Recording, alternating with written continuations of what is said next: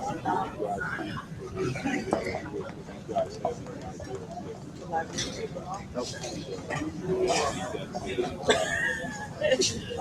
walk right over.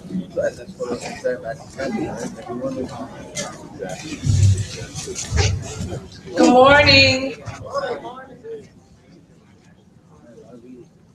Welcome to the Southern University System's first IT Summit.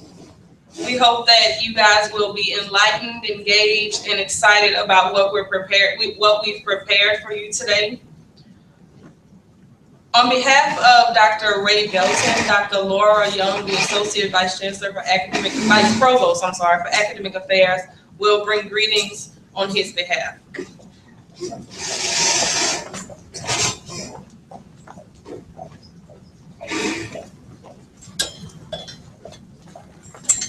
Good morning. Good morning. Welcome to what I hope will be the first annual Southern University System Information Technology Summit. Hopefully, Dr. Gates. Thank you very much for taking time out of your busy schedule to spend it with us today. I'm sure you could have been doing 1,000,001 other things, like sitting on the beach or just sitting in the sun, but you chose to be with us. So we have a very nice and engaging program planned for you today.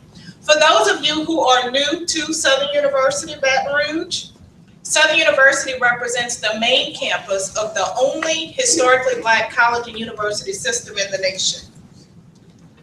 And the Southern University system is working diligently to strengthen our infrastructure to make sure that we are supporting technology in the classroom, and one that lays a strong foundation for campus-wide, campus-based delivery of online teaching and learning. At this time, I would like to recognize Dr. Gabe Fabriello for organizing this summit and his staff. Please join me in giving him a round of applause. Thank you, Dr. Gabe. And again, thank you for coming. Enjoy your day.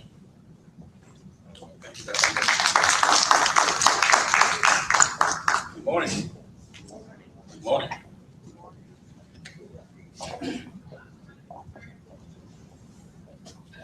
Again, let me continue by thanking everybody for being here this morning. We've got some very interesting information throughout the day to kind of share, with you all as to the direction that IT, information technology, can help shape, our teaching and learning. And at this time, I will begin my presentation, give you, some kind of background information as to the role of the system and the IT on each campuses of the Southern University system.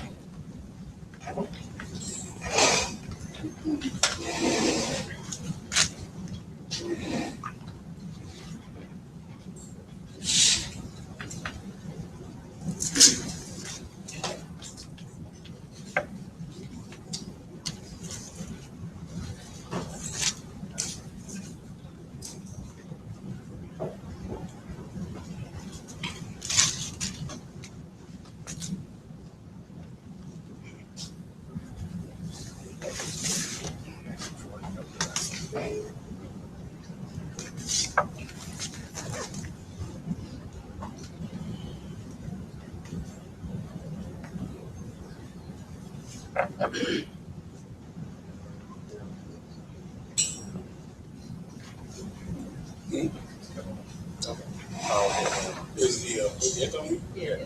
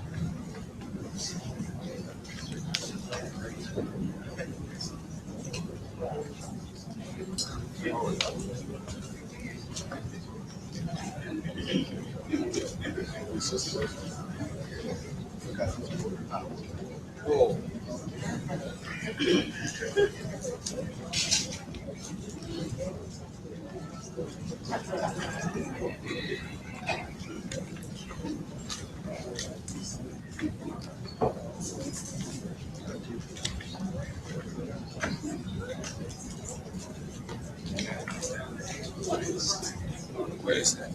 You say you disabled something on PC?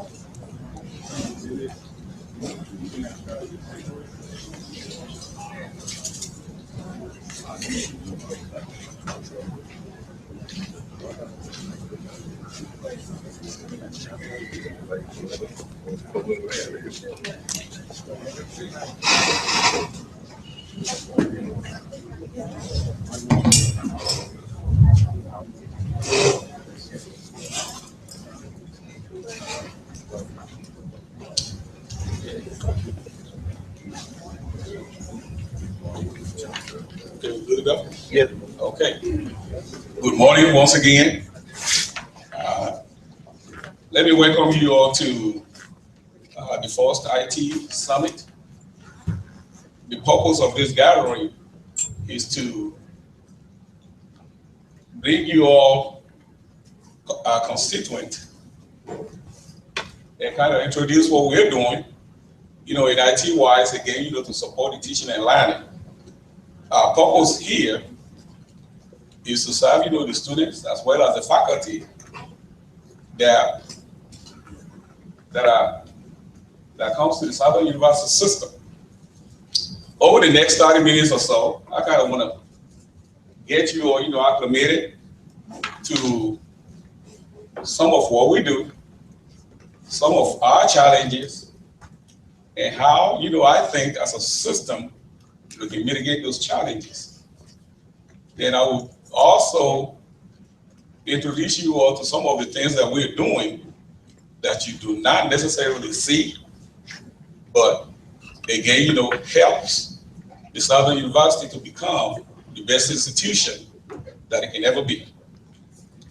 So I'm going to begin, by scrolling the slide. Kind of want to talk about the role of the system as well as the campuses. As you all know, I came on board September of 2015 in a new role, which is the first ever role in the combined responsibility as the Southern University System Associate Vice President of Information Technology, and at the same time as the CIO, the Chief Information Officer for the HUBR campus. So basically my role is dual-fold. I'm on the system level as well as on the campus level. I want to begin by introducing what is the role, what do we even do on the system level? And why do you need an IT manager on the system level? My role is to kind of bring, focus and policy that can drive, our entire campuses, whether it's in Shreveport, the Law Center, Act Center, or in New Orleans. All of those institutions are basically together combined to what we know as the Southern University system. In the past, the campuses have really not talked to each other. Everybody have their own, policies and procedures and what have you, which again, in this day and age, doesn't really work. If we were a system, then we have to have, in most cases, common policies and procedures that bind us together. Even though, each institution is a unique and autonomous campus of the Southern University system, what we find out is that we have a lot, that unites us, that we have in common as a system that divide us. Though the campuses, we have their, basic, unique needs. But all of the campuses does have the same needs that bind us together. And our mission and scope and role is to serve, the community that we believe, that we existed in, and make sure, that we are producing the best students and getting them ready for the outside world.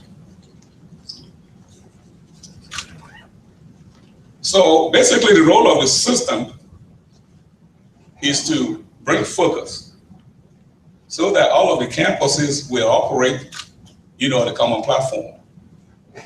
Let me just kind of give you all some background, which will be item number 2, on the system and campus IT structure. Again, Southern University has 5 campuses.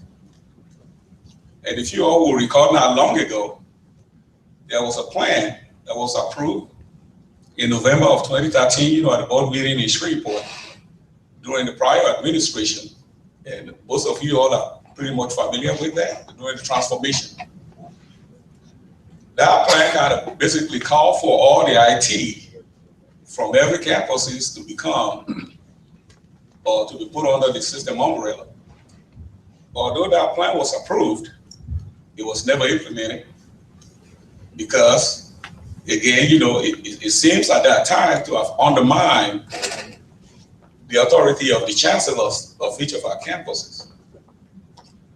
With the new administration that I came in, we do not feel that every IT component, should be merged together. So we will be looking at refining, that transformation process and kind of look at how can the system better help each campus as opposed to try to manage each of the IT on every campus. So basically, that's our role. Now, having said that,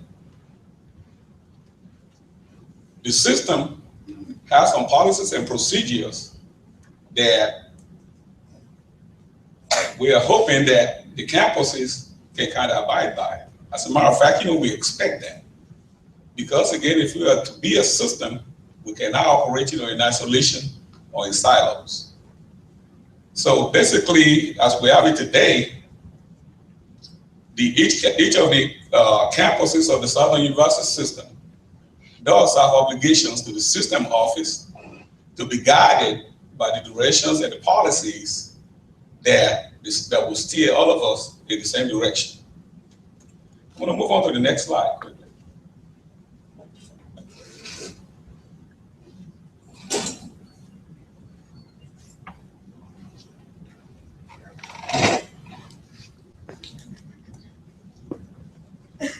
Okay, while we're looking at that, I just kind of want to talk about the risks that are common to all of us. As I look at each of the campuses, we all have, the same issues that are pretty much common to everybody. Of all the issues that we have, we've got 3 that stands out. As I speak, with each campus IT leaders, we know that we have staffing issues. That's number 1. Just about everybody that you talk to don't have enough staff. And if you don't have enough staff, it's kind of hard to perform, at the optimal level. The second risk that we have is funding. IT nowadays requires funding. Without adequate funding, basically, it's not much that, even if you have enough staff, without the funding, there isn't much that anyone can do. The third most common risk that's applicable to all of the campuses is what I call application governance. Application governance means that we have all these applications, but no one is actually have a good policy that controls those applications. And I'm going to just talk about two of those applications. Our enterprise resource planning application is called Banner. And Banner has been around for some time. That's our biggest application that we support. That kind of help us to manage, the student information systems, our finances, our human resources, financial aid, and alumni development. Moodle, which we have just migrated to and transitioned to in the past fiscal year, and will be widely adopted across the system beginning, this fall semester in a few weeks' time. It's our second biggest application that we support. And Moodle basically is a learning management systems that will drive, our online learning. Those are the three risks that most of system campuses kind of have in common. Now, if you have risks and you can identify what those risks are, once you know what the risks are, then there got to be some solution or at least a plan to mitigate those risks. Next slide. And when it comes to staffing, as I've met with various chancellors across the system,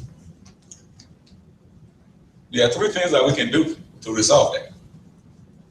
Of course, the first thing will be to review and understand the need in each of the IT component and try to hire enough personnel so that it can serve, each of our campuses.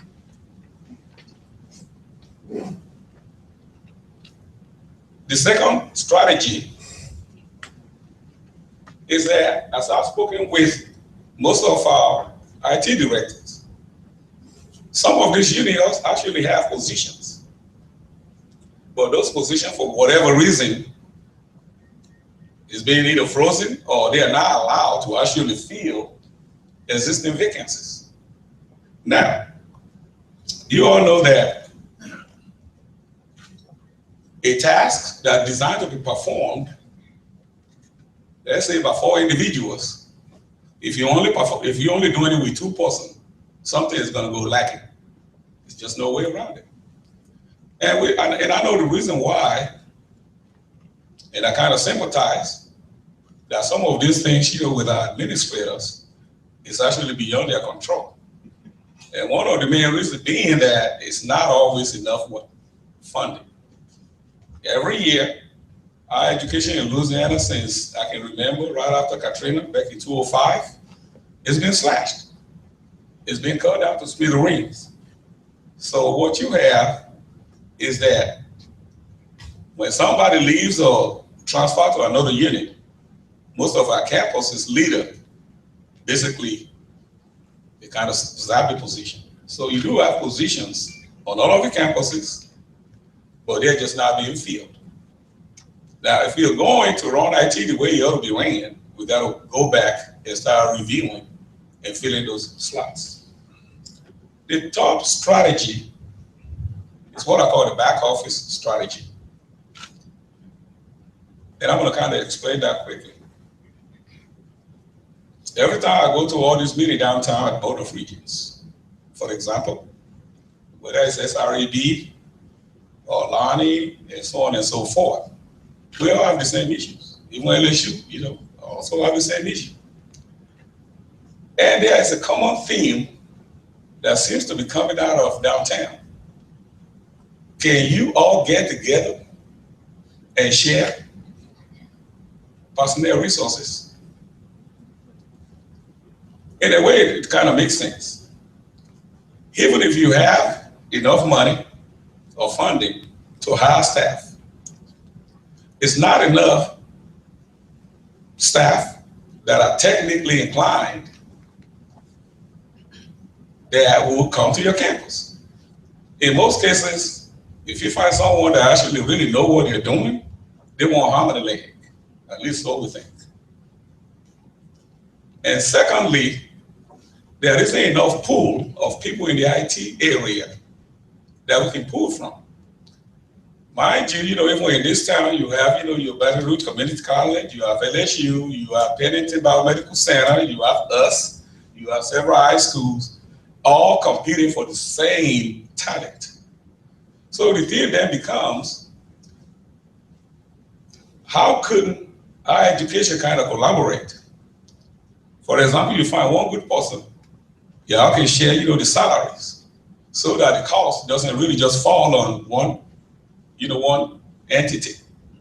And by doing that, then you can use that talent to kind of support different, entities.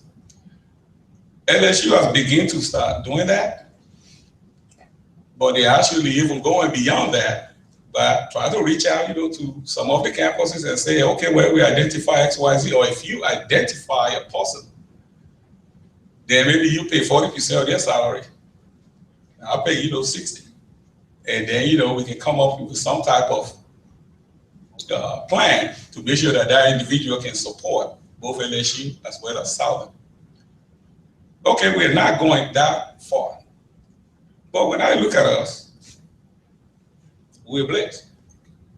We are blessed because we have 5 entities that span, that spans the state. We have talent, out here in Baton Rouge that know how to do certain things. You have talent, in Shreveport, as well as Suno Law Center and Hack Center. It will be at some point there, since we all don't have enough fund to hire, a home, maybe each person hiring their own DBA or network administrator. What can we do so that we can create a team, a virtual team that can support, our systems, no matter where they are actually physically housed. So this is one of the strategies that we're going to be looking at in the coming year to see how we can accomplish that without jeopardizing each campus's operations. Next. When it comes to funding,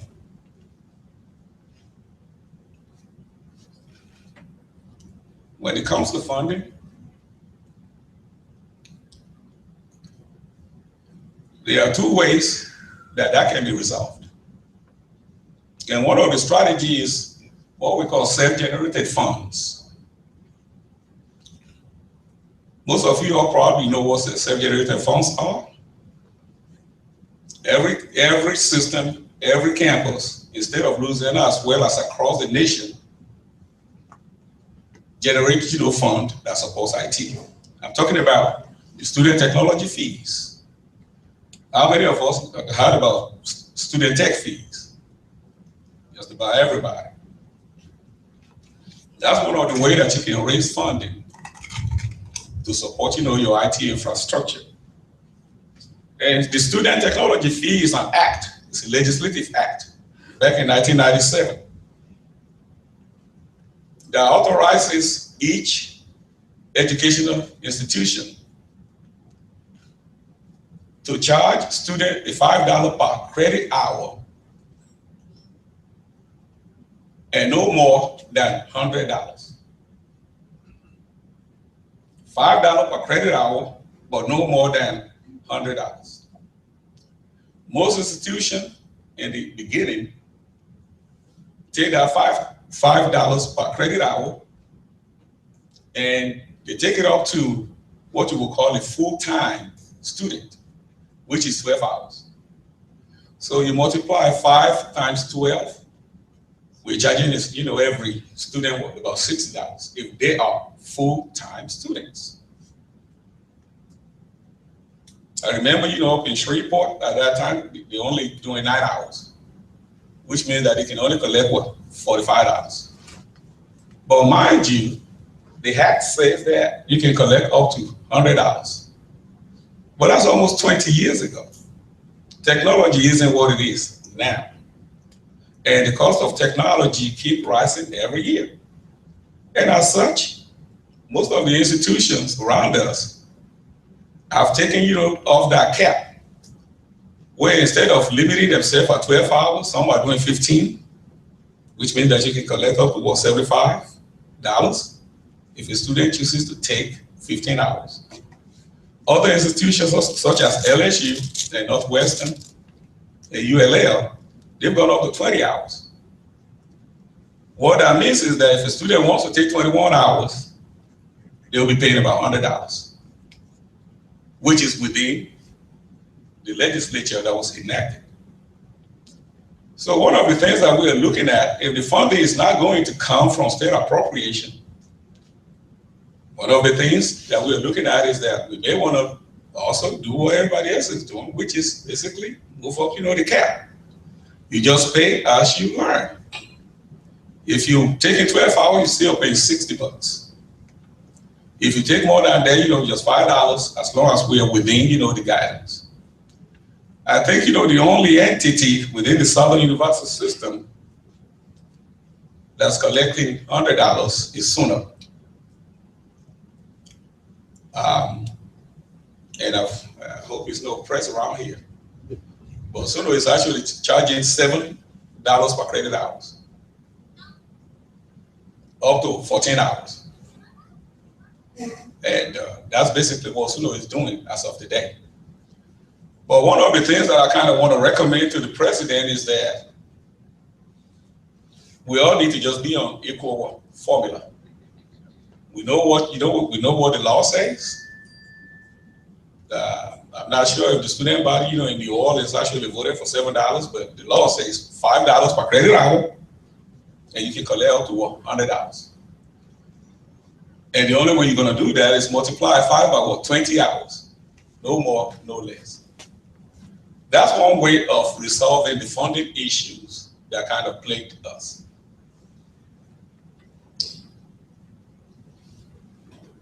The next strategy, which other universities are doing, is start charging those that take online classes. Because when you're taking online classes, again, it requires technology to drive that. We've seen some schools, again, such as Northwestern, that charges about $50 per credit hour to support, their IT. Others are doing less. I think the less that I've seen is, I believe LSU, LSU Unix, they're charging about $37.87. I don't know how they come up with that, but that's what they're charging. Out here at SUBR, most of the campuses of the Southern University system, we're not charging anything as of today, with the exception of Southern University at Shreveport, who had the board to approve a $10 per credit hour for online classes. At some point, as we begin to look at our resources, even though you don't want to keep passing this cost down to the students, but I don't know where you're going to go in the state of Louisiana without paying, especially if you are fully online student. Another way of generating revenues is what we call the cable internet fees. And cable internet fees normally apply, to your residential students, the people that actually live on campus. And this kind of fees kind of help to support, the TV programming, as well as all the other amenities that you have, in your dorm room. SUBR collects cable and internet fees, but Southern, Shreveport, as well as SUNO doesn't. It's kind of pretty much inbuilt some kind of way. But again, if you are going to support, your IT properly, we're going to have to look at ways where IT can be supported via those fees. ID card fees. It's another thing, that supports, security on campus. I think, most of the campuses is doing $10 right now. And if Ms. Green, will correct me, I think out here is about $5. And we've seen some schools charging up to $25. And the replacement, is even higher. So those are the kind of strategy that you can use across the system to kind of generate some revenue that will support our IT infrastructure. But if we put all of this together, you cannot collect enough money. Next.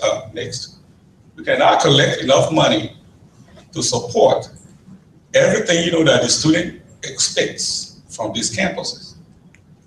So one of the things that I have been dialoguing with the upper administration is that we really need to look at an holistic approach to funding IT. And I'm gonna take about 5 minutes on this subject. On some of our campuses, even though the student technology fee is enacted by law and say it must be devoted to supporting student technology, replacing, computer lab, buying, network gears that will support, academic instruction. Today, I can report to you that on some of our campuses, the IT leaders doesn't even see that money. He just diverted to go show up something else. Those are kind of the issues that we are facing as a system. On some campuses are better than others, but by and large, every money, that can be self-generated somehow find its way to supporting something else other than what the fees were intended for. That can no longer continue. So we must have some kind of holistic approach to fund IT. A whole lot of time, IT always get a black eye. Anytime, a building goes down, those IT folks, they cannot never do nothing right. That's some of you only here have said that. And it's, and you're right. You're right in the light that you're not privileged to the reason why these things are not working. You just expect for it to work, period. But mind you, if IT does not have enough staff, poorly funded, don't even have a spare switch, and when the building goes down, what else can you do? There's nothing else you can do other than complain to the higher ups, which then try to play with catch up. So instead of being reactive, we need to start being proactive. And that means that IT got to be funded well so that you can have, infrastructure in place. And when things does go down, you can cut down what we call MTR. MTR means mean time to recovery. No system is 24/7. Even the EB and the Yahoo of the world, you've seen them, they go down. But what really matters is how fast can you recover? MTTR, mean time to recover. So basically, it's going to take a holistic approach, as I've mentioned, to start looking at our assets on each of the campuses, even out here in Baton Rouge. When I got down here, I was surprised. I can show you all some pictures. I got it on my USB. When you go into those wiring closets, the things that you don't see, and then you wonder why things aren't running right, because they've never really been replaced. We got gears out here on this campus that's been there for about 60, 70 years. Every equipment, like anything else, has what we call a life cycle. That's right. So we need to start looking at our inventory. And now, when we put this equipment in service 10 years ago, the manufacturer already say, we only guarantee 5. So by taking inventory of what we have, now, we can budget ahead. I mean, even 5 years down the road, know what you have to spend to make sure that your infrastructure is up to par and will be able to support, our students. And if something does happen, then we have a backup strategy to make sure, that things does not go down for days at a time. So I've reached out to our finance guys, and we're going to be putting our heads together to see how we can actually formulate a strategy that will fund IT adequately so that it can support, our faculty and students. I've always believed in the principle that build it and it will come. You may not see basically the result, right this time.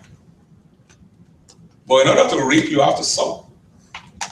And if you're not putting anything in place and every dollar is being divided everywhere, then it kind of make it tough on the people that are supporting IT on these campuses. Okay? Let's move on. When it comes to the next slide should be application governance. Remember, I just mentioned to you just a little while ago, we got all kinds of applications, but I'm only just going to single out 2 and discuss with you all what we have to do to make sure, that our system can support, again, our constituent.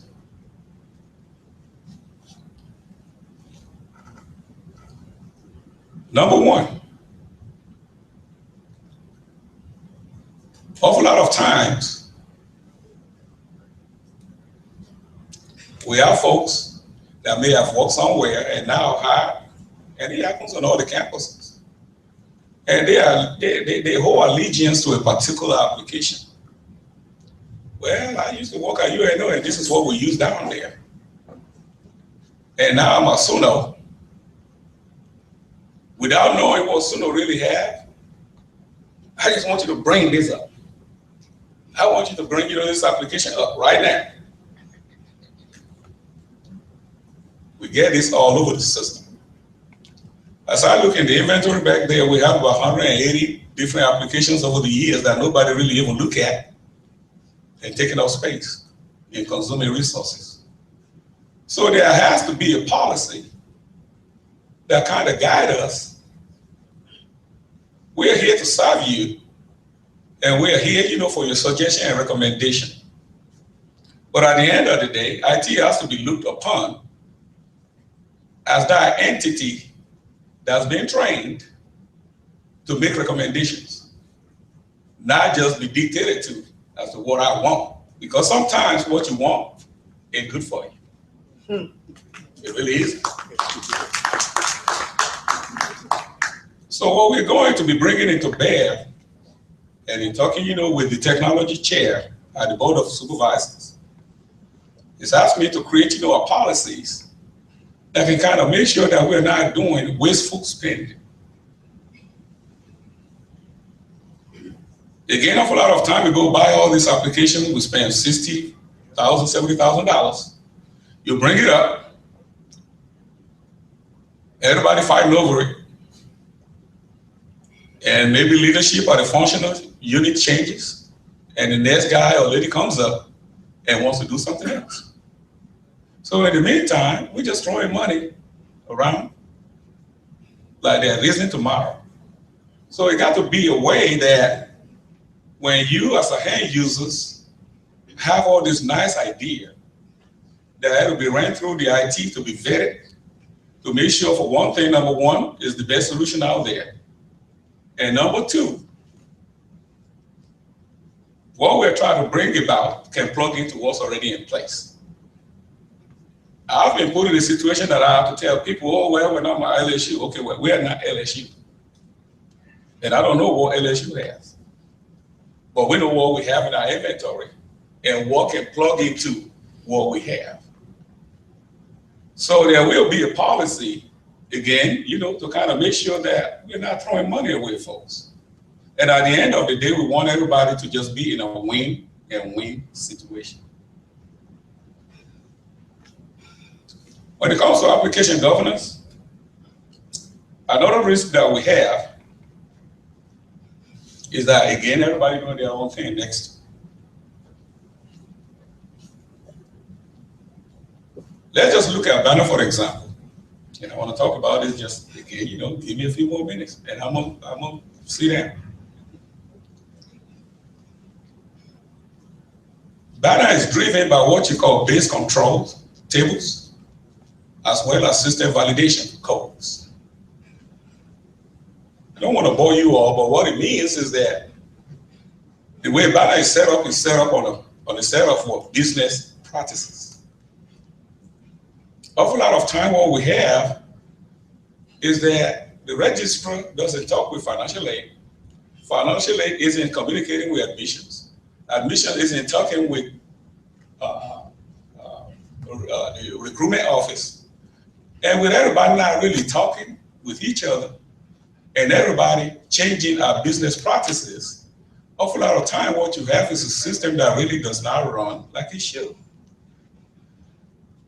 How many times have we seen, and of course, you know, most of you all here is not privy to this, but we see it, where somebody in the registrar office decided this is the code that we've been using for years, but I came out here, it doesn't make sense to me, and I'm gonna change that code.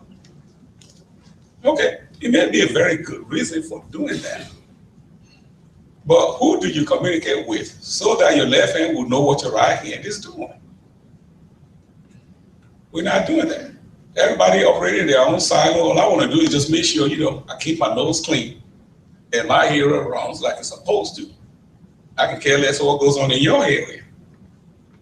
Folks, ERP is a village, and it takes everybody to start working together to bring law and order to that village. Some of you all have found over the years, we can't pass GRAD Act. Then we go back in the system.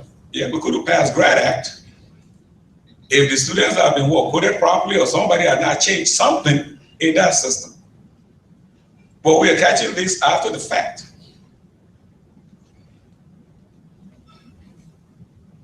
How many times have we run reports? And I hear this a lot, you know, in the leadership meeting. All of our reports is always wrong. No, it isn't that the reports are wrong, but the report but the program and the code that have been written that works at one time, all of a sudden breaks because somebody has changed something in the system. And the report that you have is still looking for what it used to be, but in the meantime, you've changed it to something that's new without telling IT. A report that's designed to have A plus B together, and you don't went out there and change it, you know, to C and D. What do you think you're gonna get, you know, when you run that same, you know, that same report? You're gonna get all zeros. So basically, what we're going to be doing to kind of make sure, you know, that we are all on the same accord is actually get all these various stakeholders together and create, you know, some kind of committee and just kind of call it, you know, Banner Process and Data Controls Committee. What does this mean? It means that, you know, when we get our enrollment management folks together collectively, you bring in finance, you bring in your HR, all those good ideas that each unit has can be vetted. Okay, well, I need to change, you know, this code to something else. Well, how would that impact financial aid?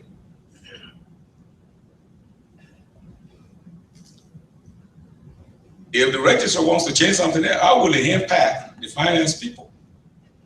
See, you know, with us communicating together and everybody being on the same page, we can alleviate, you know, most of the system issues and the reporting issues that we have. This committee, you know, will be recommended to chancellors on each of our campuses to bring all their stakeholders and the functional units together so that we can begin to clean up our data. You know, back not too long ago, you know, we have this acronym called GIGO, G-I-G-O. It means for garbage in, garbage out. Well, at some point, you know, not too long ago, we can afford that. But today, business practices does not even allow for that. So we coined a new acronym called GDGI. Basically, the rule of today's business practices is to ensure that garbage doesn't get in. Okay? And the only way we're going to make sure that garbage doesn't get in is to have all these stakeholders start working together so that our data can be clean. And when we run those reports, we know that our report, will reflect accurately what's in the system. When it comes to Moodle, and I'm looking at Dr. Diak here, South SUBR as well as Suno will begin the transition to Moodle back in January. And I'm pleased to report to you all that we met our goals. And in fall of 2016, all of the system campuses will be adopting Moodle. Now, but experience also shows me that even with Moodle, you have to have some kind of controls. And we're going to be creating what you call, MDAC, which is basically Moodle Development and Advisory Committee. What will be the role of this committee?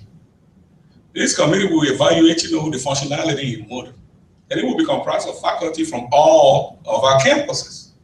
I mean, you guys know all the pedagogical styles and things that you want to see to make Moodle function the way it ought to be.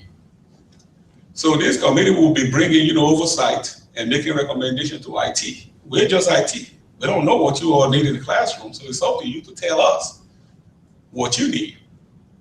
Well, we don't want every faculty on campus demanding, I want this plugin, I want that. That's not the way, it works. So again, a committee will be taking oversight of our Moodle online learning system. Now, I'm saying all this to say what? There's something called Change Management Plan, CMP. I just mentioned a little while ago, the reason why some of our reports not working. And people say, oh, them IT, yeah, they just can't write. No, it's not. It's because people are changing things that are not communicated. So this committee will be charged to make sure that they have a change management plan. And when it's necessary to change, anything, in our system, every time you change that little code, again, folks, all you're doing is changing the business practices of the entire institution without even knowing that. But by having a change management plan, through this committee, the committee will be making recommendations to IT to then effect those changes. And mind you, when those changes are made, they have to be committed into what we call CMDB, Configuration or Change Management Database. Why is that necessary? We need to know the history of how we get to where we are. We might have started with these business practices, and it became necessary to alter the system to meet, the new practice, and it became, and on it goes. But each time we're changing the system, it has to be documented so that if something breaks or even if we want to retrace how we get to where we are, we should have an accountability of that. Today, we don't really have that, again, because everybody is doing what is better for their different silos. So those are the issues that we have. There are an awful lot of time, is usually blame on IT, but it's just because our processes just need to be kind of fine-tuned. And I'm gonna get away, from the issues and kind of look at some of the initiatives that we will be targeting this fiscal year, or this academic year, so to speak. As I mentioned earlier, we've been successful with Moodle, and we want to thank, the faculty, senate leaders, and the chancellors and the faculty for embracing Moodle in such a short time. Even though, we have a few glitches here and there, but we do not envision anything major that will keep us from moving forward. And with the adoption of Moodle, means that we don't have to pay expensive licensing fees that we used to pay when we were on Blackboard. And I'm happy to report to you that in May of this year, Suno actually take the lead by now renewing their Blackboard license. And when I look at how much they were paying every year, they were paying something to the tune of $220,000 every year to support Moodle. To support Blackboard. The current contract on SUBR campus expires on September 30th. We have no intention of renewing that. On this campus, we're paying about another $130,000 every year. So when we add it all together, with us moving over into Moodle, which does make sense. Moodle is what most of the high schools are using. So when those kids come here, they're already familiar with Moodle. So when we look at the whole system together, with the licenses in Suno as well as in SUBR, the whole institution will be saving about $329,000, just another $1,000 shy of $330,000 a year that we don't have to pay going forward. Now, what I've mentioned to the administration is that, okay, we're not paying this money and handing it over to Blackboard, but these are fees that needs to be rechanneled back into your faculty to encourage our faculty to be able to develop better online work instruction. And I'm happy to report to you that our president is in favor of that, because one of his goals is to transform Southern University system into another UOP, University of Phoenix Online. And to do that, we have to do these things by encouraging our faculty to design, instructions for our students.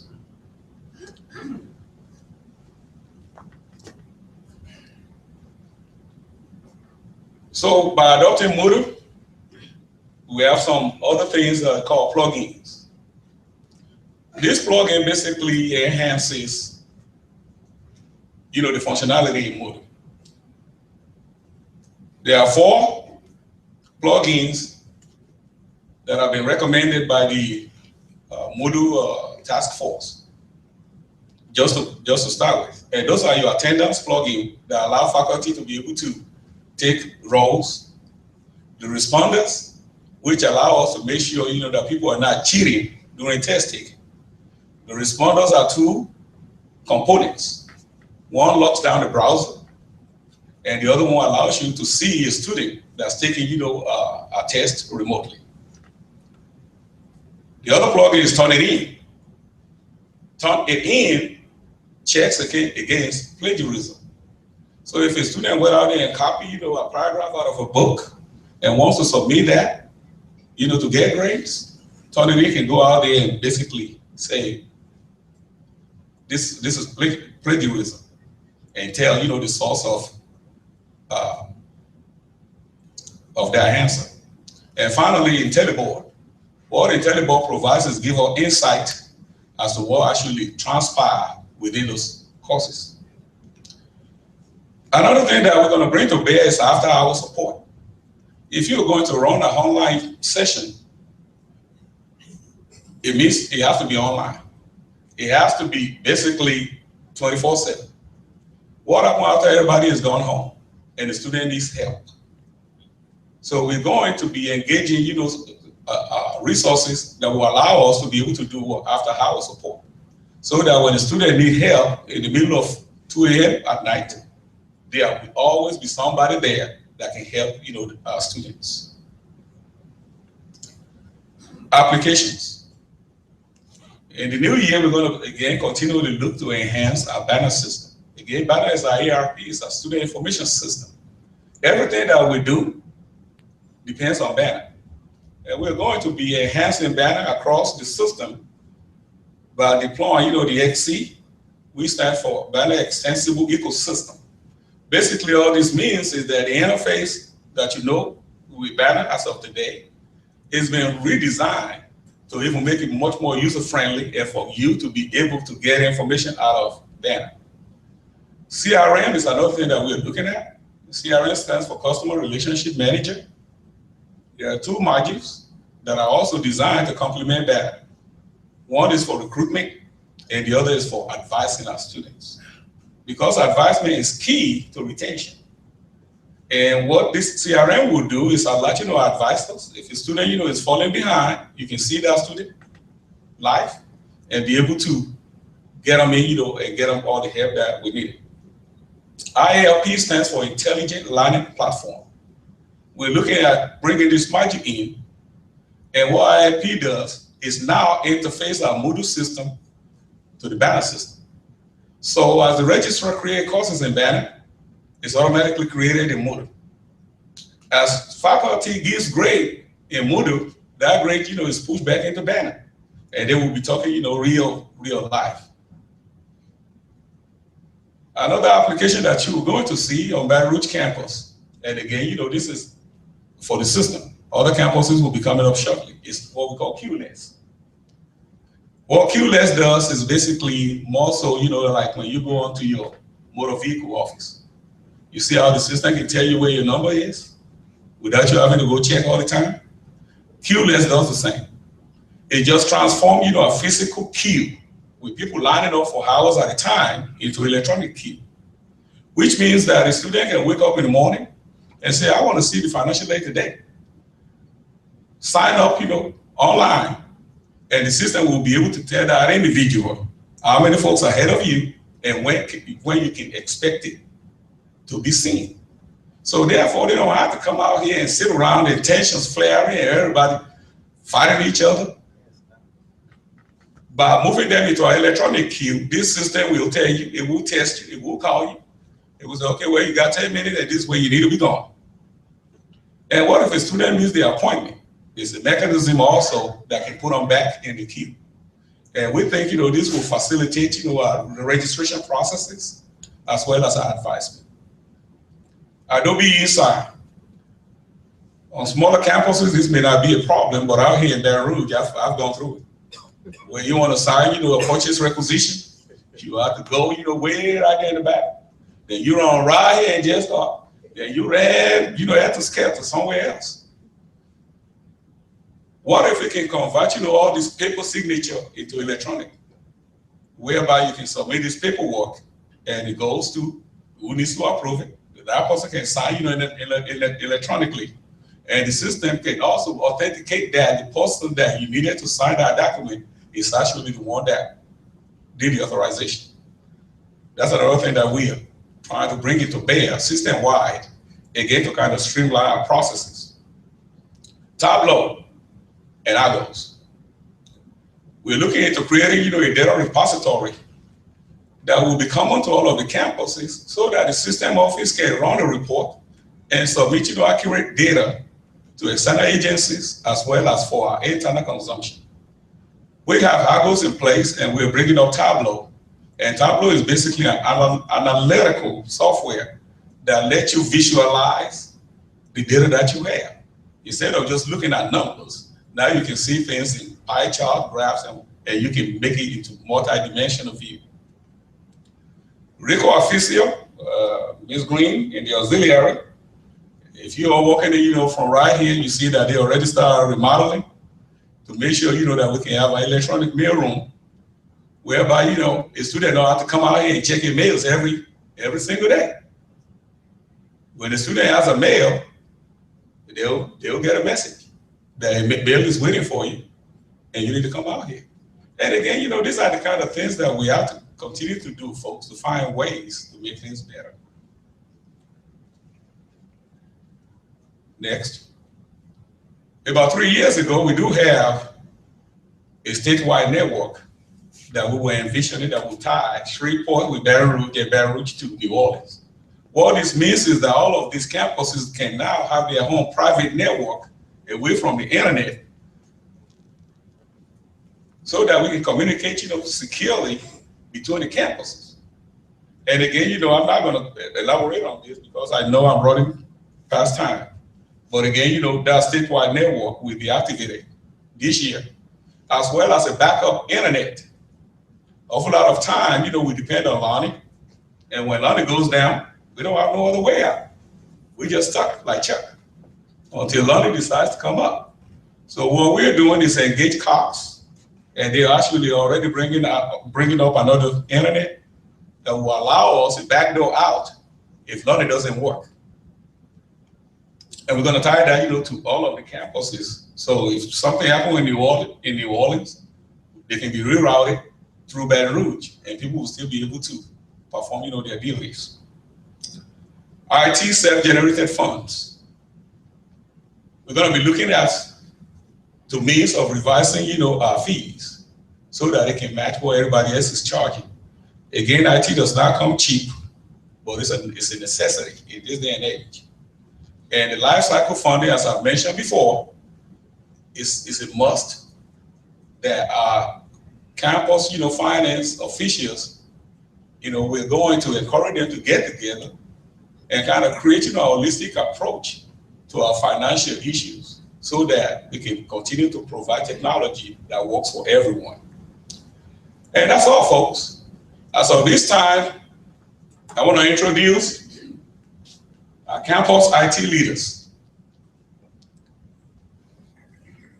I'm going to begin, with Baron Rouge. You're looking at him. He's been speaking for about 30 or 40 minutes now, so my name is not on the slide. Mrs. Carolyn Miller is our IT director at Southern University Shreveport. Come up, have a seat. Come up. As I call you, please come up and sit right here beside me, please. All right. Next is Mrs. Lana Johnson, who is our IT leader at the Law Center. I got Mr. Chris Rogers. Chris Rogers is our IT leader at the Southern University Agricultural Center. And last but not the least is Mr. Edmund Cummings. Ed Cummings is our IT leader when it comes to Southern University in New Orleans. And ladies and gentlemen, these are IT campus leaders, and these are the people that's running the campus when it comes to IT. And as you all know, IT is a very important part of any organization in this day and age. And that's it. As of this time, I'm going to call on Dr. Mustafa Diak. I appreciate Mr. Diak for joining us. He's got some few things that he wants to share with us when it comes to our online learning and affordable learning systems and whatever. And Dr. Diak, I know you're running late for your dissertation defense. Yeah, but I'm sorry. I'll have to apologize to you. It's okay. Dr. Diak. Okay, thank you so much.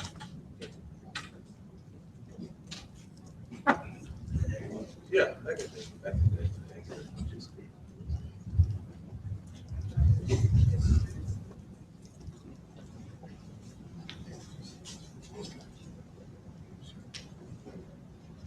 Thank you.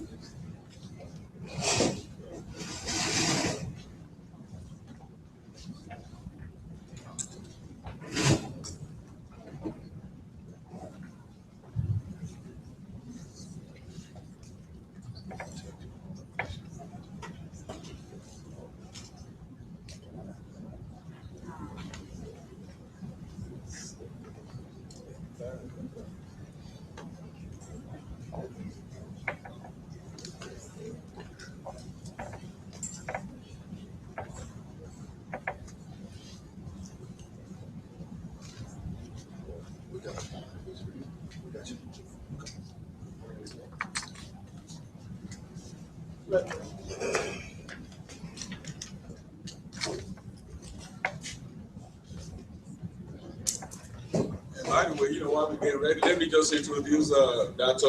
Diak. Every campuses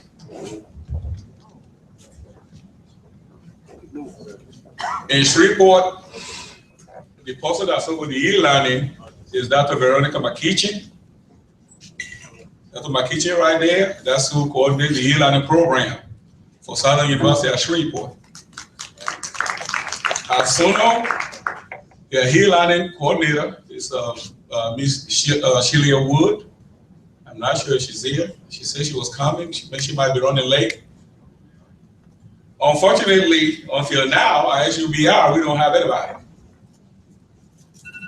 The new administration has enlisted the help of Dr. Diak to serve in that role. So you are looking at our new e-learning director for the SUBR campus.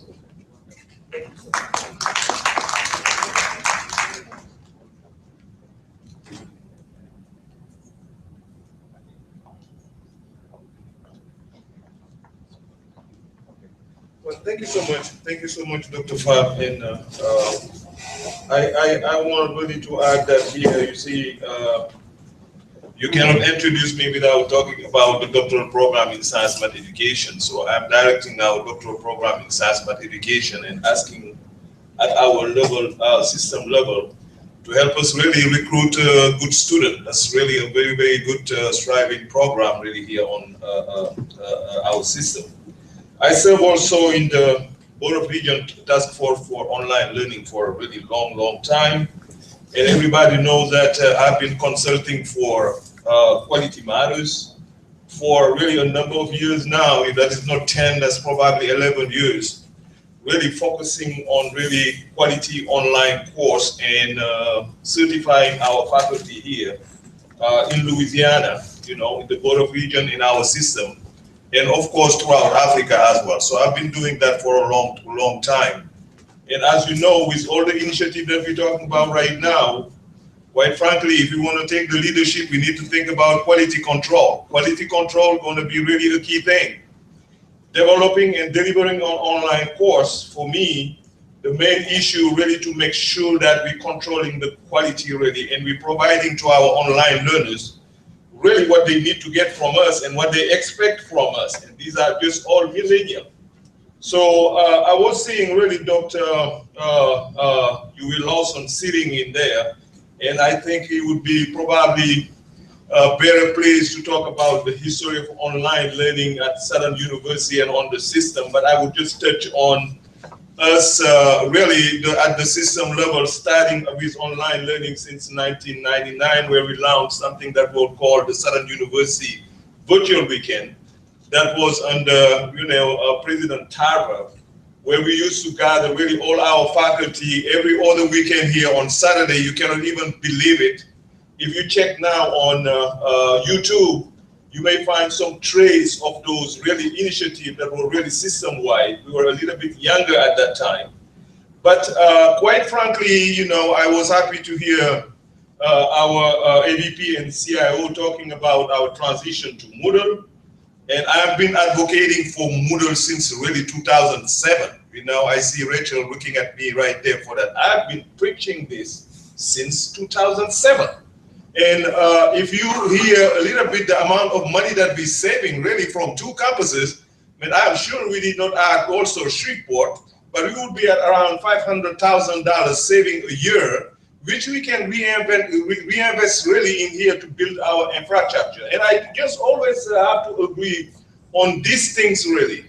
On the 21st century universities, quite frankly, the physical infrastructure right now become, quite frankly, a little bit less and less meaningful really for us.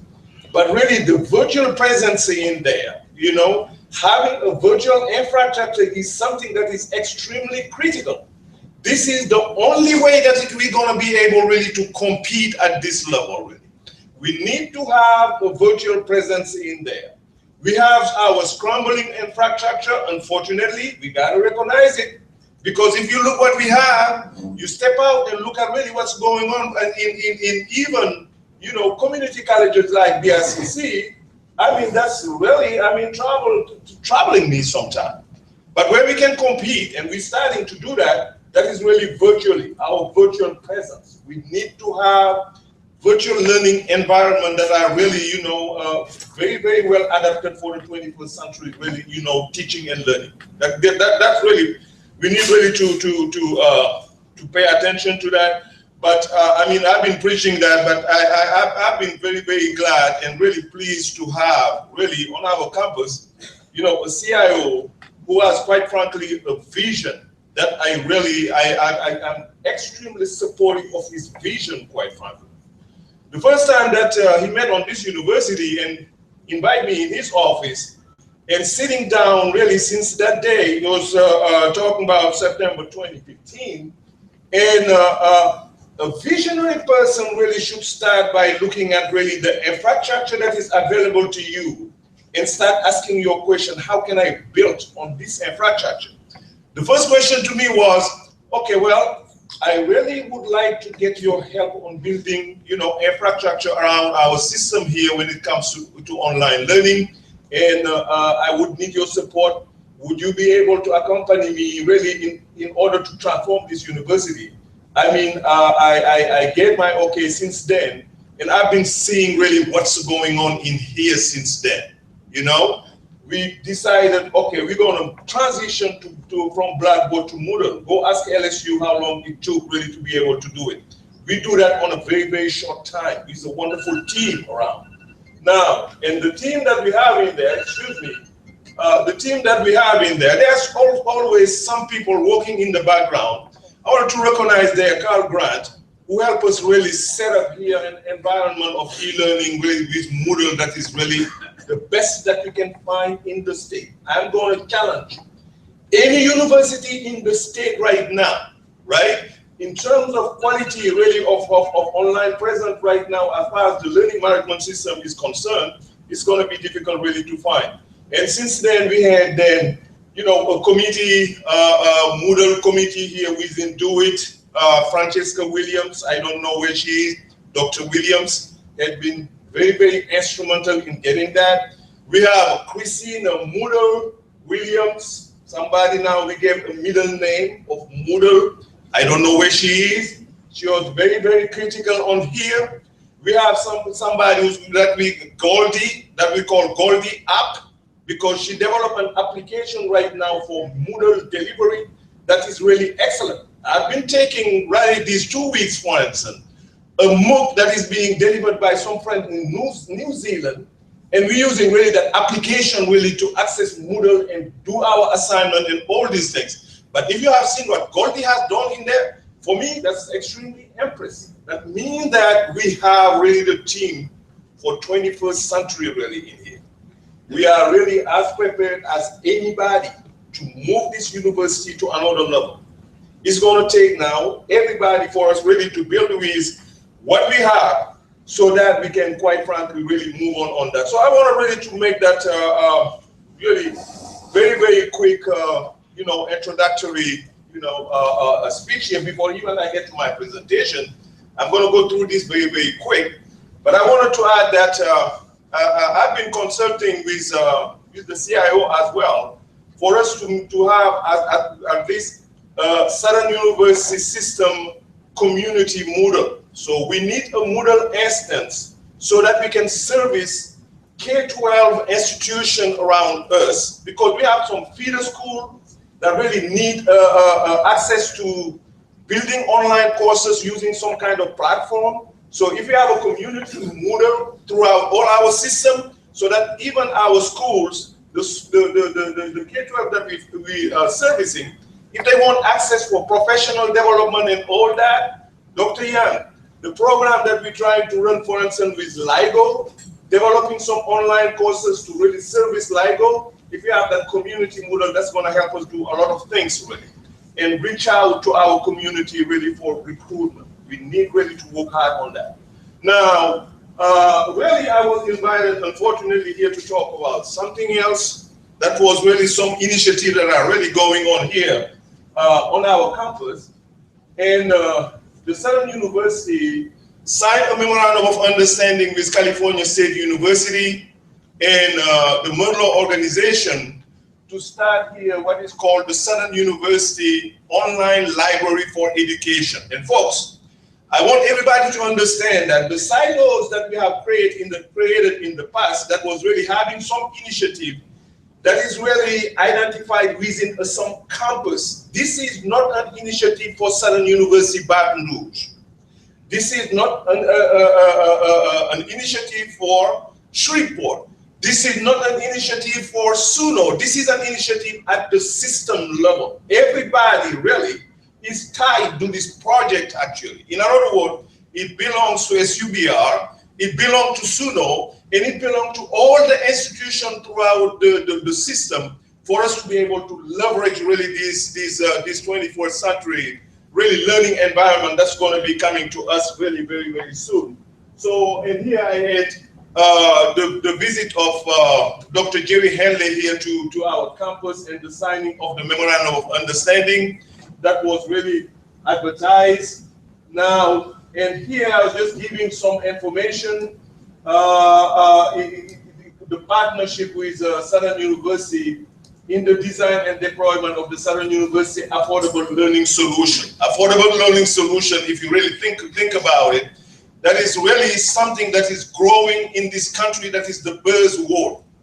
How can we get our students really to really gain access to e-textbooks that are available for free, instead of really putting on our students really some extra cost that is quite frankly unbearable. I have 2 daughters and I know what I'm talking about in here. Each semester buying book at $300 and $600, we got to stop this. And the other institutions are starting really to do that. How can we help our students really to gain access to those excellent resources that are available there? Really our online library that we're talking about going to be providing really a platform for us to be able to implement these kind of things really. So we need really to think about those. And higher education system in New York, Georgia, Tennessee, and Oklahoma have also partnered with really CSU and Merlot to sign and deploy their own customized, affordable learning solutions in here. And as a matter of fact, and I hope I don't have anybody here as media is concerned, while we were trying to sign this memorandum of understanding with Merlot, we attended a state conference on e-learning where we realized that we were competing with some people in there, because the Board of Regents were present there to try to sign exactly the same memorandum of understanding that we finalized, right?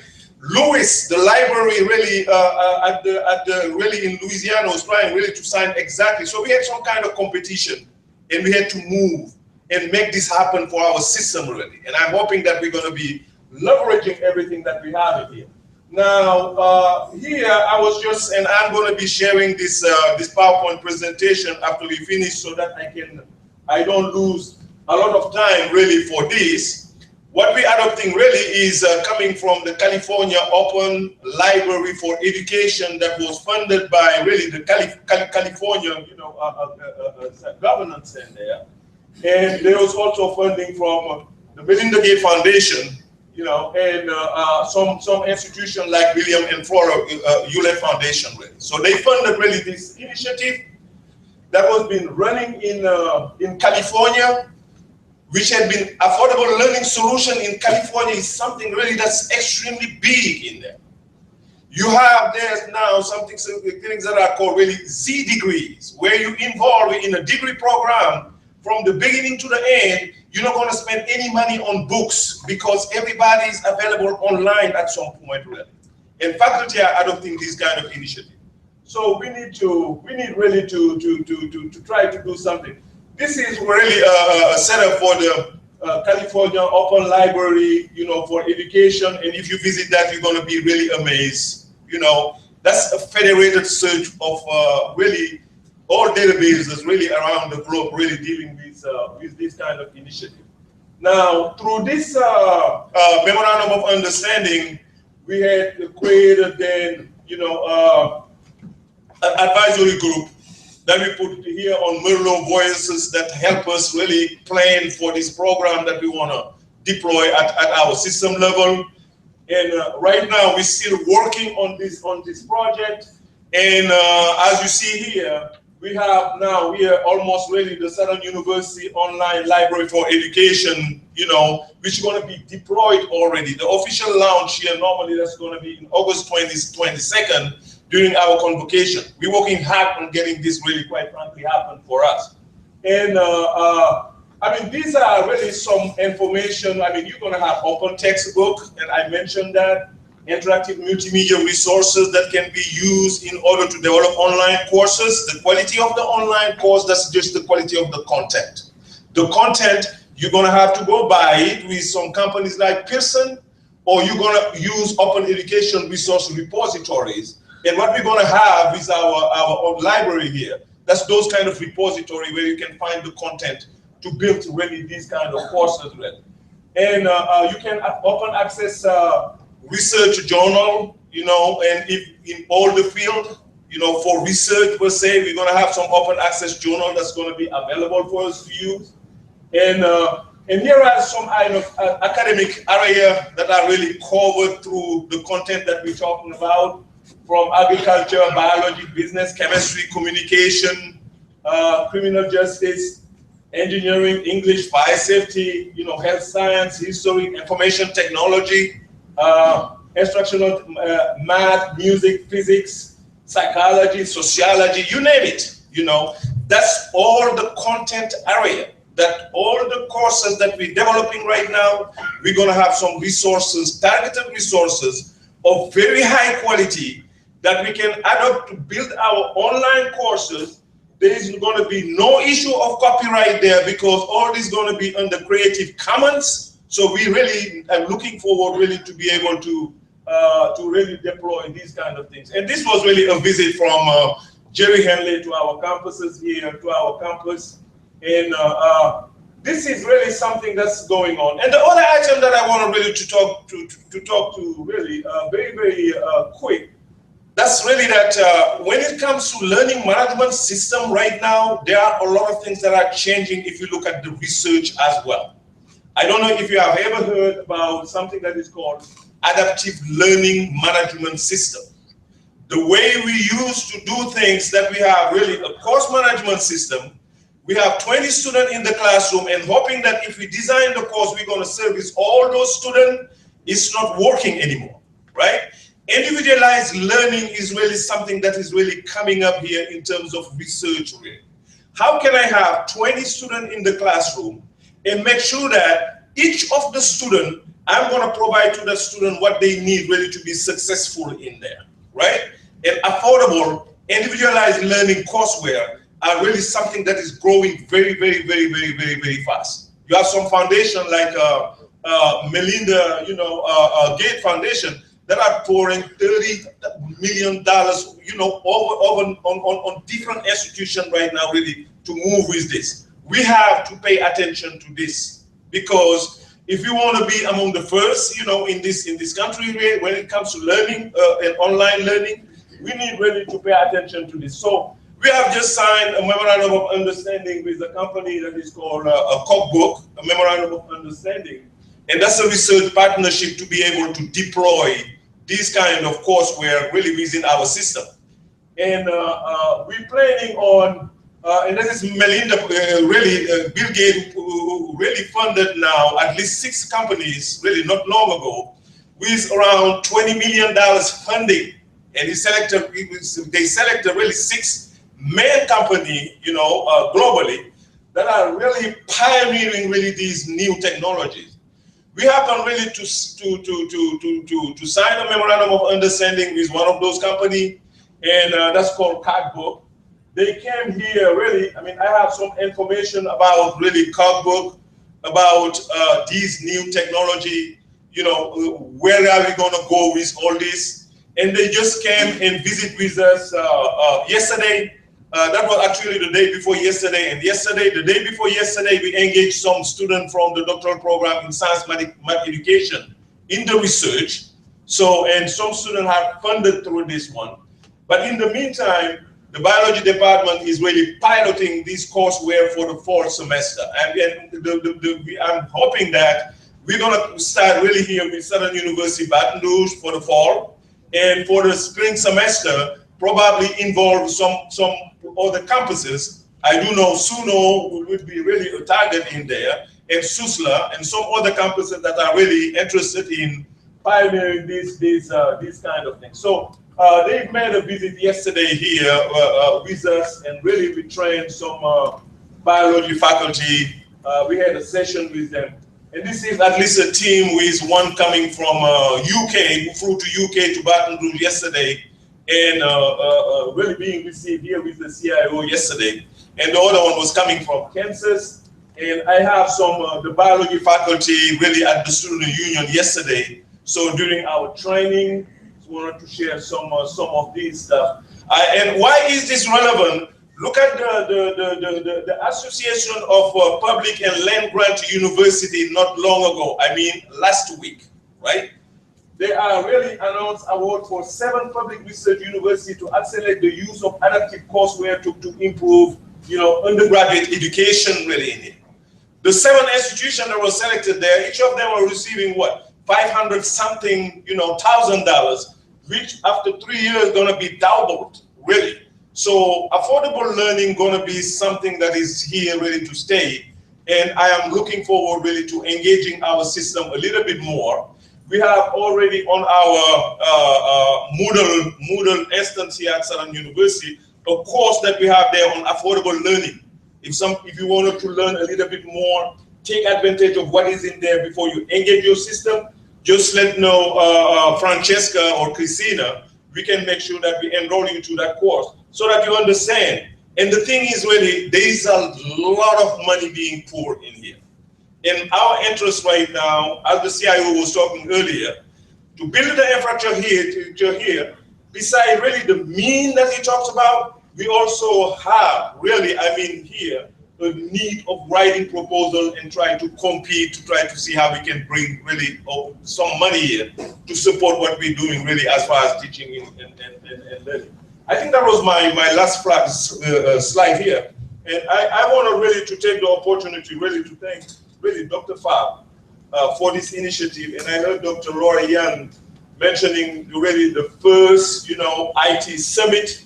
My hope is that when we're going to do this again next year, to make arrangement at least to have it for 2 days, so that really you see the online learning components here.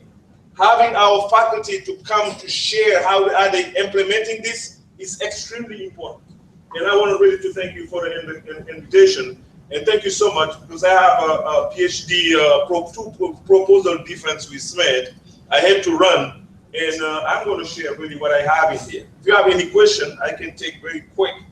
But really, something that I did not say here because I talked about Goldie app earlier, but really getting to our student in such a way that whatever the device that they use, whether it is this one or other one, having really an access really to everything that we have in here, not only delivered there, but because the millennium, this is what they're expecting from us now. We got to understand that, wherever they are in the bus, really, to be able to plug into our system here, go through a course, take the assignments, submit them somewhere really for stuff.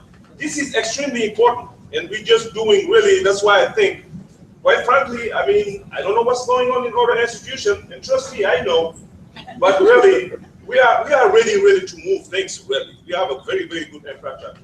Thank you so much. Thank you for your attention.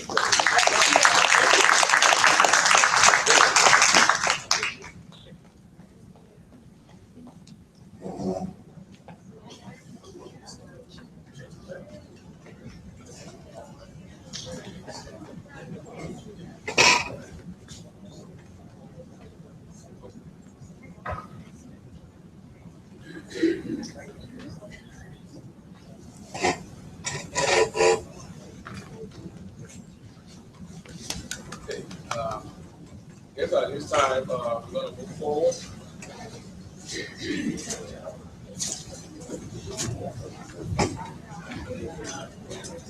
Kind of running a little behind schedule. As you all see, we do have a whole day of activities. In just a little while, we will be having presentations from different vendors to kind of showcase some of the technology that I spoke about earlier. But before we do that, I'm going to bring up Director of Technology, Ms. Willie Francois, to kind of give us an overview of how we intend to help the system create a repository that can be used for accurately reporting performances to external agencies as well as for internal consumption. Ms. Francois.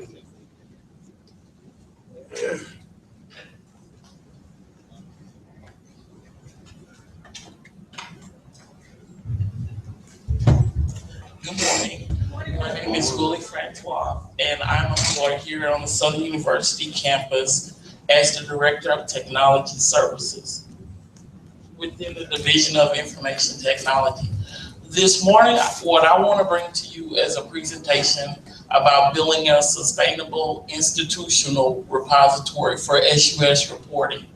For those of you on the Baton Rouge campus, we were in a meeting maybe 2 months ago with Dr. Brown and Dr. Young, And for those of you who know Dr. Brown, he said he will not again go in front of the legislature or the Board of Regents with a set of reports when asked as a campus-wide reporting, what are your totals? What is this? And how he explained it, each time he would have to individually go to the campus report from SUBR and look at the campus report from SUSLA or from SUNO and then attempt to add the numbers to answer the questions that he was being asked. So this presentation is more or less a solution to how we can build a repository, an institutional repository for everyone within the Southern University system when it comes to reporting. First off, what data is needed? The individual institutional reports must be identified. Here on the Baton Rouge campus between institutional research, Dr. Guillory has sent to us a list of all the reports, the reporting dates that are needed, that the reports are needed by, and also a memo was sent out by Dr. Belton introducing the reports that will be needed. Reports from the Board of Regents, reports for iPads, and other Department of Education reports that we all amongst the campuses report individually. So that would be the first step, is identifying the reports that was needed. Within these reports, determine what data is needed. Some of us report different ways based on different things, and we need to determine what actually is needed to put into this repository and develop a way to put it. The last thing is policies and procedures for maintaining the repository. As an IT person, I can never stress, and you heard Dr. Fab talk about data governance and policies and procedures. Whenever you attempt something, the most important thing is the policies and procedure, because you have to have a guideline. You have to have a roadmap to what to do, when to do, how to do it, and what needs to be done for different things. Included in the policies and procedures, just like I just stated, should be a standard file layout. We all report to the Board of Regents the same format, the same fields, the same information. Correlate those files that we're sending to the Board of Regents to our tables that we'll be using to gather the data from. Next is the who and the what and who of reporting. What reports are needed and who should receive these reports. And last, changes and updates to the repository. This is very important because we need to designate a point of contact. Here now we have a new IR director, Dr. Guillory, and I'm assuming he will be the contact for Baton Rouge. Sometimes the different agencies, they'll change the file layout or add a field or take a field away. So these are important things that when we're maintaining this repository that needs to be pushed on to IT to let them know that, hey, this file layout has changed, then we'll adjust the tables accordingly to make sure that we stay in compliance and that everything is completed the way it should be. Accessing the data. You heard Dr. Fab talk about Argos and Tableau. Right now, we are currently using Argos. Shreveport has Argos, and SUNO has access to the Baton Rouge campus Argos system. So we need to identify what software that we'll use to access the data. Once we establish this software, determine what software is going to be used, we need to establish connectivity to the environment. Once the connectivity to the environment is established, each campus will be responsible for submitting to us who should have access to the data, granting access to the designated users and on each of the campuses. Campus policy. Each campus will be responsible for creating their own data. It is data files that you're currently already producing that you are sending off to the agencies, Department of Education, or to the Board of Regents. So currently you're already, this first step is being taking place right now because all of us have to report. The next two items on this slide is the most important thing. Dr. Fab talked about garbage in, garbage out. That when you create your file, you want to make absolutely sure that this data has been certified, it is correct, and it is what you want to place into the repository, because it will become your historical data. Once it's put in, 2 months later, don't come back to us and say, well, you know, that file I sent, I had to change something on it. Because once we put this in the table, it will become a part of the historical data. So you want to submit to us once all your edits are complete, everything's been verified, and you want to submit to us the official file that you submitted to the agency. The campus loading the data, that official file that is clean, it is what you deemed to be your correct information, will be submitted to us through the DB links, which are no more are connect links that we have to each other's database. So the campus will place the file and send it to us through the DB link. We'll pick the file up, we'll load it to a corresponding table, and then once we've gotten the file, we'll notify the Southern University system that the file has been loaded. Processing the report. Like I said before, the first part of the process is just identifying what reports that'll be needed. So once we identify the report, if it's SSPS, we know that once SSPS is loaded and we've loaded it in all the files from the campuses into the database, then we'll process those reports that was created specifically for SSPS. How many students, male, GPA, first-time freshmen, whatever the reports contain, we'll go ahead and process those reports that correlate to SSPS for you. Then the reports will be disseminated to those users that you say should have this report: academic affairs, the president's office, the IR department on each of the campuses.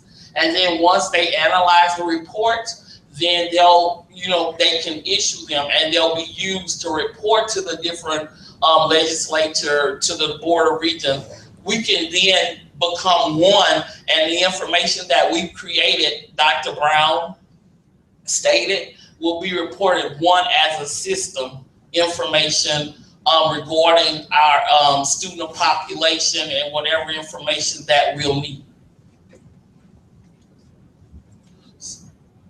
So any questions?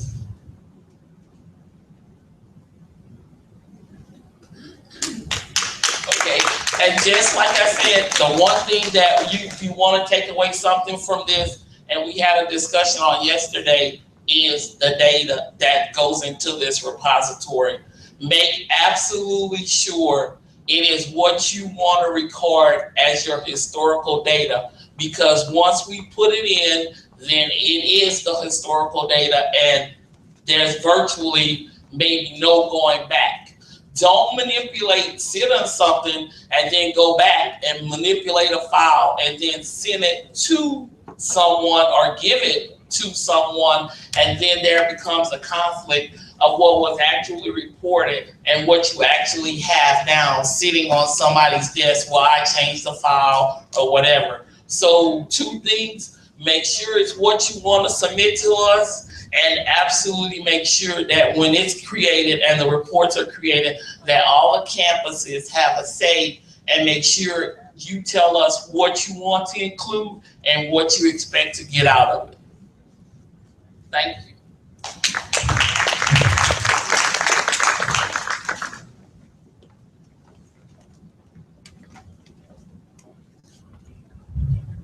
Hello again.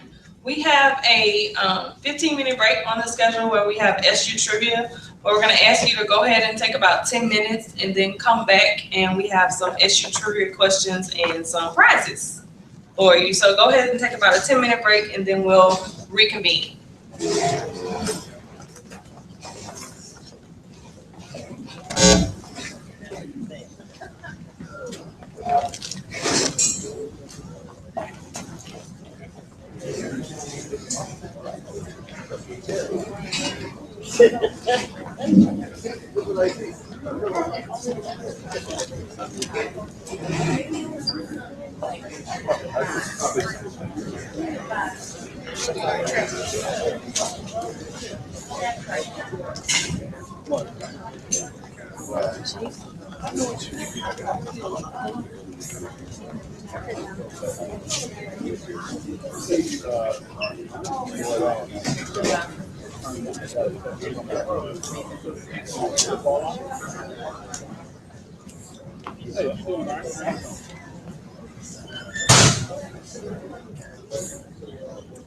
Oh, okay, yeah, we're having it coming at, in your text here,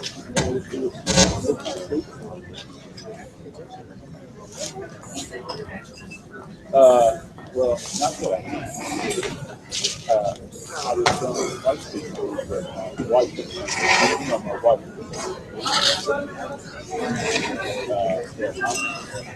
other than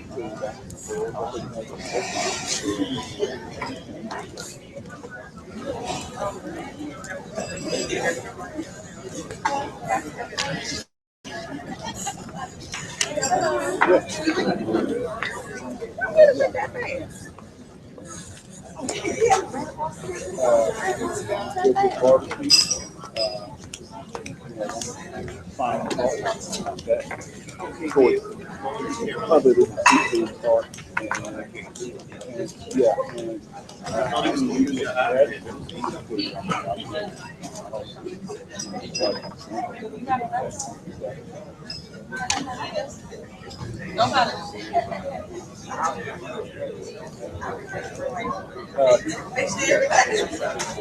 like seafood, but that's all that. Hello, how are you, Francesca? Yes. Yeah, that's not coming here to try to get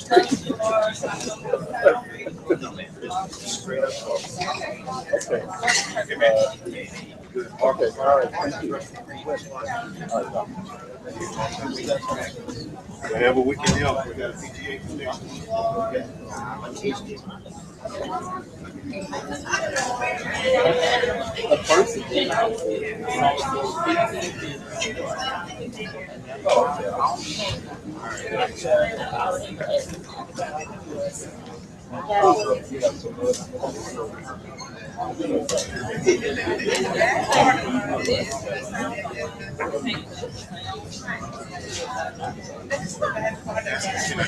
so, you get that one?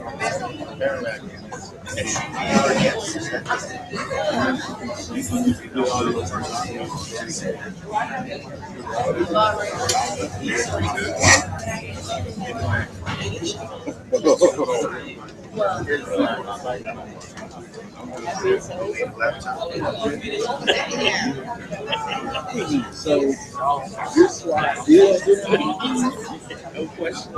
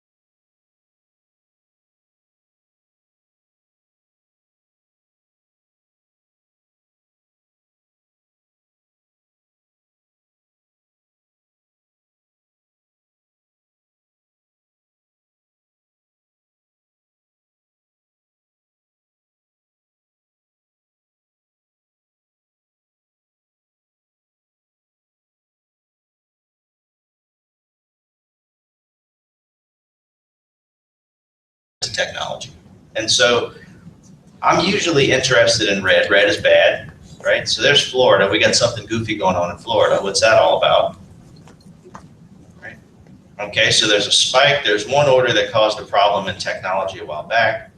Let's look at the data. See that guy? Right? When I build a dashboard for a customer, what we're always interested in is drilling through to the details, right? The details are usually what lets me take action. I can't take action on a summary. But if I go and look at the data behind it, all of a sudden it starts coming into focus. And I can start calling folks and figuring out which orders are out of whack, right? That's the way the product works. But using the same data, maybe instead what I want to look at is some indication of how profitable my customers are. Again, same spreadsheet, just a different way of looking at the data. So we've seen scatter plots, right? This is a college, so we like scatter plots. In this particular case, I've got over here on the left-hand axis, I've got how much money did we make or lose, right? $9,000 in profit is good, -7 is bad. And how big was the order? Up to 25,000, right? As a manager, what I'm really interested in is this guy down here, right? Cindy Stewart, I don't know who Cindy is, but whatever happened on this deal, we sold $5,000 worth of stuff and we lost $7 grand. That's bad, right? I want to make a phone call. So I'll grab this thing. Let's go look at the data behind it. Right? I got 3 orders that I can take action on. Something like that. That's the way it works. But at the end of the day,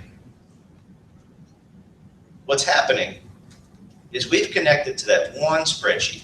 I'll show you how that works. So the way that the analyst does this is you go into Tableau, File,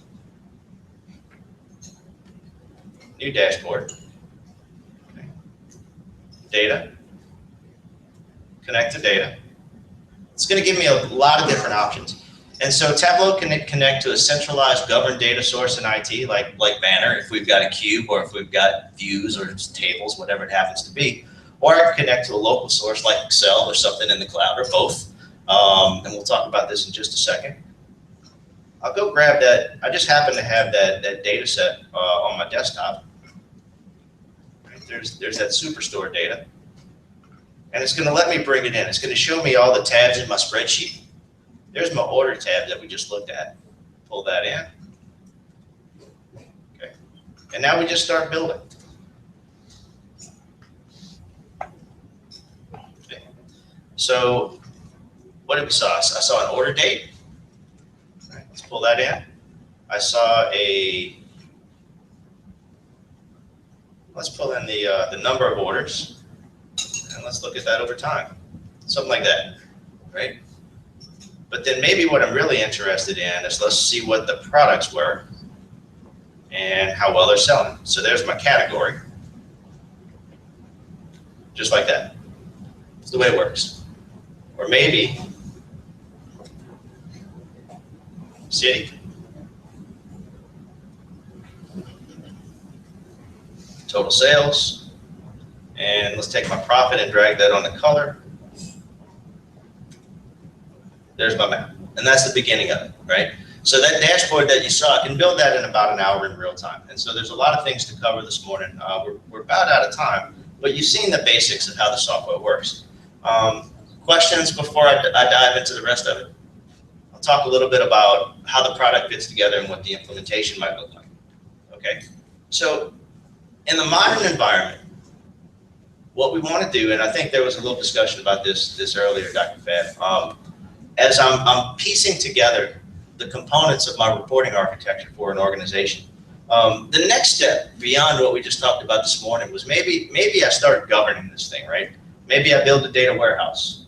Maybe I put a model in front of it that lets me as an IT organization define very carefully what things like what the employee headcount looks like, what profitability looks like, what student attrition looks like, what those terms mean, and allow analysts to use that information. But what the hole that was happening is in this particular model, what I couldn't do as an analyst was go find other data that I might have on my desktop that's also relevant that I want to join to student data, right, to build those visualizations and communicate. And so Tableau brings some other options to the table. With Tableau, I can connect to a data warehouse. I can connect directly to the data sources themselves, to the tables. I can connect to other data sources, data in the cloud. The analysts can build their own models that may help you in your decision making, and I can publish them and let other folks take a look at them, right? Tableau pushes this thing that they call visual discovery along with statistical analysis. So rather than worrying about just 8.5 by 11 COBOL reports, instead, what we want to do is find the right picture that tells a story and combine those things together. And also rely on some traditional reporting when we want to look at some of the detail. But really, the fundamental concept, though, is Tableau wants to put power back in the hands of the analyst. And so what they're interested in is making sure that you, as a person, have access to the data you need, build the analysis in a way that makes sense for the problem that you're trying to solve, publish it back out to the server so that you can share information with other folks in your organization. And, you know, what's the other word? Lather, rinse, repeat, right? Move on to the next problem and keep building on the information that you've already come together with. And so, in terms of the products, won't get into that too much, but there's a server piece that sits here on site that'll allow you to build and publish data sets and pass them along to each other. There's a Tableau desktop tool which will allow some of your more advanced analysts to do things on their desktop surface. There's a web interface that allows folks who might not be in the business of defining what certain measurements mean, build their own charts and graphs. There's also mobile capability to the application. We've already taken a little bit of a look at the demo, but I wanted to make sure that I leave you with a few things that you can do today, right? So while Dr. Fab and his team figure out how to roll the software out to the team, you can actually get started with the product today if you like. So if you go to Tableau.com, and I'll follow up with Dr. Fab and provide some links to these information. If you go to Tableau.com, you can actually download for free a 2-week trial. All they need is an email address, and they're going to call you back. Don't get me wrong. So, but if you're a researcher and you want to try this in your department, if you're a historian, if you're in some other piece of the university and you think this may be relevant for something that you're doing, you can download the tool set and you can get started for free. Now, Tableau's going to call you, and they're going to try to sell it to you. I'll warn you right up front. Our partners are very good about trying to sell their product. But you can determine pretty quickly whether it's going to solve your problems.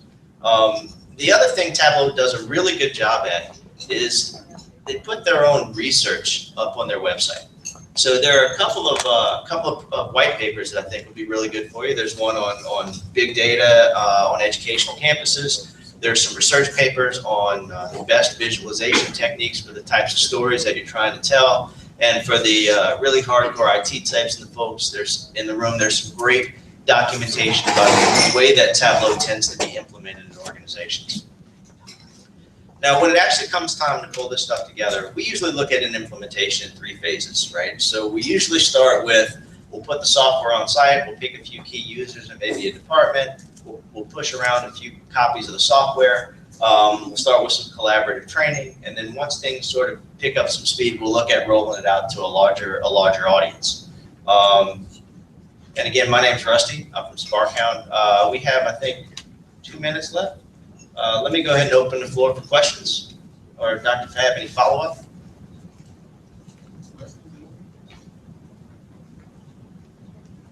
Can you show us where to find those white papers online? Absolutely.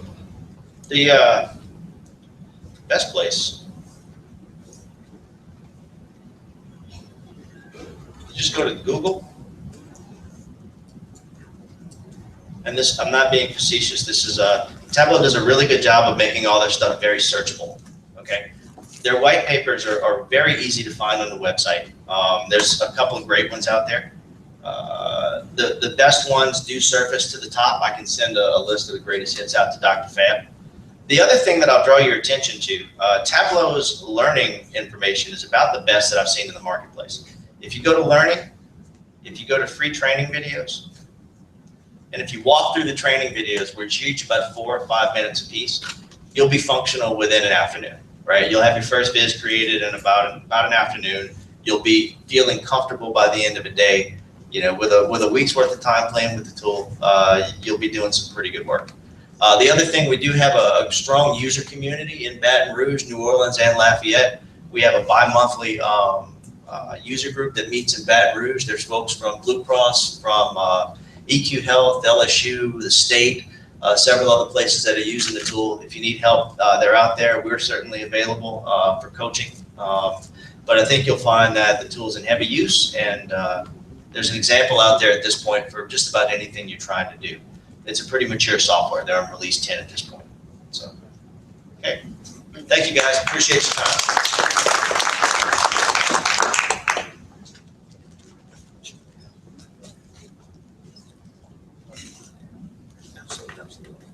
All right, let's give Mr. Rusty for you another hand of applause. If anybody would like to contact Rusty or has any questions about Tableau, you can make contact with Dr. Fabiero and he'll get that contact information for you. Up next, we have Mr. George Torres from Presidio and Brett Brock from Cisco Systems.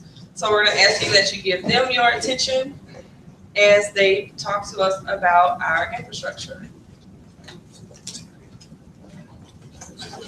Just before they do that, let me say a few words.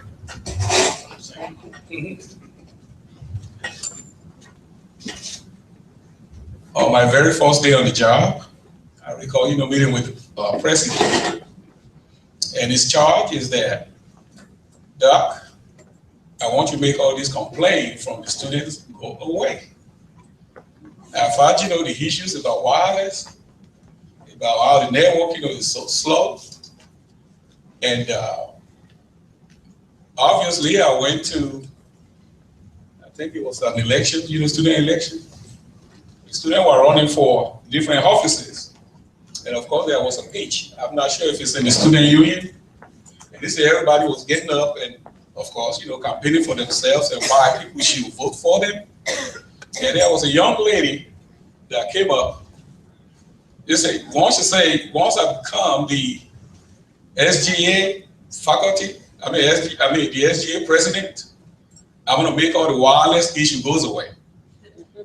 The president told me that the whole student body rose up and just was applauding, that feeling that this individual can actually bring, some resolve into the issues that we have on campus.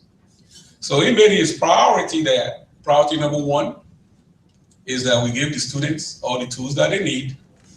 In these days of BYOD, bring your own devices.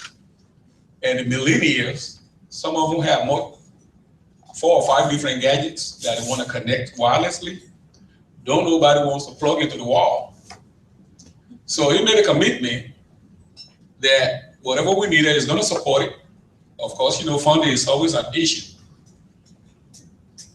One of the first things that I did was begin to evaluate the systems to see what all we would need to make sure, that we can build a sustainable and scalable network on this campus that our students will be pleased with. The wireless will work, like it's supposed to. We will have a faster connection to the internet and the information out there. We enlisted the help of these 2 gentlemen to kind of help us evaluate, what we have in-house and what it will take to begin to build our infrastructure. What I found out, again, as I mentioned earlier, is that we went into all the wiring closet, we took some pictures. I'm not gonna take all the time showing you all. And we found some very interesting things that the infrastructure on this campus for a long time have been neglected. Anyway, cut the long story short, I'm going to bring these 2 gentlemen out here and let them tell us exactly what we're about to do beginning this fall semester. Again, basically in evaluating the whole campus, just to make an impact, Southern University in Baton Rouge has made a commitment in the amount of about $2.4 million to revamp, all the infrastructure on this campus. And when I reach out to Mr. Brock, is a Cisco regional person. We've worked together, even when I was in Shreveport. We didn't pay that much money for it. They gave us a very, very generous, discount. I showed it's about 60% discount. And ladies and gentlemen, last week, we were able to issue our appeal, and we're going to actually begin to build the infrastructure out here that will support a teaching and learning environment. Thank you.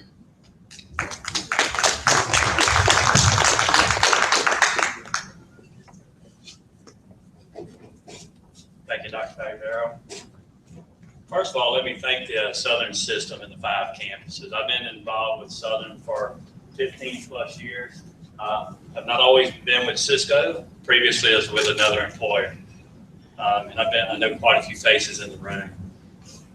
What y'all about to undertake is tremendous. And I think credit goes to the staff here at Baton Rouge campus, Vice Chancellor Pugh, Dr. Pagliaro, and the IT staff for what they've accomplished, and yet to accomplish as well. Part of what Dr. Pagliaro was talking about is around the wireless piece and what we understand as far as the students and what the students are requiring when they come on campus today. So first of all, thanks for the partnership. We think it is definitely a strong partnership to make things happen.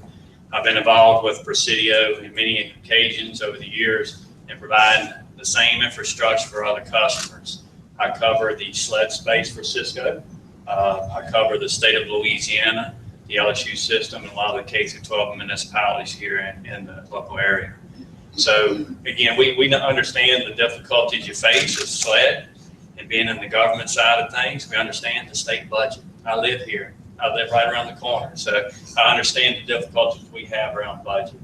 So what we try to do is make sure that we maximize what we do on campus to provide you the best you can get for the dollars you're going to spend.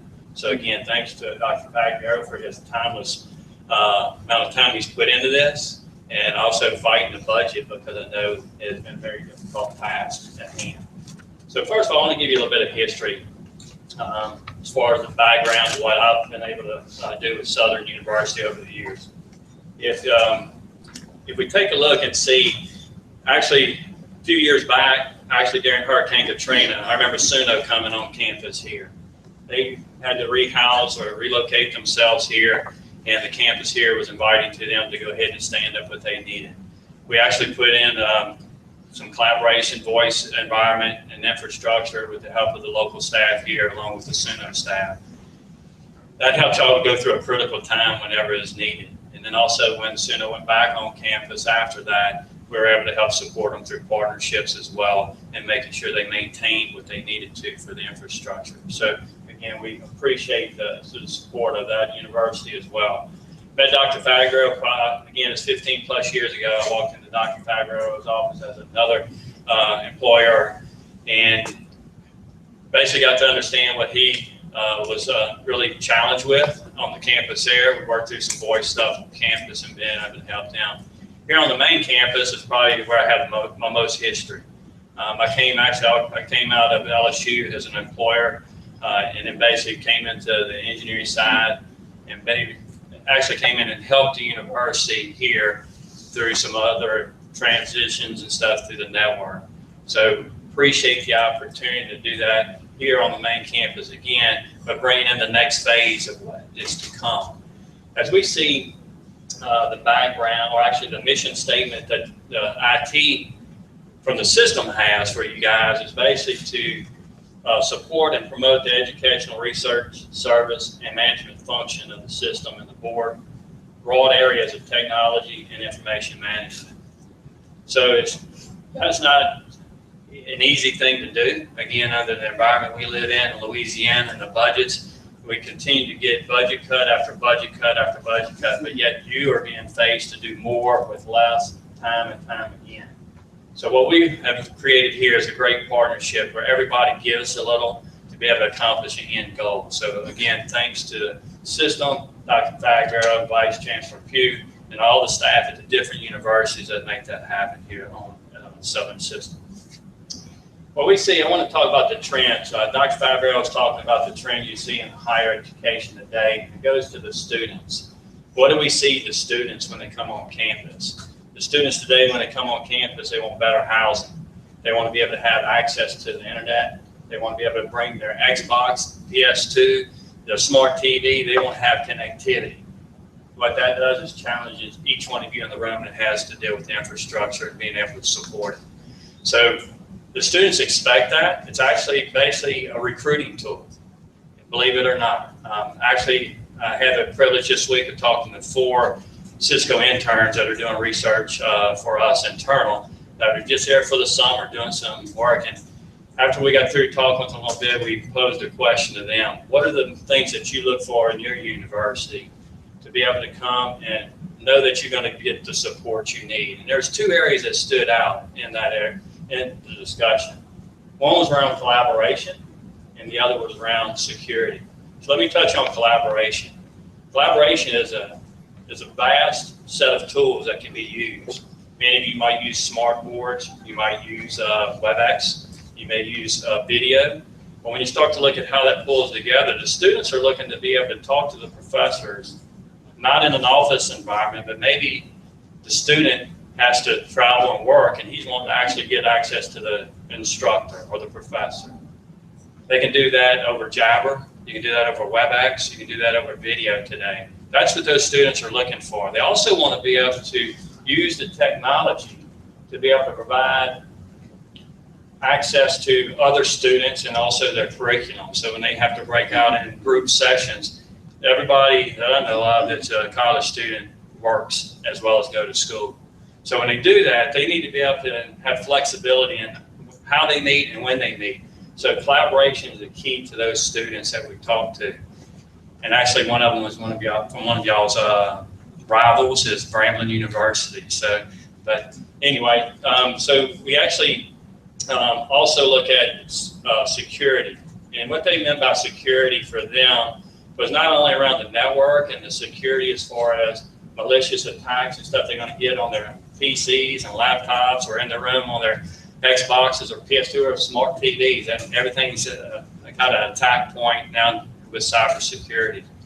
So what we looked at is also around physical security. With the events that go on around the globe, and especially in the U.S. when it comes to some of the colleges' campuses, the students are basically very aware of their surroundings and very cautious on how they pick a university that will provide that physical security as well, not just the network. So when you look at those things are things that can be brought to bear through the infrastructure. So when you start to look at your infrastructure today and what you have to have and a lot of people, it's not a jazzy thing to talk about a lot of times, is your infrastructure or your wireless, but it allows everybody to do what they need to do with regards to their applications. So you heard the guy earlier talking about being able to do analytics, but without the infrastructure, you wouldn't be able to get access to the analytics. So the infrastructure is basically the core and the backbone and the foundation of what you're going to see moving forward. And with what y'all have been able to do in the last, it's taken us about 6 months, I think, Dr. Fagra, to basically work through the design and the bidding process, and then for us to be selected. So again, we appreciate the opportunity to be selected and provide that great infrastructure and also the foundation that y'all going to grow on for years to come. So when you look at the solution overview, right now you have, from a Cisco standpoint, you have the wireless as well as the wired. So you have switches and access points that are going to build out the connectivity side. You have also distribution switches that have been improved to be able to have more connectivity back into the core. So those are the things you have that are going to be very important on how you build it out. And George Torres is going to talk about the infrastructure side a little bit more in detail. But what we're going to also do is we've also included some things that help you start to do collaboration between campuses a little better. So the foundation is going to be set there. And also from the compute side, you also have that capability as well to be able to do more from a computing side of things as far as some research and things you want to do there. So again, we appreciate the opportunity to continue to work with Southern, great university. Again, I grew up right around the corner, and I just think it's a fabulous place. And again, the people here, you have your work cut out for you. And if there's any way we can help you, we'd be glad to do so. I'm going to turn the time over to George and let him wrap it up. Thank you. Thank you, Brett. Thank you, Dr. Fagliaro and IT staff, and thank you all for coming. So my name is George Torres, and as Brett alluded to, I also have a long-standing relationship with the Southern University and system. worked and called on Dr. Fabiero up in Shreveport many years ago, and understand the complexities of technologies and some of the challenges that y'all have had over the years. Presidio is a nationwide system integrator for Cisco, one of the largest ones in the US, and we're embarking on this, what we call exciting times with the university and taking y'all to the next level of technology. So I'm going to give you just some ideas and some challenges that we overcame over the last 6 months working with Cisco. A lot of our engineers have worked with the IT staff to make sure that we decide where to put some of these tools and some of these devices. There's been several investments made that you probably won't ever see, but they'll be there with cabling and fiber and so forth put across the campus. So I'll go into some of the challenges that we've had, and y'all probably can attest to with the existing infrastructure in place today. And some of the things that we discussed when we were trying to understand how can we tackle these situations that y'all are having was, how do we address the bandwidth issues? The system in place today is, as everybody can probably understand, 6 to 7 years old, if not older. So we're going to be taking advantage of some of the newer technologies and that fiber that's being installed to get you faster, quicker access to, the local systems in place, the internet, and maybe, these are some of the things that will attract new students, employees, and allow you to flourish and grow, and leverage technology as one of those uses. As I said, the aging switches and infrastructures will be methodically upgrading buildings at time. Go ahead and make sure that we take care of those challenges. There's no redundancy from building to building. So if one building goes down, there's issues where other buildings might be impacted or core might be impacted. So those are some of those challenges. And as Brett alluded to, utilizing the start of collaboration potentially across all the campuses. New Orleans and Shreveport have made those investments that Dr. Fabiero spoke about, and they've made some of those jumps to Cisco technology on a smaller scale. What we're going to talk about doing is trying to evolve it to a bigger scale so that you can do things like perhaps instant messaging across campuses, not just here, but across all 5 campuses. Being able to see the presence of what someone's doing at their desk. So we'll be evolving to these things over time. But the first one, what we're going to tackle, will be upgrading the core fundamentals of the network. Here's just an example of what the network looks like today. And as you can see, there are some multiple points of connectivity throughout the campus, but there are single points of failure. So as we worked with the IT group, we wanted to make sure that those single points of failure are removed. So you have dispersed and diverse connection points from both just a local area network and from a wireless capability. So we'll be enhancing the capabilities for wireless across the campus, and I think that's been a want of the campus and the students and faculty for many years. So we'll be addressing that. So this is just an example of what it looks like today. As I stated, with some of the investments they're going to be making with Lonnie, we'll have faster access to Lonnie, and we'll have faster access from building to building. So no longer will you have to wait to hit something and find out that you're not getting an immediate return. Because in this new day and age, especially with the students, they want instant gratification, they want the data, and they want it now. So we want to definitely help you get to that point, especially during curriculum and class taking and exams. We want to make sure that get those students what they want and get it to them as quickly as possible. The redundancy, as I stated, the fiber in place is definitely take care of that. Those are things that you don't see, but those investments are being made by the campus today. And we'll be also adding compute resources, and those compute resources will be leveraged for different applications that you look to bring on or enhance. You want to make sure that you have the compute power or server power in the background that can give you that quick response. So now that you have a network, what about the applications that are brought in on the network? Can I get faster, quicker access to those applications? So we'll be building those out as well from that standpoint. And as I said, collaboration is the key. If we can add collaboration from an immediate standpoint where a professor in New Orleans can talk to one in Baton Rouge or offer a course to Shreveport from a single location. We're putting in the foundation of the network and some collaboration tools that will allow you to do that, and also introduce video, because video, as we see, is the next tool for collaboration. We see a lot of teenagers and adults using FaceTime and some of these other applications. Seeing is believing, and if I can hit the masses with one video type of discussion, I can get people more engaged by not just talking to them, but seeing what their expressions are on their face, if they're getting, if they're comprehending the curriculum that's taking place. And this is an updated proposed design. When we're finished with the fall initial implementation, we hope to have more points of connection points. And as you can see, the campus distribution will allow multiple points for connectivity, so you don't have those single points of failure, especially during critical times like enrollment, where you're trying to attract new students. We don't want to have issues with accessing their account information or financial statuses and things of that sort. So that's going to be key to make sure that they have quick, instantaneous access to that information. I think I'm it. Thanks, y'all. Any questions from the group?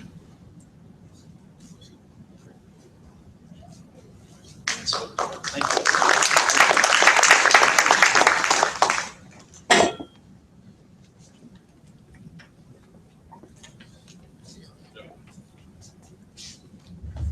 Let's give them one more round of applause. And, again, I especially want to thank you, Mr. Brock, because all the equipment, that is went to fight for us, and we were getting, those gears at almost 60% discount. That's almost unheard of, to the tune of about $2.4 million. So I'm very optimistic, that this campus is on its way, to even a greater excellence, and all the complaints that our students have had over the years, in time, will subside as we build up, the infrastructure. And what we're building today, again, can scale as our need be. But we're talking about taking this campus, we only have 1 gigabit, 1 gig, that's being shared all over the landmass as of today. If your cell phone, does more than that. So herein lies the issues that we've had over the years. But we are taking that 1 gig and starting out with about 40 gig, connectivity. And each building is going to have at least about 20 gig redundancy running into them. And instead of just relying on Moore Hall, we're creating basically 2 cores. One in Moore Hall, the other in Pinchback. So if Moore Hall goes down, you'll still be able, to connect with each other, through the Pinchback and vice versa. So I'm very excited. And I think, again, basically, we're on to greater excellence. And thank you guys. Okay. Next on the agenda will be what? Lunch? I don't know. Well, let me see.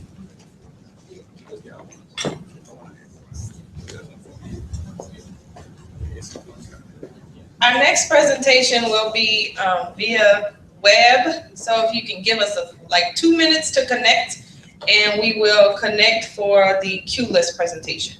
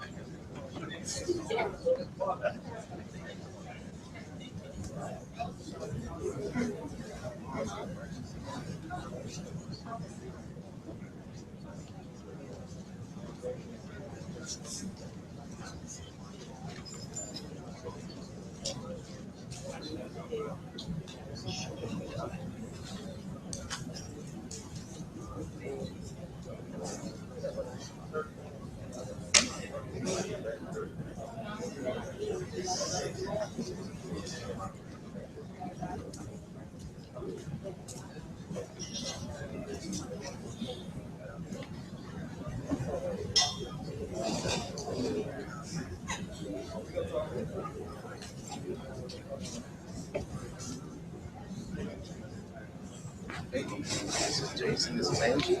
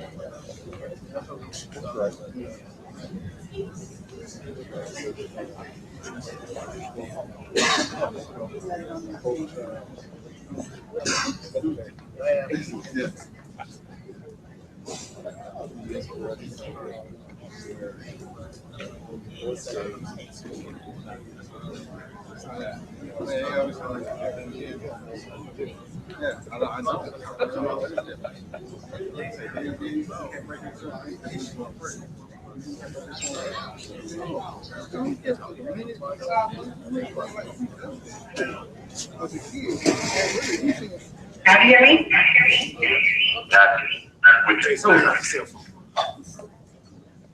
Yep. Okay, now let's try. Now do you hear me? Yes, we hear you, Angie. Much better, no echo. Yay, okay. Okay, so I know we have about 30 minutes, and I just want to preface this by saying that I am our lead trainer, and I do a lot of workflow analysis, but I also work directly with the sales team.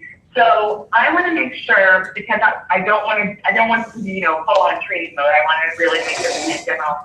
So what I had planned to do was just kind of give you a glimpse at what the students can do to be able to join the line, and then just show you like just the basic setup of Communitor and just like a quick walkthrough of this is how you summon a student. Is that kind of what you're looking for today? That sounds great. Okay, perfect. If at any point you are wanting me to move on or have questions, feel free to ask. So what I want to point out, and you're welcome to try them, but as I said, because I'm going to kind of move through this a little bit quickly, just to give an overview, I'm going to show you the different ways that we have set up to join the line, and then it will be up to you to determine which ones you want to utilize if you get started with your students. So as far as joining, there are multiple options that they can use to join the line remotely. So that would be somewhere other than within your office. One of them is the text-in option, which I'm showing you right here. And then, so basically they just send a CDR to that phone number, and it takes them through the prompt to be able to join the line. Another one is this link right here. This is what we call home kiosk. Kiosk to us just means that they are accessing it from home. Kiosk is a series of screens used to be able to join the line and gather information. So with this one, and I'll do this real quick so you can see it. Is there somebody in the room that has their cell phone with them? Just about everyone has one, so if you want someone to demo, just give us the directions. Sure. Give me a name and a cell phone number, and then that person can kind of share what they're seeing on their cell phone. Marcus Brown. Don't give myself. Anyone besides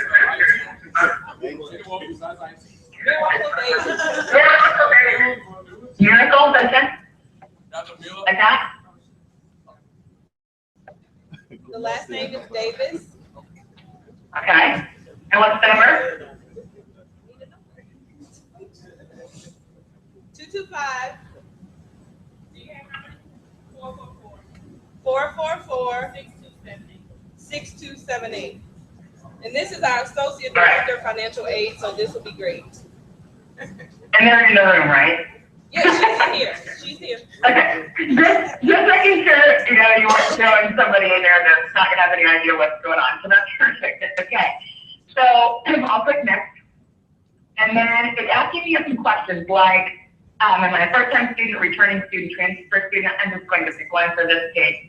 The student will be able to select that. I also want to point out this particular screen that we're looking for is going to be figuring out what device that student is on. So since I'm using a computer, I'm just using my keyboard. If I were doing this on a phone, it would be popping up the on-screen keyboard, or I'm not typing it. It would be popping up the screen keyboard. So I wanted to point that out because it does sense whatever device you're using. And then here you can add the ID number. So you can add just whatever it is or what those numbers. You can also, this is all customized to what you had asked us to do. If you decide you just want them to enter 0 if they don't have an ID, that's fine as well. So I'll just do this and click next. And then I'm presented with the options of what am I here to actually do today? And so I'm just going to pick paperwork. I'll pick the very first one on the list. And we do have it set up currently where you can join more than one queue. That can be changed to only allow for one. A lot of what I'm showing you today, I want you to understand is configurable. So just because we have it set up this way right now, does not mean it has to stay that way. All the messaging that you receive is configurable. All the way that these screens are formatted as far as what queues to show, what queues don't show, and that sort of thing is all configurable. So if you see something that is not what you expect or not what you want, you can very easily change. So I'm going to check award status, or we're going to have her check award status, and then done. So that's a way that she was able to join the line from home. Now, it looks like there's some textures that were left in the line, but here's the one that we just entered. So it's showing up on the staff-facing side, which is the manager. So those two were ways that people could get in line, or students could get in line before they ever got there. And there's also, we also have consumer apps, so like an iPhone app or a Android app that are queueless apps that people can download, and then it shows them any queueless queues around them. Once they're actually active in using this, so when they make you operational, if someone in your area has this app, they would be able to use it. A lot of colleges promote that with their students, so that's another option as well. Now, let's say though that you have a student that comes on site and doesn't have a cell phone, or isn't using their cell phone, or didn't know to use it before they came in. We also have this option. This is the actual location kiosk. So this is one that's actually for on-site. And it is very similar to the ones that we just walked through, except for it's intended to be used actually there. So notice that when I click on this, it gives me the option to put in a phone number, but I also don't have to. I can just queue by name. The online option makes me give a phone number because I'm not there, or the assumption is that I'm not there. And so I need to put a number to be able to communicate with me. So did Marco get that text message? No, she didn't. She did not receive it. Okay, well let me try this one with my phone number and see if what happened there. We'll do this one with me and see if I get it. And see if that's just because something needs to be enabled that isn't, or if it was just her number. Sometimes that's like a wireless carrier issue or a cell phone carrier issue, where it takes longer to be delivered, or if you are in an area that doesn't get very good reception, it's the Indian number of those things. But let me try with mine. And, all right, so I'll pick the same two just to test it. And if you want to touch the screen, obviously I could be using my finger instead of my mouse. All right, so I followed the exact same steps for her. I just did mine in the location kiosk. So we'll test and see if we get the text. If we don't, then I have a pretty good idea of what the, if there's like a setting that might be turned off. Since this account was just set up, there might still be some tweaking that needs to be done. So I'll wait and see if I get that message. But what it says is, thanks, you've joined the line, your estimated wait is this, and we'll let you know when you reach the front. And it gives the commands that they can send, which would be like F, status updates, so the students can ask for updates whenever they want them. H for help, which just lets us know what prompts there are. And then L to leave. So I just got that message. It says, thanks, we'll let you know when you reach the front. Commands you can send, F for status update, L for leave, and H for help. Yours is not including the wait time. If I remember correctly, we did that intentionally because you didn't want that in there. You just wanted to let them know they were in the line. So I did receive it. So if it's, yeah. She was actually in the line yesterday. So what she did was on her cell phone, she asked for an update. And so it told her that one person is in line ahead of her. So she is getting the update about the line. Yep, from yesterday. I see that now. So it's triggering it as she's this one, not the one we just added. So makes total sense. Got it. So yeah, there is one person ahead of her. So you got that message. You just got it yesterday instead of today.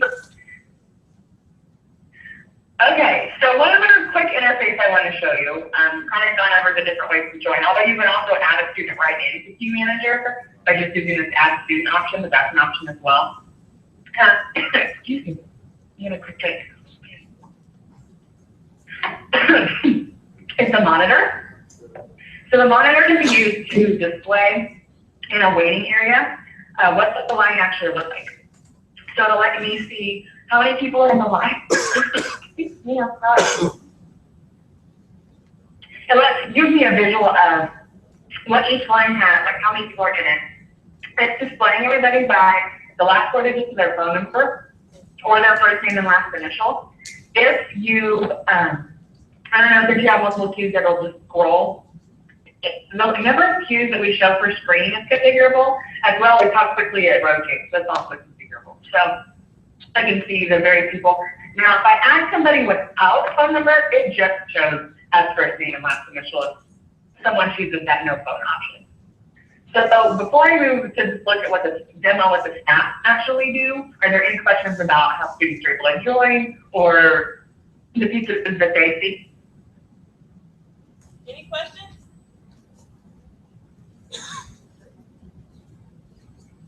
No? You can proceed, Andrew. Okay. All right. So without going into, like, so during a normal training session, we go into pretty specific details about all the different things that you can do here. So I'll just kind of hit highlights for you. One thing I want to point out is that what our staff are able to see is configurable based on their user permissions. So for example, this little, what looks like a power button right here that allows me to activate or deactivate a queue. If there are times during the day that I needed to say, you know, we need students to stop joining this. You can only see that if you have that permission to see that. The keys also, because of the way that the wait times work, which let me do that first. The way that these wait times, all these wait times we're seeing, the way that those are calculated is that we're looking at the initial wait. So the initial wait is a value that you told us, which was how long you thought, if all the staff in that area were serving someone, how long that next student would have to wait. So for that one, that's just that very first student training. After that, we're looking at the number of people in line and the rate of summons. So how often is someone actually being called? So if it turns out they're really being summoned every 5 minutes, then that's what we would need. Now, as it is currently, those wait times are not being sent to your students anyway. So that's more just internally for you to see it, and some of the inner workings are based on that. But it is also something that can be shown to students once you decide that you want to do so, or if you decide you want to do so. That's very configurable both on the monitor. It can show up here under where it says students in line and even next to each person, as well as in the text messages.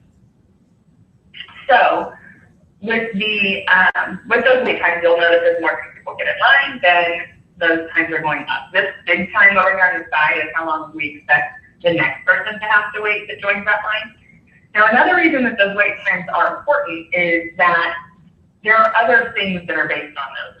So for example, later in the day, like if you're crazy busy, and if I'm remembering our conversation that we had to start with correctly, I remember talking about how you would just have way more students than you're able to actually serve in one period of time.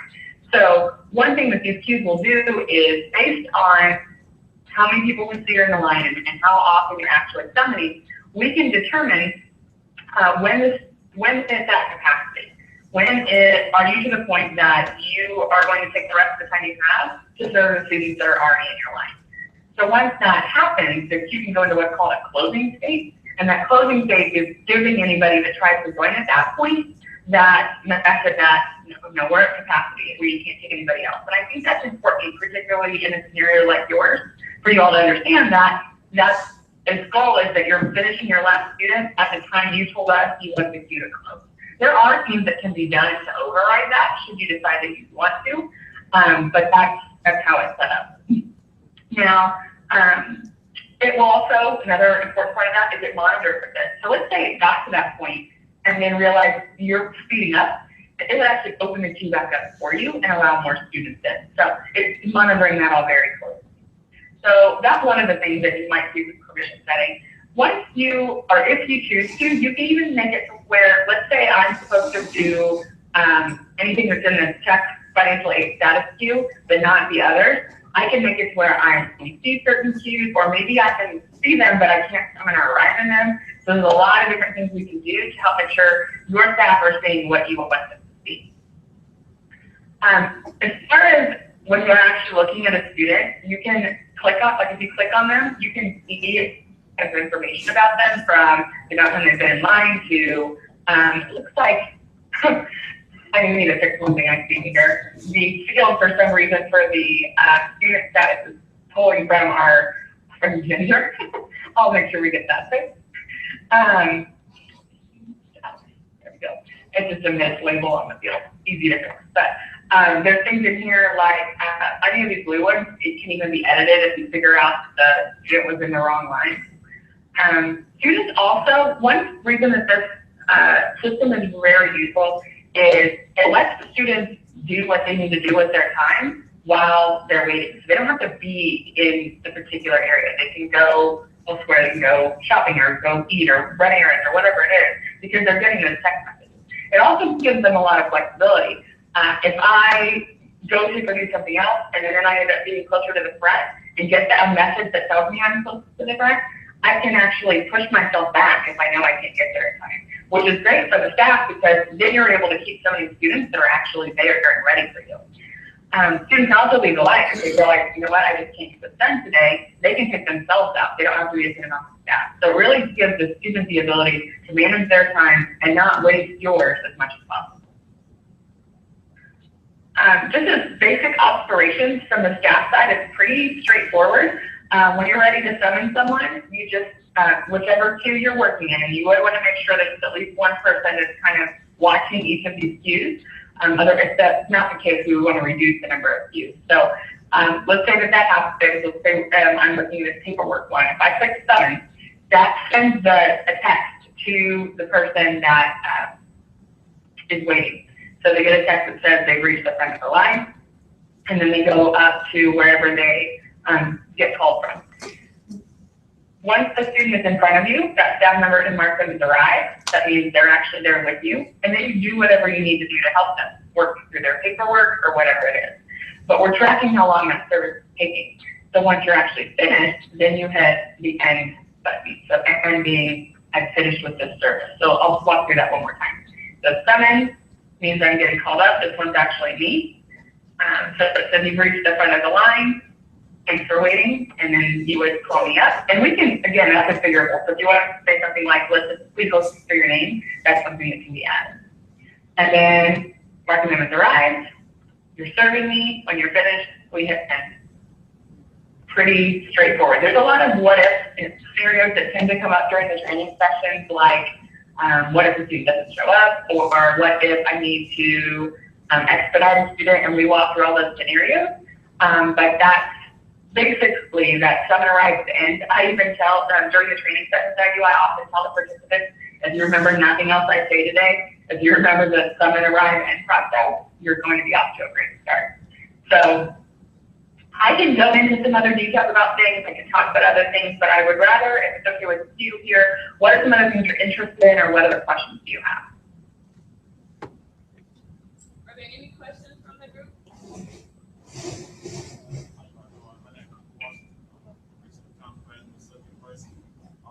And I come from experiencing the long wait time in financial aid. I'm sitting there 2 weeks in a program. Instead of come back here next month on day 3. That way you can request a certain financial aid representative, since they probably know your case a little bit better, or whether they're assigned to that, that last name. I think our financial aid assistant director is going to respond to that. Okay, actually, your registration process. Okay, good, because I couldn't hear all of it. No, because everybody goes to everybody to expedite. So, no, we cannot choose.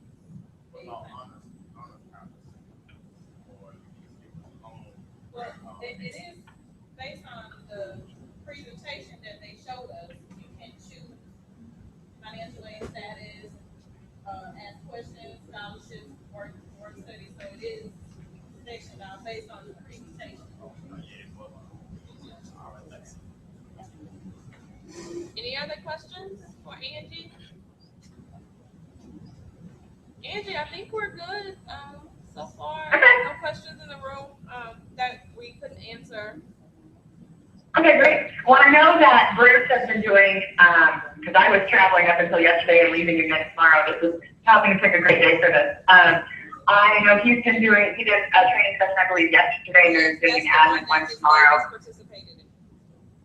Yes, great. So if there are any other things that come up after the training session tomorrow, feel free to reach out to us. He'll talk about how to file support tickets and how to make changes that need to be made. But we're always happy to help, even if it's 6 months down the road. I have a college in Texas that I did an on-site visit with, like my first month of being here, and I still communicate with them occasionally with questions that come up. And that was over 2 years ago. So we're always going to be here. We're always happy to help. Just let us know. All right. Thanks so much, Angie, for your time today. No problem. Thank you. Have a great day. You do the same. Bye-bye. You are the last party in the conference.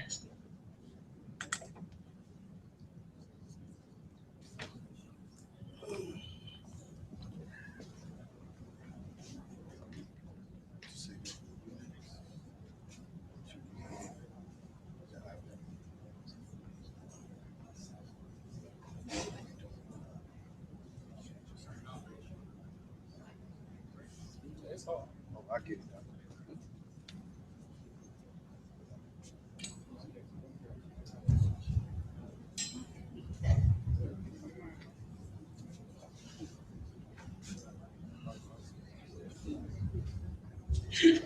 Okay.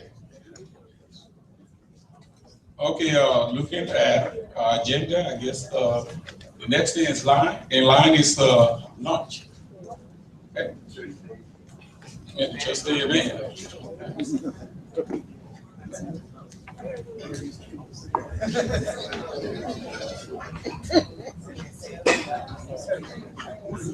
Okay, and while we eat lunch, we're gonna turn this into more or less of a walking lunch. I've got Mr. Jesse Aldon, who's gonna be show us a demo about the banner, XC. Which one? XE and the CRM application. And the CRM application.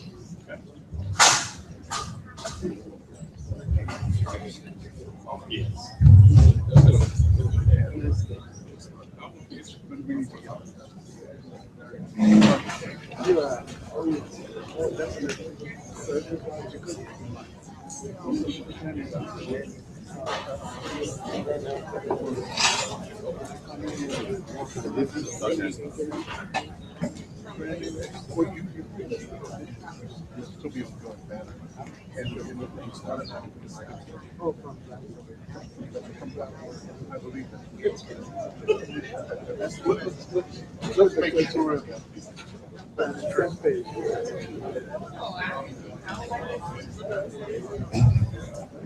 Please proceed to the line. They are ready to serve you.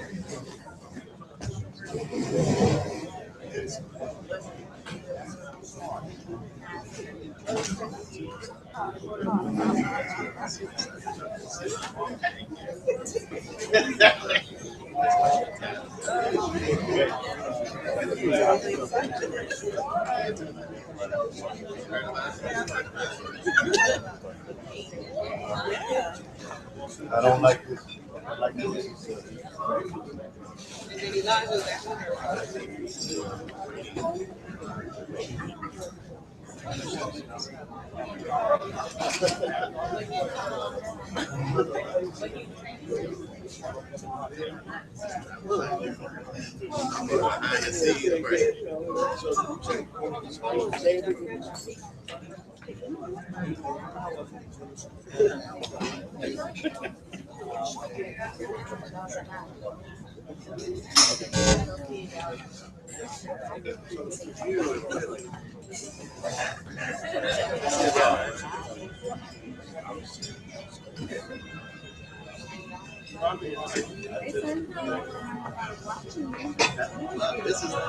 This is like a tab.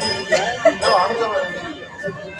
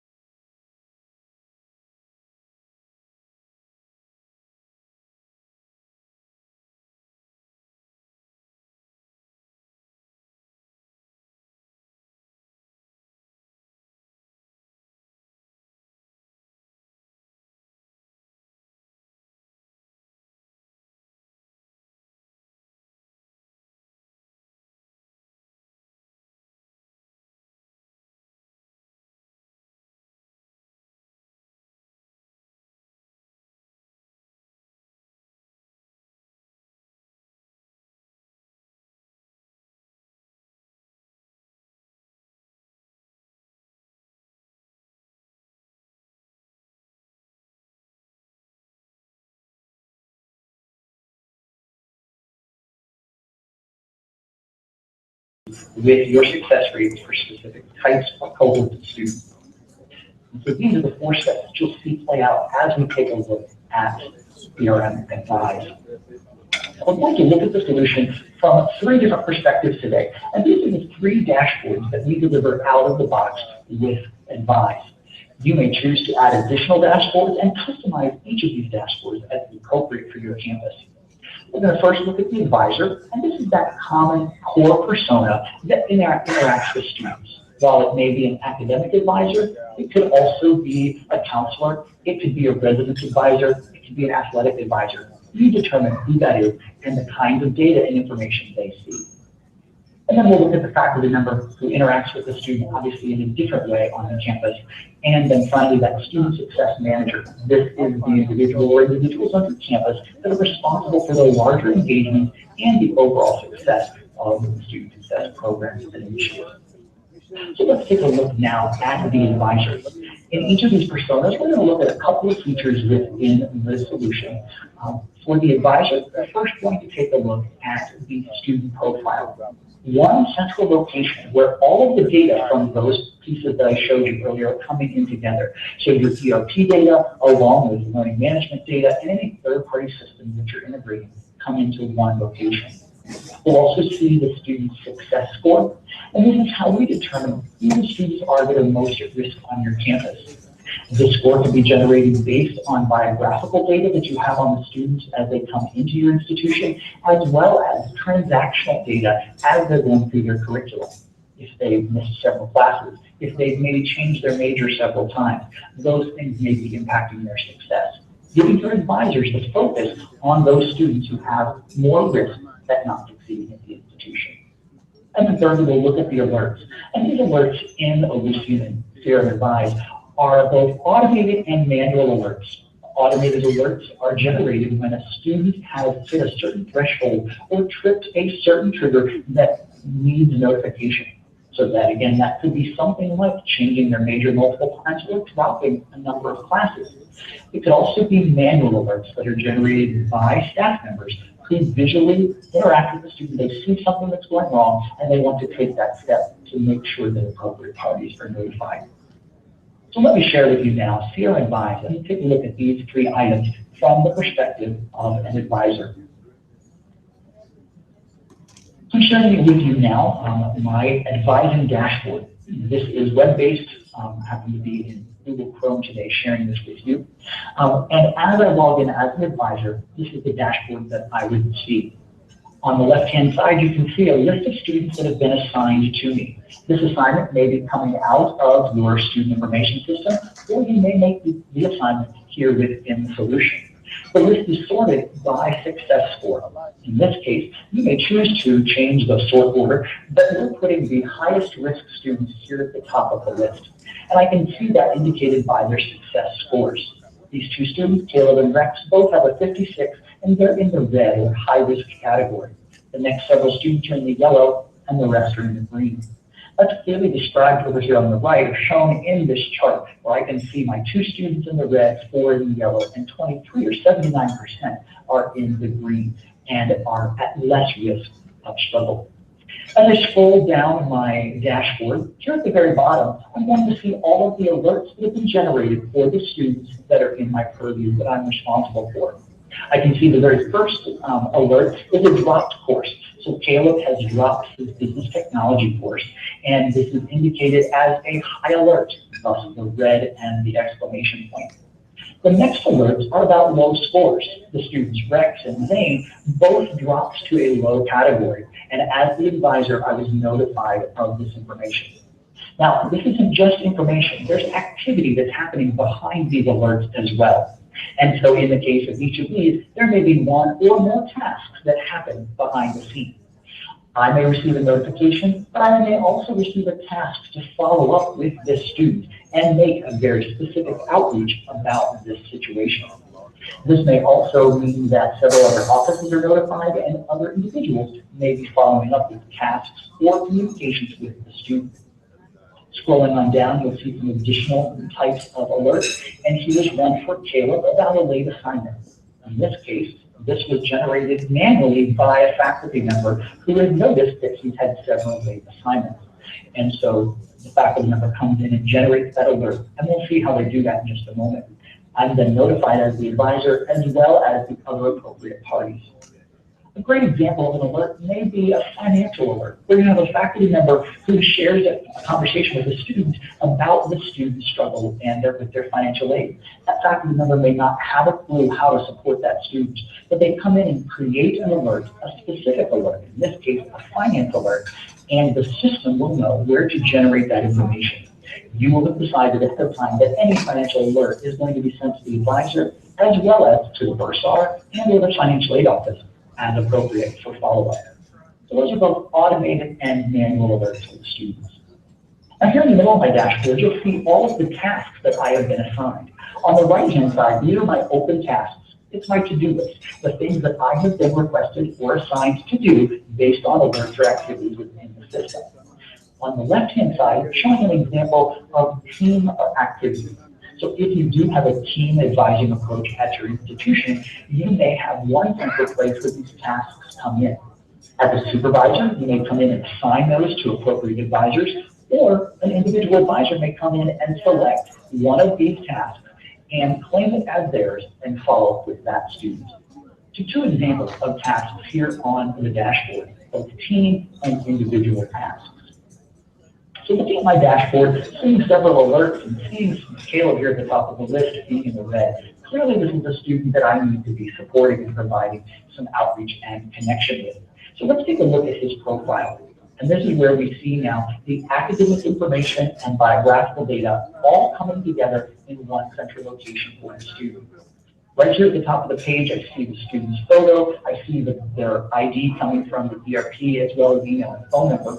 And then called out very clearly at the top is the fact that Caleb is on financial hold. Clearly an important alert, an important issue that we want to help that student address. There's some summary information shared for me about the student. I can see he's in good standing. He's an undergraduate sophomore with a 2.97. His success score is at a 56. He is being scored on our developmental student scoring plan.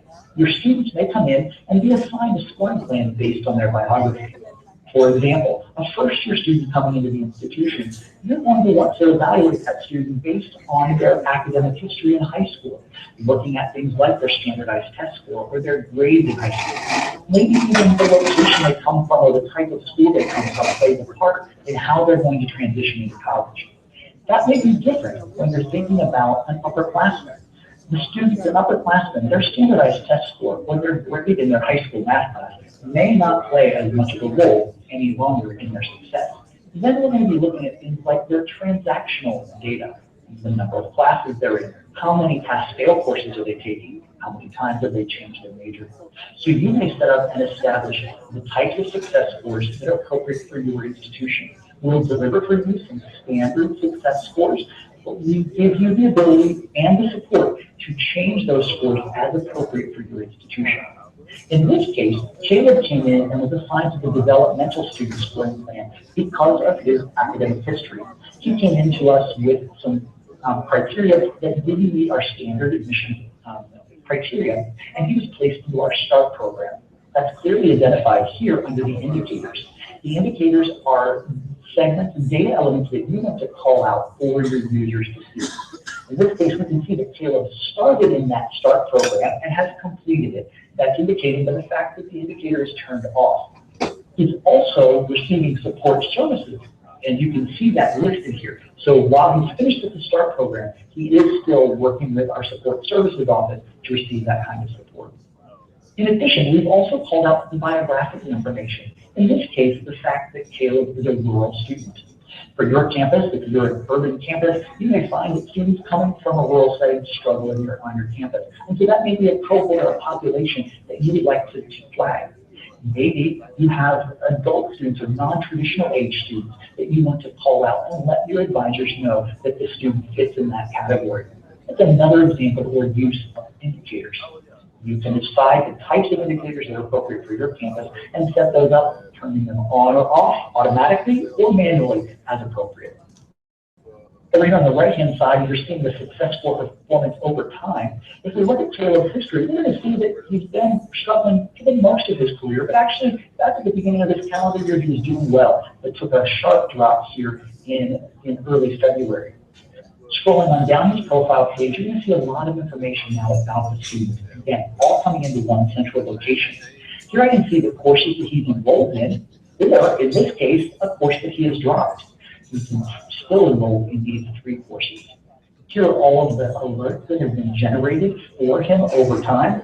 There's a financial concern that he raised with someone, and they created that alert to let us know that he has raised a financial concern.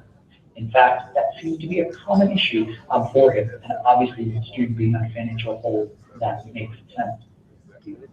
Scrolling on down the page, we're also going to see the student's academic history, their programs of study, major, their advisors, and we support multiple advisors.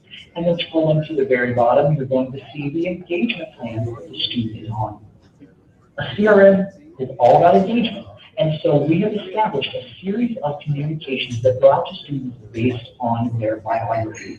In this case, Caleb's profile puts him on the account on financial hold engagement plan. Makes good sense. And this communication is going out to all of those students who have been placed on financial hold with a series of communications. This may be emails, this may be a proactive phone call from someone as this progresses. And so a series of engagements have been taking place. We also have an on an awareness campaign. Because he is part of the student services or receiving student support, he is receiving the resources email about student services. So on a regular basis, we're providing him updates about the opportunities that are available to him in the student services area. We're going to deliver to you some standard engagements, and towards the end of our presentation, I'll show you one of those delivered engagements. But you may also develop and create your own types of engagement so that you can stay connected with students in a very specific way. At the very bottom of our page, we're going to see some other details coming from your student information system. You can see things like the student's age, their race, their gender, their ethnicity. You can see academic information here, their academic history. We're also calling out first generation. We know that first generation is a major risk factor for some students, and so knowing that information is critical. In this specific case, we're calling this out from the FAFSA, the Free Application for Federal Student Aid, because we feel that that's an area that we can truly get an official answer from. And so from that FAFSA, calling out whether or not that student is first generation. Speaking of financial aid, you also have other financial aid data that we know are critical for success. One of those things is Pell eligibility. And so if the student is receiving federal Pell support, we know that they have high financial needs, and thus another cause for concern or reason to monitor the student. Now in this case, as the advisor, I don't have access to see whether or not Caleb is Pell eligible. You'll notice that lock and key.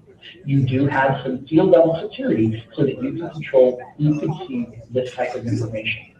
In addition, you could create an entirely different profile, and we'll see that in a moment, where you may see different information depending on your role. So as a faculty member, I may see a different set of information. As a residence advisor, I may see a totally different set of information than a residence director in the residence hall. So this is the information that we've chosen to call out on the student profile. But in my dynamic navigation, here at the very top, I can bring down additional data on this student. And so each of these tiles of information have additional information that's come in from, again, either your student information system, that could be your financial aid area, or it could be coming in from your LMS. So I can see his details of his FAFSA, if it's appropriate in my role, and see the types of financial aid awards that he may have assigned to him, what types of scholarships he's on. I can see in addition the types of sports or athletics he's involved in, as well as more information about his academic history. So a variety of information coming into one location here so that we can all support the students and be on the same page with that information and support. So what we saw from that advisor perspective is that centralized view of student data. We saw that success score, where we can focus our attention on our students with the greatest ease, and those alerts, both those automated interventions as well as the manual alerts that are established for students so that we can provide them support. So now let's take a look from a faculty member's perspective and how they have utilized Ellucian CRM Advise to support student success. So we're going to come back into the solution again, and this time I'm going to go into that faculty dashboard and show you how I, as a faculty member now, will support my student. So if you do have faculty who serve both as an advisor and a faculty, they may have multiple dashboards, just like I have here. So they would simply toggle between their dashboards. So I can select my faculty dashboard. If I were only a faculty member and not an advisor, then I'm limited in only seeing this specific information. So what I'm seeing here now is my courses that are being delivered specifically to me as a faculty member. So instead of seeing a full roster with all of my invitees, I'm seeing just the students that I'm currently teaching in my courses. Here are the 4 sections I'm teaching, and if I scroll down, I can see all of those students that I'm teaching in these courses. On the right-hand side, I'm seeing my student course scores. This is different than the success scores that we've been referring to, in that course scores are generated specifically for this course and this course only. So if I'm a student and I'm taking 5 courses, I will have 5 course scores and 1 success score. As a faculty member, I may be only privy to the score in the course I'm teaching. So I can see that I have 75% of my students that are in the green and 25% that are in the red or at risk. And I can drill into then my specific courses and take a look at the information for those specific courses. So here I can see the list of my students. Here's my roster, and look, there's Port Caleb at the top of the list. He's also in the red with his score, even in this course. Now, if I would choose to select this student and look more closely at him, take a look at the profile I see now on Caleb as a faculty member. Notice that I am not seeing the same biographical data I saw as an advisor. I'm seeing data that's limited specifically just to his profile in this class. You may choose what information again is being shared, but here's one example of that security, so limiting the kind of access I have. So where did this course score come from? You may determine how you're going to develop these course scores for your faculty, and if you have engaged faculty, they may even choose to select the course scores that are appropriate for their course.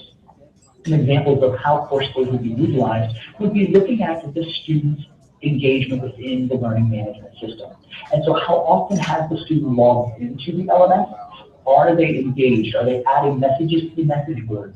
Are they completing all of their courses, all their coursework, all of their assignments? What are the grades on those assessments? You're not limited to just midterm and final grades, but every single grade that the student's receiving in that course that the faculty are entering into the LMS really could be used to generate a course score to understand the students who are more in need or less in need in a given course. Another example of ways course scores can be utilized, and I find this especially helpful at the remedial level, where you have students coming in with some kind of academic deficiency.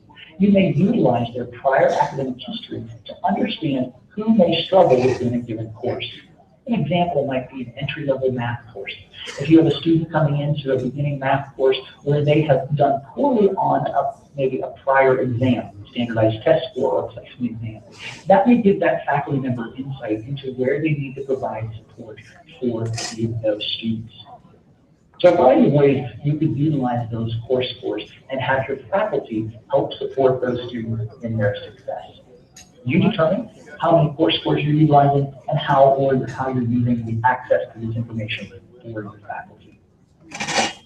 So let's follow up now with Caleb. And as a faculty member, if I'm working with Caleb, I want to provide him appropriate support. So I could come into his profile, and again, if I have access to his full profile, but I want to set up an alert to let someone know that there are some concerns about Caleb and his struggle in my course. And so if I choose to now scroll down to Caleb's profile, to the activities area, I can see all of the engagements that we have had with this student over time. You can see right here that there was a phone call that your team followed up with the student with a phone call about the fact that he was on hold. This was generated because of that engagement plan that he was on. He stayed on that engagement plan through to the point where, after being on financial aid for X number of weeks, we needed to take the step of making a manual phone call to him. But I could scroll down through his history and see the total accumulation of all of the engagements that we've had with him. So you can see everything from the emails that people have followed up with him, both manual or automated, that have been created here, as well as other types of appointments or tasks that may have been assigned to the student. I can come in here now and add my own manual alert. So I could come in here and create an alert as a faculty member. And let's say Caleb has talked with me about that financial concern and says that he's not planning to return. I could come in and say, plans not to return next semester.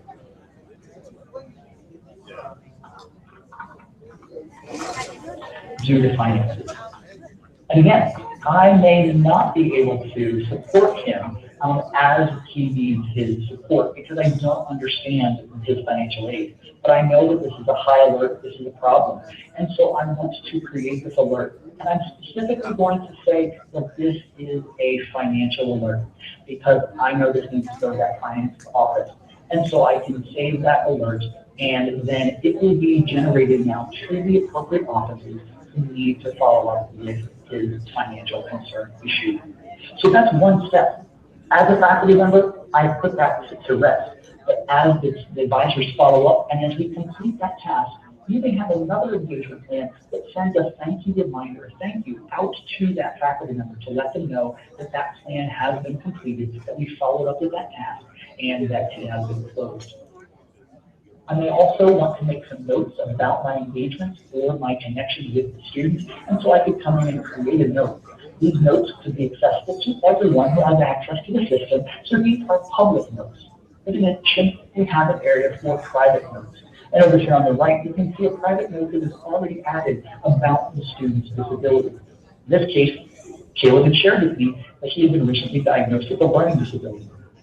This is information that I know should not be shared publicly, but I want some groups of people to know this and have this information. I may create this alert and this private note, and then I can now share this information with others.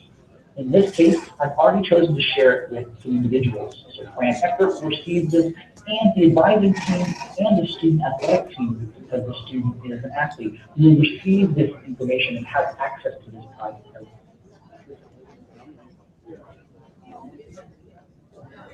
So that was the demo of the recruit and advisement module or software. All this information that I share with you today is available on Ellucian's website. There's a white paper with the Extent EX software. Right at the bottom. If you want to do any further research on this information. And at this time, if you have any questions, I'm open to hearing. Thank you.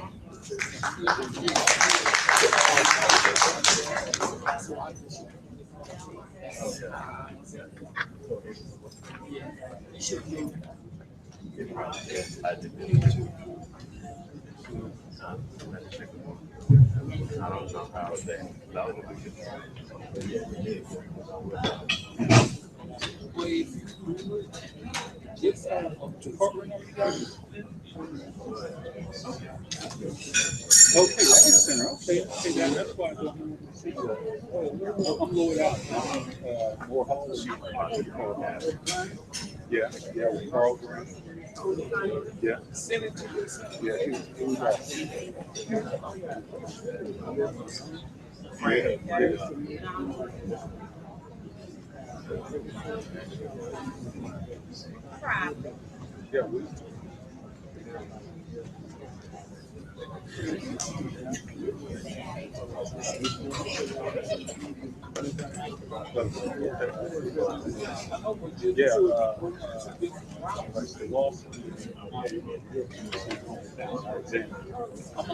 Yeah. Yeah, mine. Yeah, Myron and I, we went to the same high school.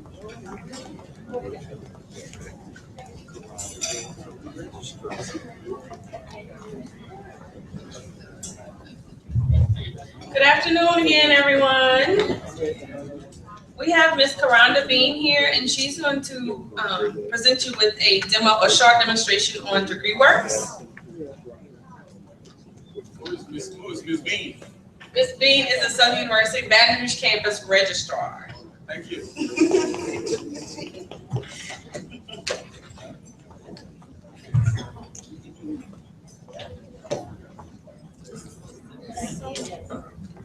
Good afternoon, everyone.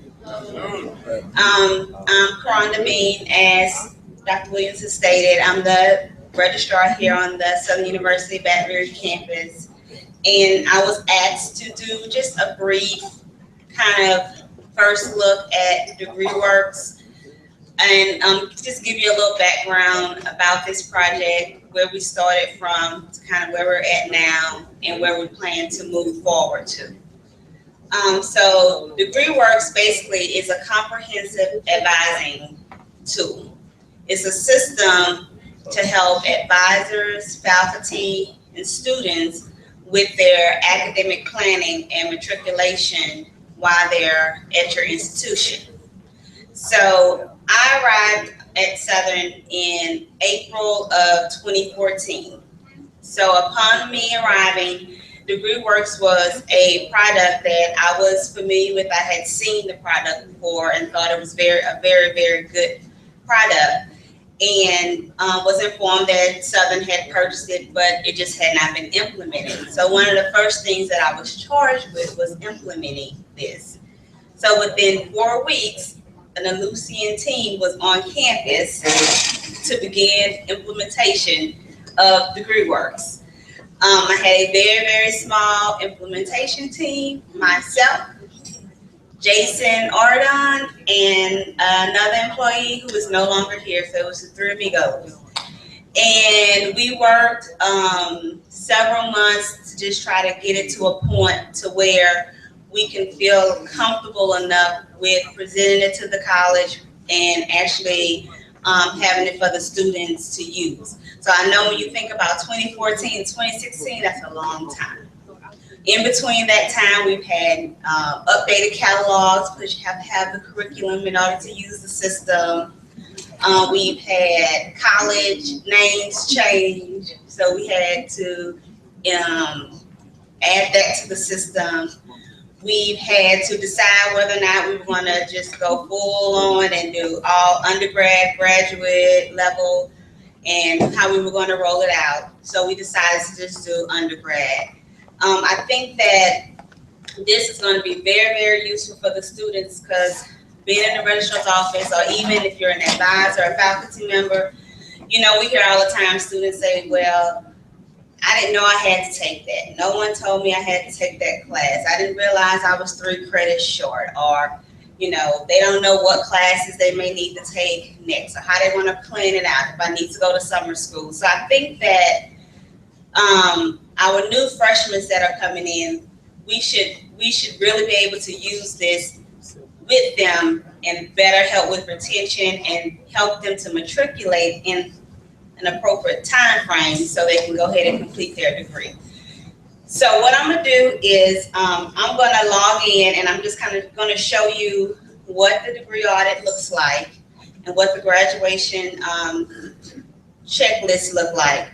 This will be something that once we have it launched, that the registrar's office will use for graduation, just to confirm whether or not students have met all the requirements. It has a lot of other bells and whistles that we will eventually begin to use.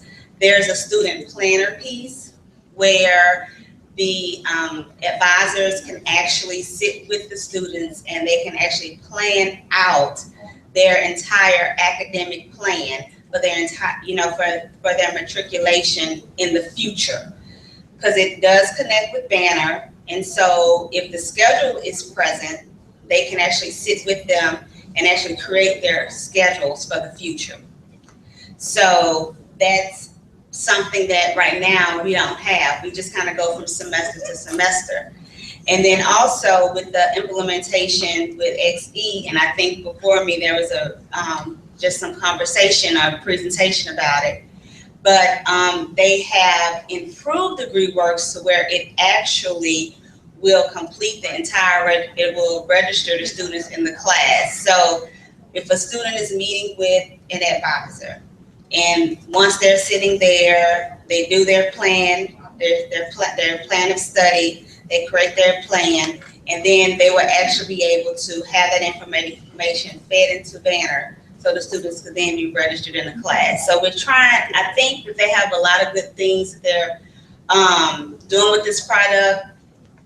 It is used at a lot of institutions. I've been to a lot of the Lucian conferences, and all the schools who use it, they have shared their information, and they all have the data to back up how it has improved their graduation rates and how it has improved their retention rates. And I know that's two things that we have to work on. Who would have access? I'm sorry. Students will have access to this system. Faculty who are advisors will have access to this system. Certain staff, if your job requires you to assist students, then you too will have access to this system. It will be accessible through Banner Self-Service. So when you log into the Banner Self-Service pool, then if you have the faculty advisors link, eventually you'll see a new link that says DegreeWorks. So that's how you will access the system. And that's how students will also access the system. Before I show you, before I log in, another good benefit to the system is that it's real time. So it shows if a grade is changed. When the student logs in, within 24 hours, they'll be able to see that their grade has changed. If the student submitted a transcript from another institution because they need that course to come over, once we've articulated that transcript and it's in Banner, when they do a new audit, they'll see that information. So everything is in real time. It shows the classes that's in progress. It really will be helpful for the students moving forward. So I'm going to log in.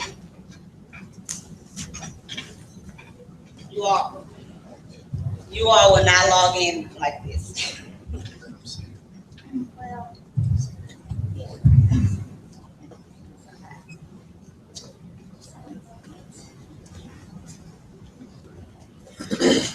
So once you log in, everyone will see this page. This is the launching page. So whether you're a student, whether you're an advisor, when you log in through Banner Self-Service and you click the DegreeWorks tab, then this is where it's going to take you. And we just have some information about DegreeWorks. And so if it's an advisor, you would just put in the student ID number.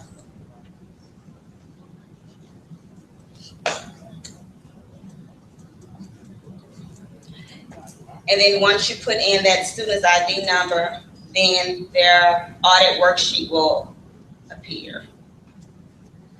So some of the information that the students will be able to see, of course, the student's name, their ID number, their classification, their overall GPA, which is their cumulative, the college that they're in, their level, the degree, which is the degree they're matriculating through, and their major. We are working to have the holes appear because we know a lot of students do have holes on their account that may prevent, say, registration, or may prevent them from receiving a transcript, or a lot of different things, disciplinary holes. Academic standing, we do want the academic standings to display. Sports, so the advisors will know whether or not they are football, basketball, track. And then we're going to also have their student academic progress, which is their financial aid standing, to appear. We were able to choose what we wanted students and advisors and faculty to be able to see.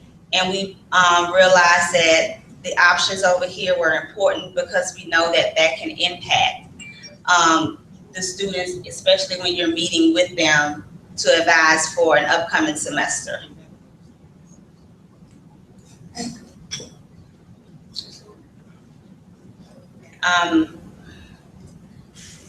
The degree progress bar, it just tells the student how close they are to completing. And then basically it goes through an audit. So just think about a paper audit. If you had it on a sheet of paper and you listed all of the courses that the student had to take and their grades or what they made in those classes. So in what this does, it just breaks all that down. The green means that, it's a little slick.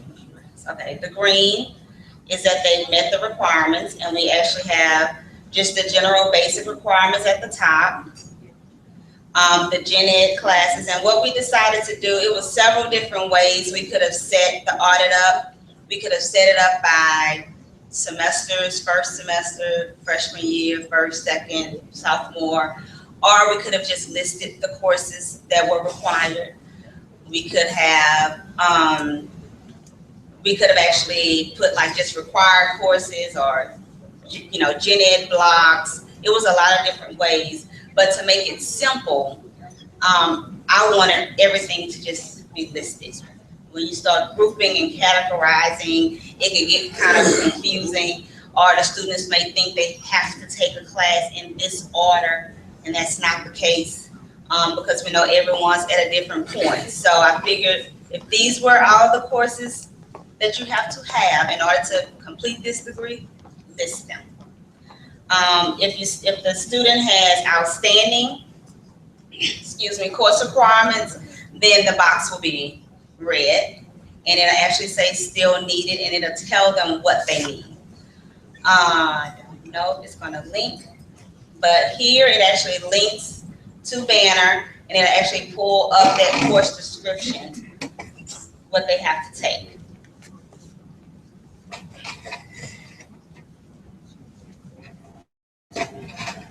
If the course is satisfied, one of the things that I loved about DegreeWorks that the Banner system couldn't provide, they do have an advising piece in Banner called CAP, but one of the things that it didn't do, it did not feed the transfer credits to the audits. And so the good thing about DegreeWorks is that, as you see here, this student was transferred in credits, and you see where his general biology course was satisfied by Stillman College. So it brings in what school and the grade, and we put a T in front of our transfer grades for so we'll know that they're transfer, not institutional.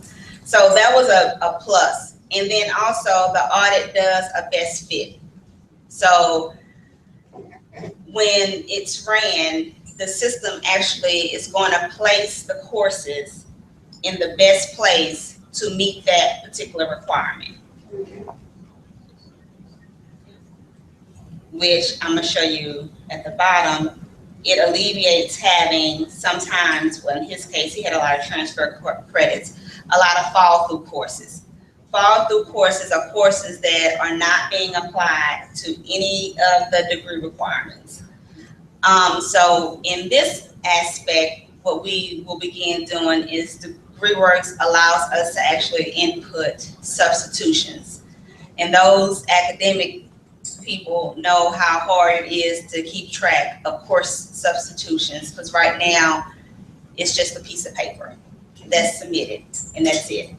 So now once the registrar's office receives that information, if one of the fall through courses are being substituted, we can actually go into the system and have that course substitute to meet the requirement within the audit. And now in real time, the student can actually see that the substitution was turned in and it was approved and it's been applied, which now they have no idea. They just have to wait. It's just a waiting game. Then at the very bottom, it tells them any courses that WFs, they're insufficient, so they cannot be used. And also in here would be any courses that have been excluded from the GPA. So with the repeat delete, if they've taken a class more than one time, and if that one is excluded, whether it doesn't have to be an F, it can be a D or a C, then it will fall in this category. And then lastly, it'll show whatever the student has in progress for that current semester. So it'll show what they're currently enrolled in. So the students will be able to go in at any time, view this information. On the side, they'll be able to run some what if scenarios. So if they wanted to change their major, see how close they would be to complete another degree option, they could do that. It would have a GPA calculator that's available. So if they need to know what they have to make in order to make a certain GPA, they'll be able to access that information. In the future, we will implement the financial aid, the financial aid portion of it, which will actually allow the students to see their financial aid information. So it'll put their student academic progress, it will put their awards out there, all that information. The athletic eligibility piece, the system does have this option, but we've decided as a college that we will not be implementing the athletic eligibility piece of it. So this is just a brief, very brief, to have the planner I'll work with. Once the planner is set up, this is something that I'll be working with CUSA with, so we can set up the planners, because the planners will look more like the curriculum sheets, like the catalog, freshman year, first semester, second semester. That's how these will set up. Advisors will be able to put notes in. So if they met with the student and they needed to follow up, this will be something that they can actually keep track of. We'll be able to do our exceptions in here, which I think will be wonderful, because like I said, students ask all the time. They have different views. So another view that students, a quick view that students can use would be the graduation checklist. And in this, instead of having all the details with the requirements, it's just the 2 columns, whether they've met the requirement and what course they was used to meet the requirement. And the T is for transfer.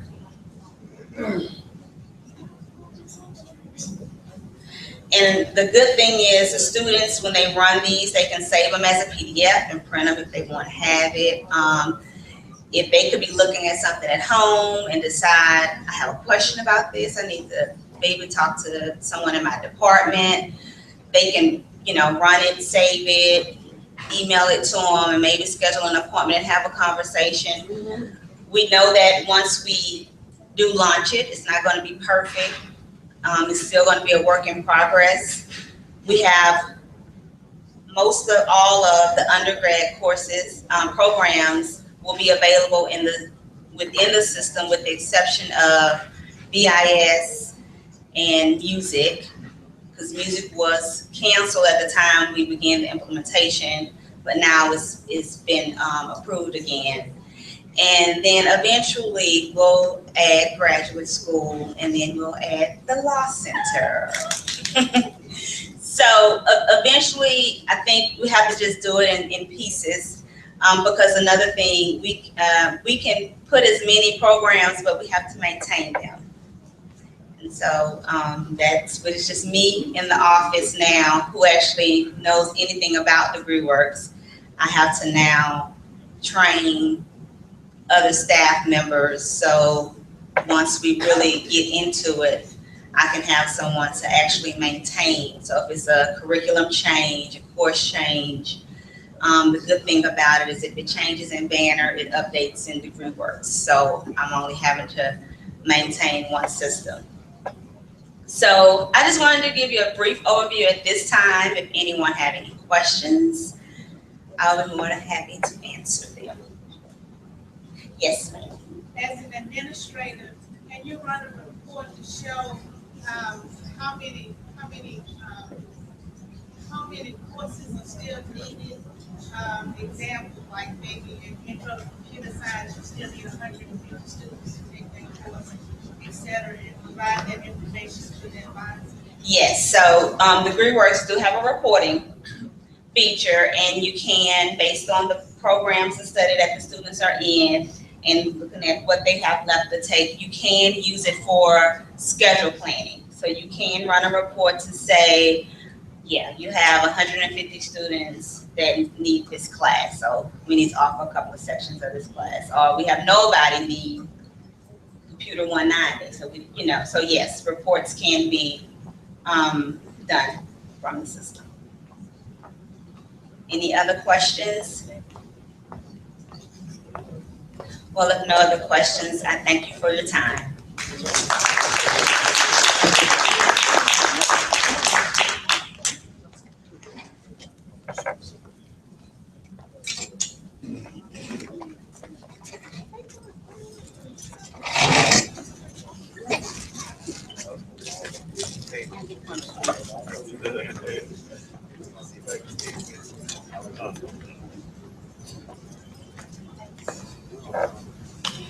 All right, ladies and gentlemen, we are going to keep the program moving along. Next, we have Mr.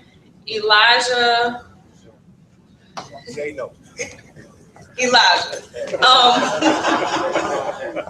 He is our business assurance specialist for the SUBR campus. And what does that mean? That means he manages tons and tons and tons of software and programs. But today he will talk to you briefly about a new product that we've been working on, Adobe eSign.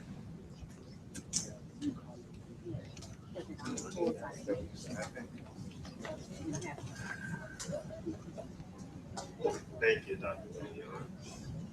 Williams. How you doing? My name is Elijah Jean-Baptiste. Hello, Robert. All right, so we're going to talk about our new eForm e-signature solution, and it's from Adobe. So I'm going to log on to it right now. And the main function of this Adobe eSign is to allow eForms to be sent across, and any forms that need signatures that also can be appended to it.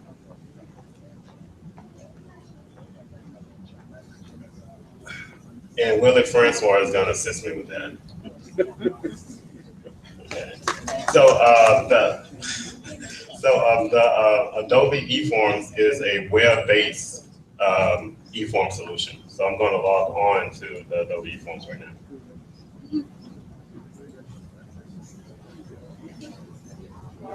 And voila, I'm logged on.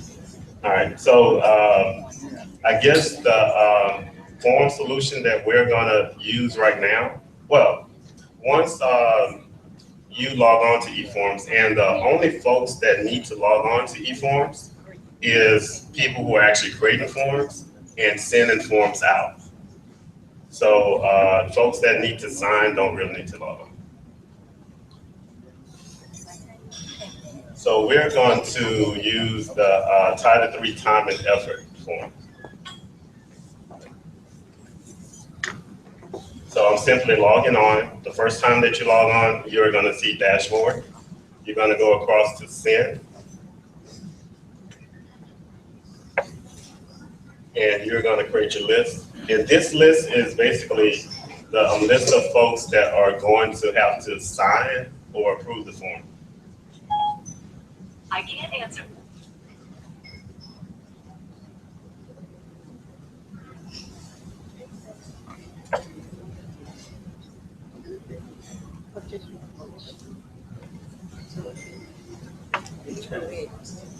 So this is the order also. So I am actually creating the form and I'm sending it to myself. And then I'm sending it to my manager, Willie.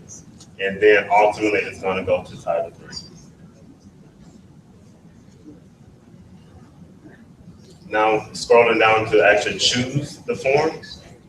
All of our forms are going to be created in the library documents, which is on a cloud base.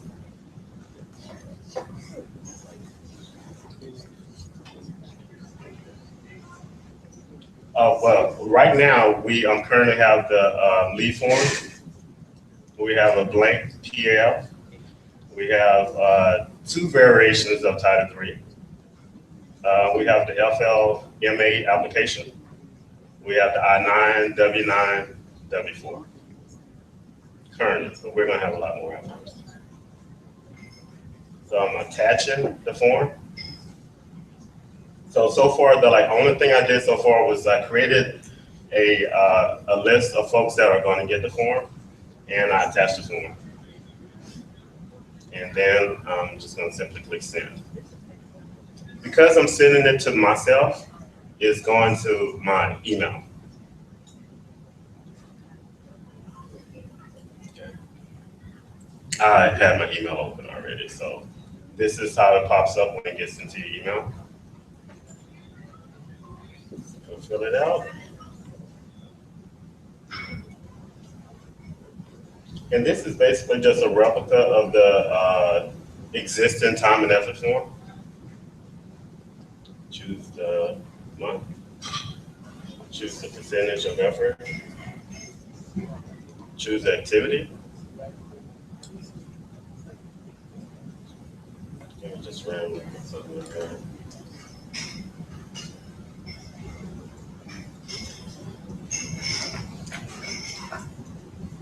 So it's being filled out the same way that you would have typically filled out the previous time and effort form. If you have annual leave, you select annual or sick, it's selected on here. So on and so forth, you just continue.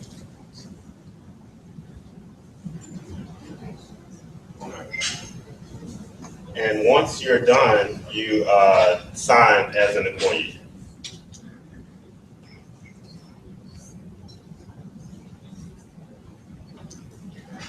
Now, if you notice that there are signatures for other areas, because I signed as the originator of the form, I am not allowed to sign anywhere else on here. And I am not allowed to change the date. Now, this is a feature that on various forms, you can add that feature or take it off. We chose to add this feature based on what the Title III director wanted. So once you get down to the very end, one more thing. I'm gonna take this off. Okay, every spot that has this asterisk right here is required. So if I choose not to fill this section out and go down and attempt to send, that send option is not available. So like this Adobe eForms allow you to create mandatory fields if you choose to do that. Okay, so it popped up. So I'm going to agree to the terms and send. So the very next person that this went to, and it's going to tell you right here, is Willie Francois. So I'm going to give this to her. And Willie's going to show you how it looks when it's received. Slide this over.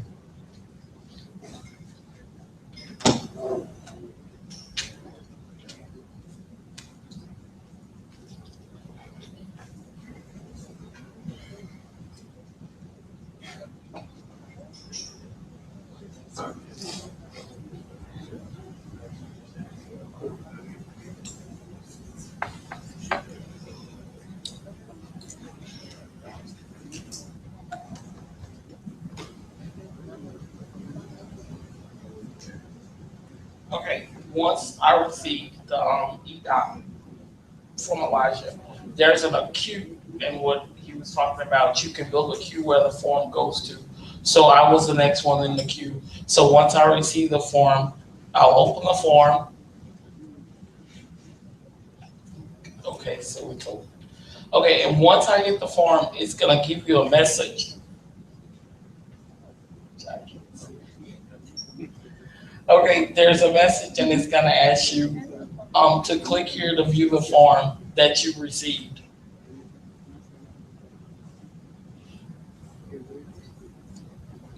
So once the form comes up, it's waiting and it's gonna tell you that you have the message from Elijah. This is his time and effort.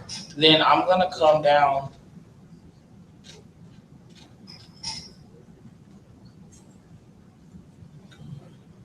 And then this is a place where I would sign. So once it comes up, then you have the option, there's my name. I have the option of either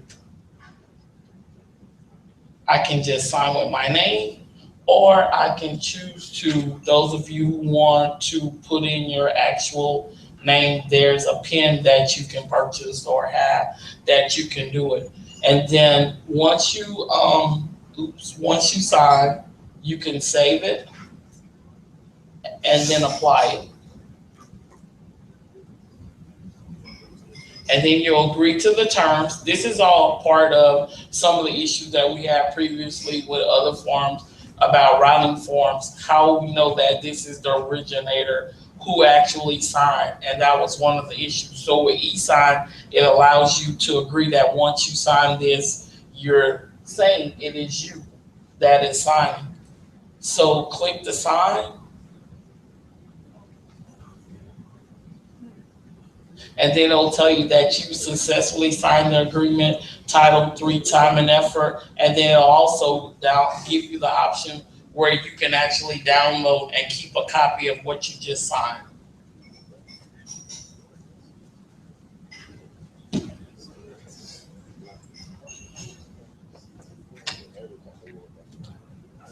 Okay, and notice when Willie signed that signature bar where she needed to sign became available. And the next signature is going to be made available for the third person. And I think the third person on there was Title III. And I don't think Title III is in right now, but that's basically the concept of how the form is routed, how it's signed, and how it's delivered. Do you guys have any questions right now so far? Okay. I noticed that you put down menu at annual leave and sick leave. Do you anticipate adding holiday to account for all the days in 1 month?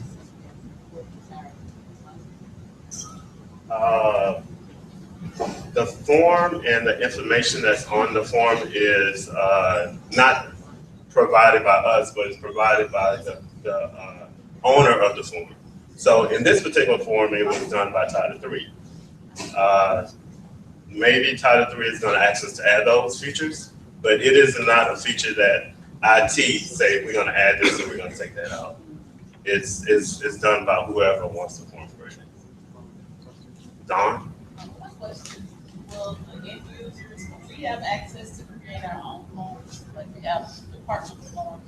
Yeah, now here's the good thing about the Adobe eForms. I had created this form in HTML, but it can actually be uploaded. Like say that you have an existing form, it can be uploaded to it. Or even if it's a form that's already in a PDF format, it can just easily be uploaded to it.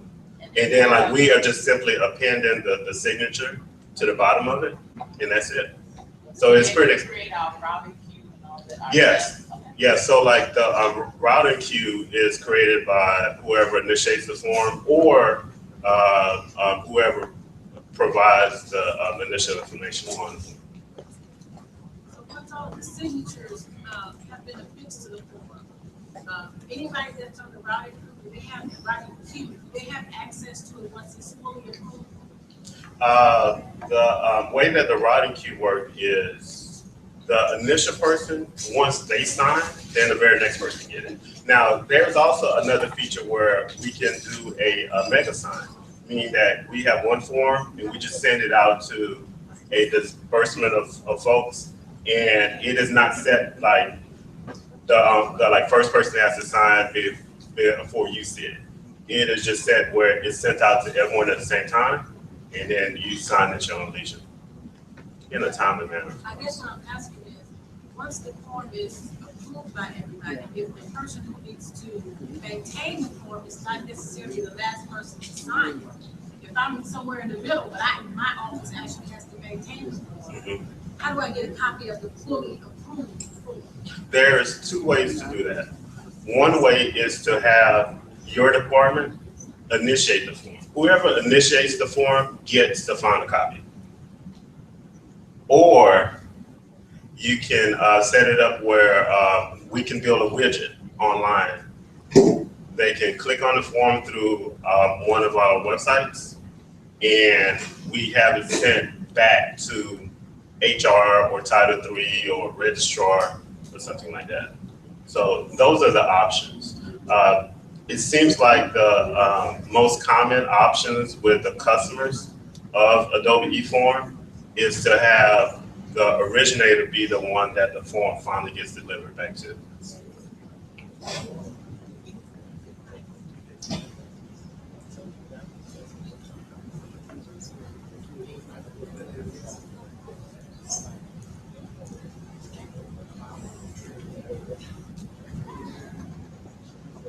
Any other questions? No? Okay. Well, thank you. Doc, did you have anything? Okay. All right. Well, thank you much.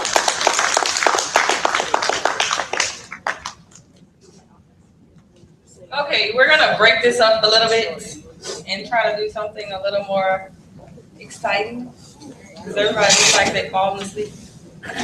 So what we need you to do is take out your mobile device, whether it's a tablet, whether it's a phone, whatever you have, take it out.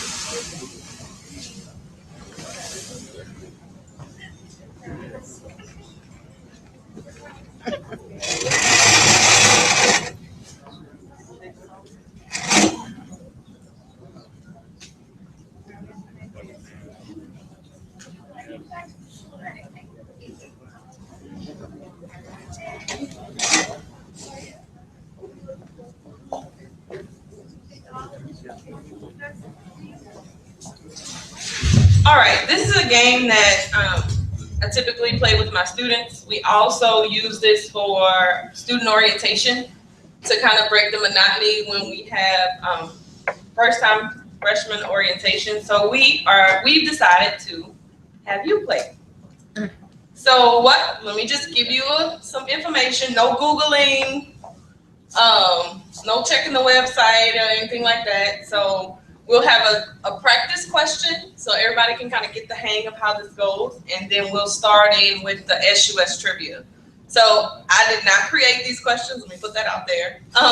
We created them, tried to incorporate as many system-wide historical events throughout this activity. So let's get started.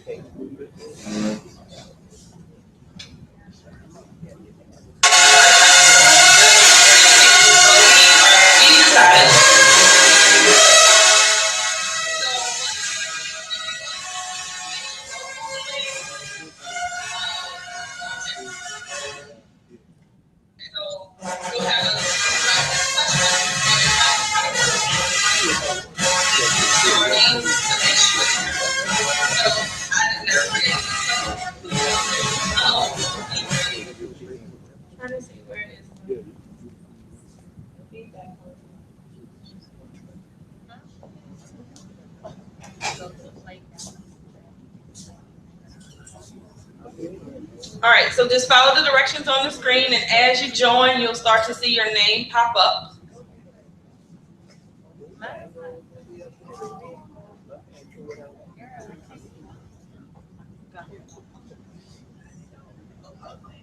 And just so you know, this is one of the things that we encourage in the classroom for our faculty to get our students involved. This is one of the many that we recommend. One of the other ones that we recommend is called Top Hat, that our chemistry department has integrated throughout the entire chemistry department, where the students are required to bring laptops, iPads, whatever they have. And this is how they do attendance, they do quizzes, everything for the class through this system. Is everybody in that wants to be in? Now, if you're not in, you can't win. So don't raise your hand. It's no hand raising. Everything happens on the screen. Are we ready? No. Now, why are the IT people at the end? Just so you know, there is a timer for each question, so it will count down the time.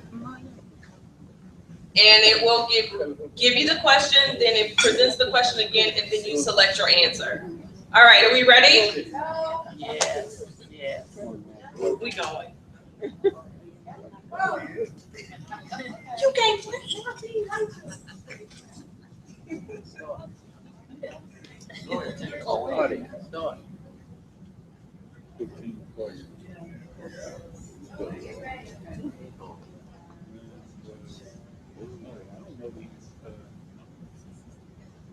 Just like I tell my students, there's a clue on the page.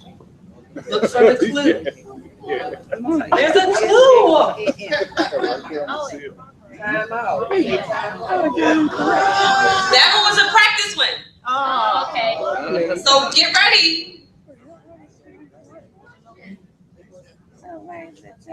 All right. All right, we go into the next one. This is a real question now, okay? Once you put your answer in, you can't take it back. We ready? Yeah. Whoever you is, who is you?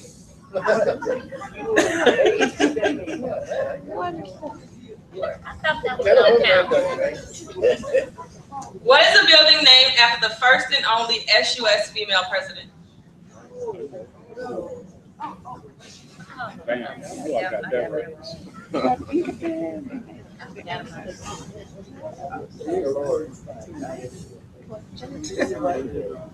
You click it, right? Oh. You hit the diamond. Time up. Right. Good. 18, correct. All right, we go into the next one. This is I don't know why it's doing that. Okay. Who is you?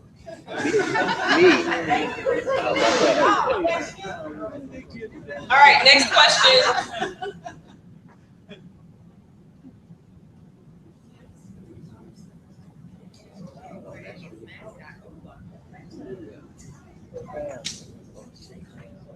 Oh man, I put with you.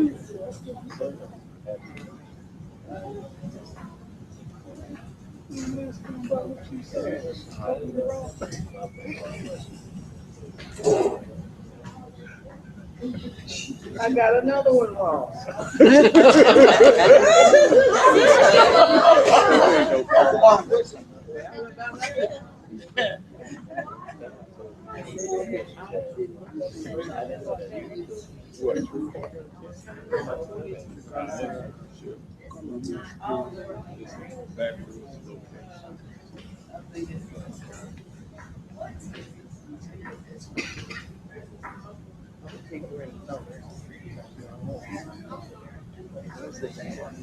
Oh, I didn't see all that. Oh, I didn't see the screen. That's why I'm getting it.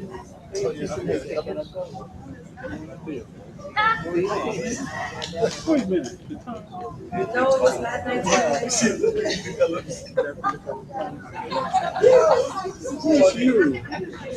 All right, we'll do 2 more questions and then do some prizes. Oh, I missed word. I got one right. Okay, I'm gonna go with that. Oh, yeah. That's right. No, It's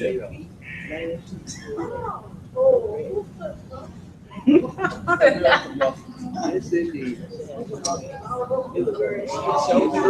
Uh-oh. You know that. You didn't know that. Let's give you more points for fasting. Oh, no, right.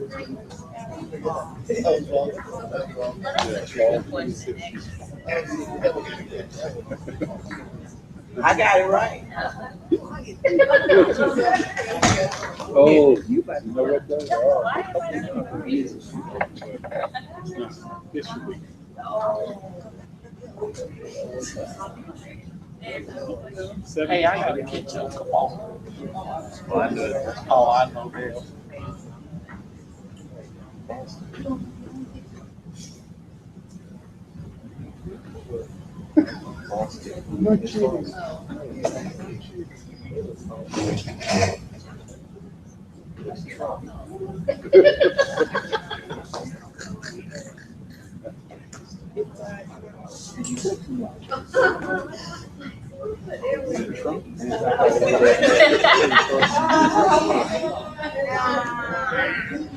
Oh, wow, the numbers have flipped.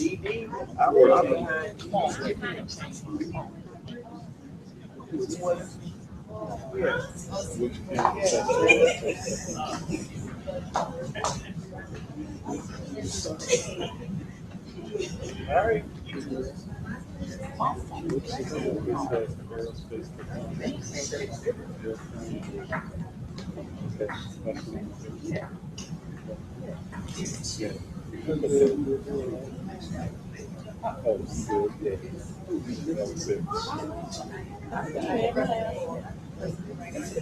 The first two I didn't understand. I had to write down.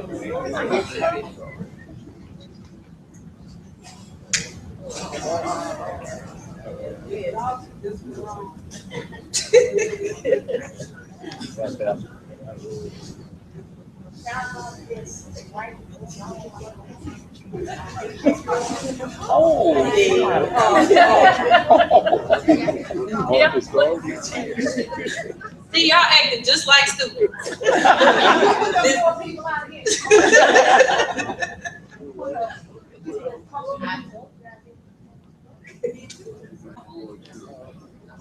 Oh, I know that one. This is history. We're not trying to bring up bad things, but part of history. We are. Now, somebody missed this. Somebody will do it. Everybody got that one.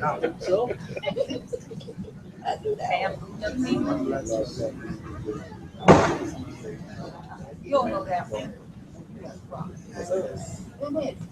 Just press play.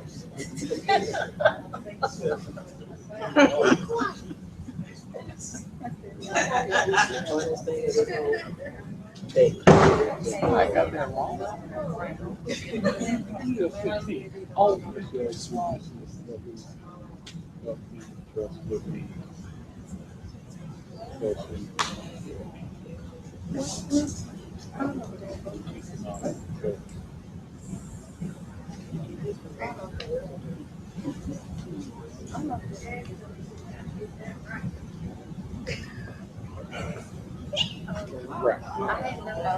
It's actually all the answers. All of them? Yeah, it's all the answers. Oh. That was the question writer that wanted to make y'all think really hard.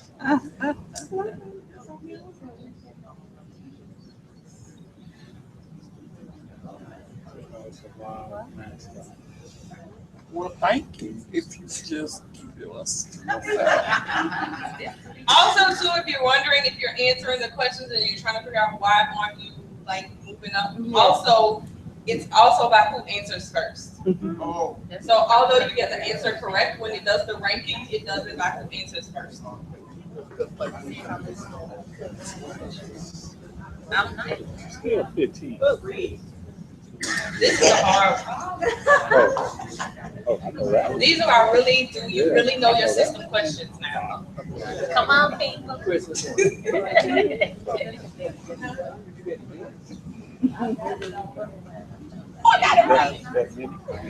If y'all didn't know that, you can download Office 365 5 times with your email address. All right, let's see.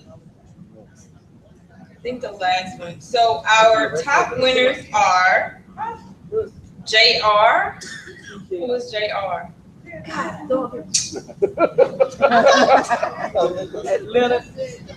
JR, C. Rogers, 1914. Latrice, Willie, and DK. All right, so we actually have prizes. So I told y'all you stay tuned.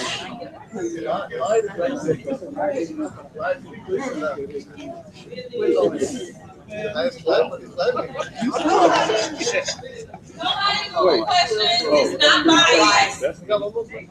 No one saw the questions but myself and the person that created them. So this was not exposed. There were no previews, no study sessions.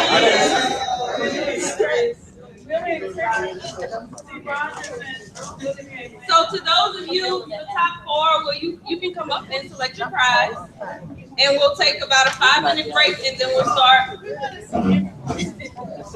I'll have to download it, and then I can download it, and it'll pull up everybody. So if a person is using this in the classroom, they can download it, and then you can import it back into your learning manual.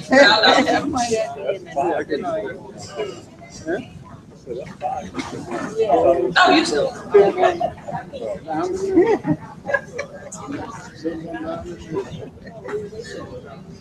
These are phone blocks.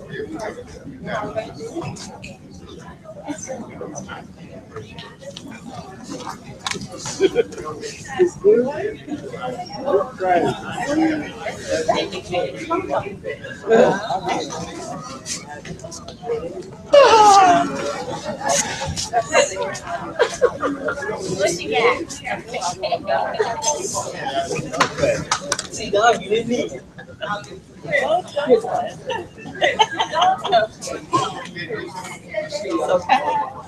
Chris, you look at that fade, you gonna need it. Shit.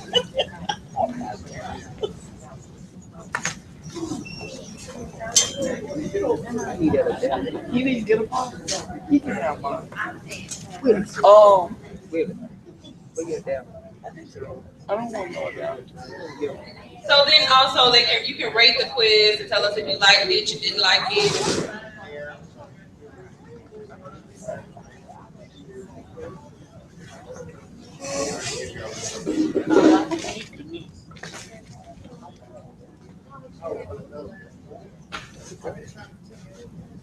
The telephone man says messed up. The telephone man took too long to log in.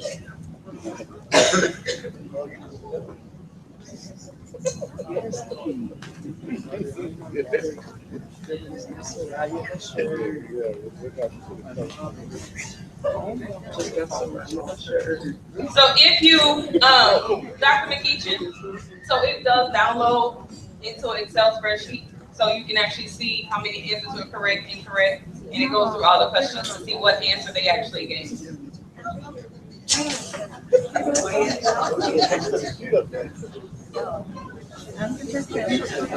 You see yourself? Oh, that's because you were number 9, huh? That's why he wanted you to go more. All right.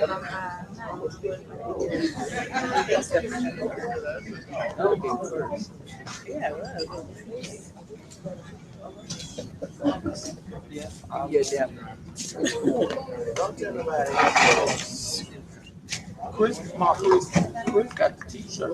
Give me your adapter. Hey, give me that t-shirt. It's already on.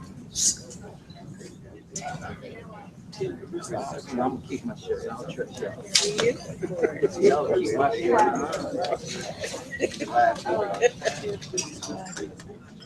I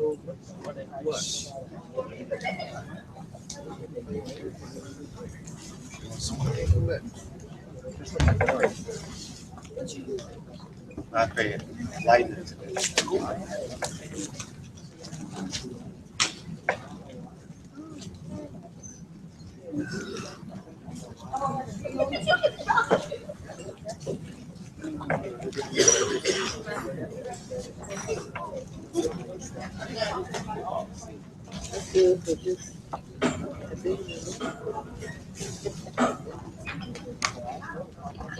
Rag and glass. The rag in there? Yeah, rag in there.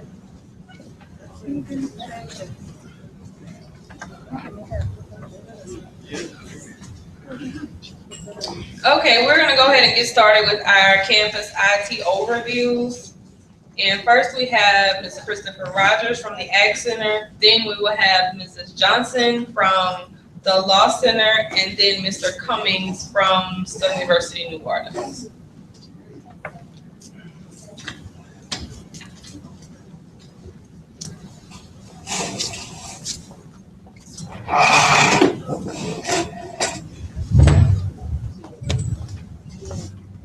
Good afternoon, everyone.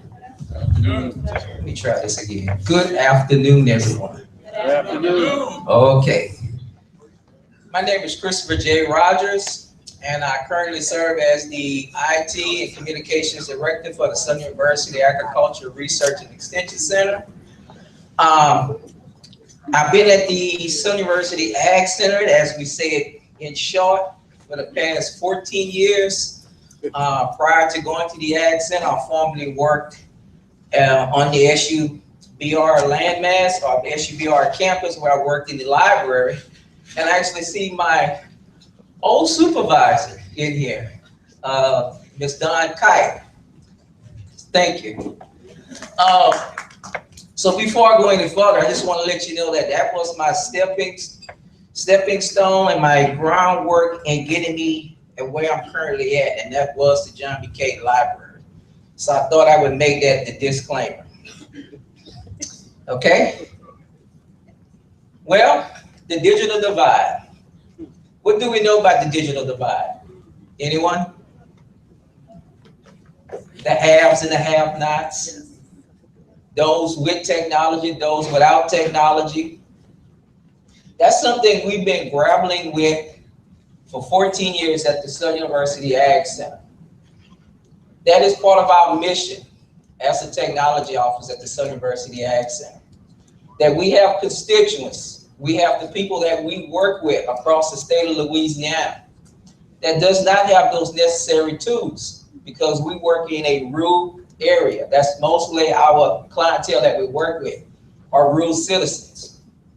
But working at a university here at Southern University and at the Ag Center, we also have to look beyond how can we bring those people up, bring them out of poverty, and get them connected to the world. Because as you know, the internet is steady moving, broadband is getting quicker, everyone has access to the devices, your cell phones, your computers, your laptops, your tablets, and then also a lot of the services that we encounter across the state of Louisiana and across the world utilizes that tool called the internet. So that is something that President Obama, back in January the 14th, 2015, brought to scale, piggybacking off of what then Vice President Al Gore talked about back in 1990, about creating this super highway or this new highway of connecting people, staying in one place and talking to folks all across the world. So high-speed, today high-speed broadband is not a luxury, it's a necessity. In 1990, it was a luxury. Now, this is something we must have. So, the mission of the Southern University Ag Center is to provide informational and instructional technology that supports the use of effective internal and external operations for the development, delivery, and outreach of educational programs at the Ag Center. As I said prior to, that's what we're all about. It's how do we connect all of our services together that is going to provide an outreach to our clientele, because the average age of most of our users, that's surprisingly, well, we'll just say the average grade level, it's an 8th grade education. And we're talking about farmers in North Louisiana. We're talking about clientele in North Louisiana that's actually a part of, just got a brain cramp, where you're the lowest poverty level, probably within the whole world. And we're talking about that quarter of the Delta, okay? That is one of our areas that we work with. So we have to always find ways to get those folks connected. Also, here locally, we serve as the technological hub for our research, extension, now teaching, because we just acquired the College of Ag several months ago, where they're going to actually be a part of the Southern University Ag Center. That's going to be something new for us, actually providing that tech support in real time now, and not just relying on our sister campus, the SUBR, but we'll actually be working together. And of course, those discussions are underway now. And then of course, we have to maintain the administrative functions of the center. We're talking about Banner. That's why we have representatives in here. And they was wondering why they were here, because that's an administrative part of what we provide them, is access to Banner. So, who are we? Of course, we have a statewide presence. And as we said before, we provide that support throughout the state of Louisiana, and that would be the Agriculture Research and Extension Center. We currently have 34 parishes across the state of Louisiana, where we actually and physically have faculty and staff that we support. Now, we do not have 34 offices per se that we support. That is a collaboration that we actually have with the LSU Ag Center, where we actually have joint employees, and we actually have employees that's actually housed in those different offices. So that's basically how we work a little bit differently with another entity, which is a state agency. In addition, we have the Southwest Center for Rural Initiatives, which we call our mini Ag Center, or our satellite campus, which is in a 10-parish area in Southwest Louisiana, where we also provide technical support to. So think about it. We have the main campus, which would be the Ag Center in A.O. Williams Hall, that we provide support to. We have agents in 34 parishes that we provide support to. We have clientele and we have staff at the Southwest Center that we provide support to. In addition,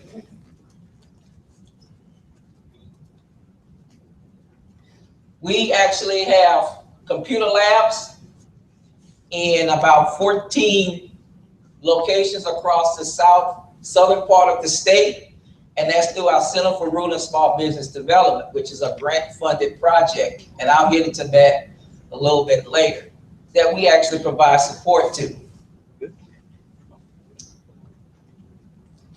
If you notice the stars on the map, we said we support Opelousas, a location in Opelousas, Louisiana. That's our Southwest Center main campus. We actually have a location in Baker, Louisiana, which would be our research farm that we also provide support to. This was one of my first things that I wanted to accomplish within my first 5 years on the job, and that was getting internet access at our research farm. But of course, I had a lot of pushback because it was like, well, you have a lot of animals there, and you only have 1 or 2 persons over there that's actually at the research farm, so why should we be spending all this money over there? Well, my thing was, you need to have some type of surveillance because we need to protect our assets. We have a livestock arena that's there where we actually bring clientele in annually. And then the way technology is moving, you want to provide them some type of wireless access. Also, we looked at video surveillance, as we said. In saying that, we have a 360-acre research farm that is completely wireless. That is something that we brag about a lot. That has been completed for about 2 years now. Thanks to the grants that were written, thanks to money that was provided to us through the legislatures, one-time funding that actually provided us that opportunity to do that. The selling point was now we can start completely digitizing or completely giving some type of access to the types of services that we're going to be bringing at that location, such as we're bringing in a new facility that's going to be used for training youth across the state. So basically, I was thinking about the infrastructure, planning ahead. Also, we brought online digitizing our livestock show to the point when we get into phase 2, where we're basically be using iPads that we can weigh in our animals using wireless technology.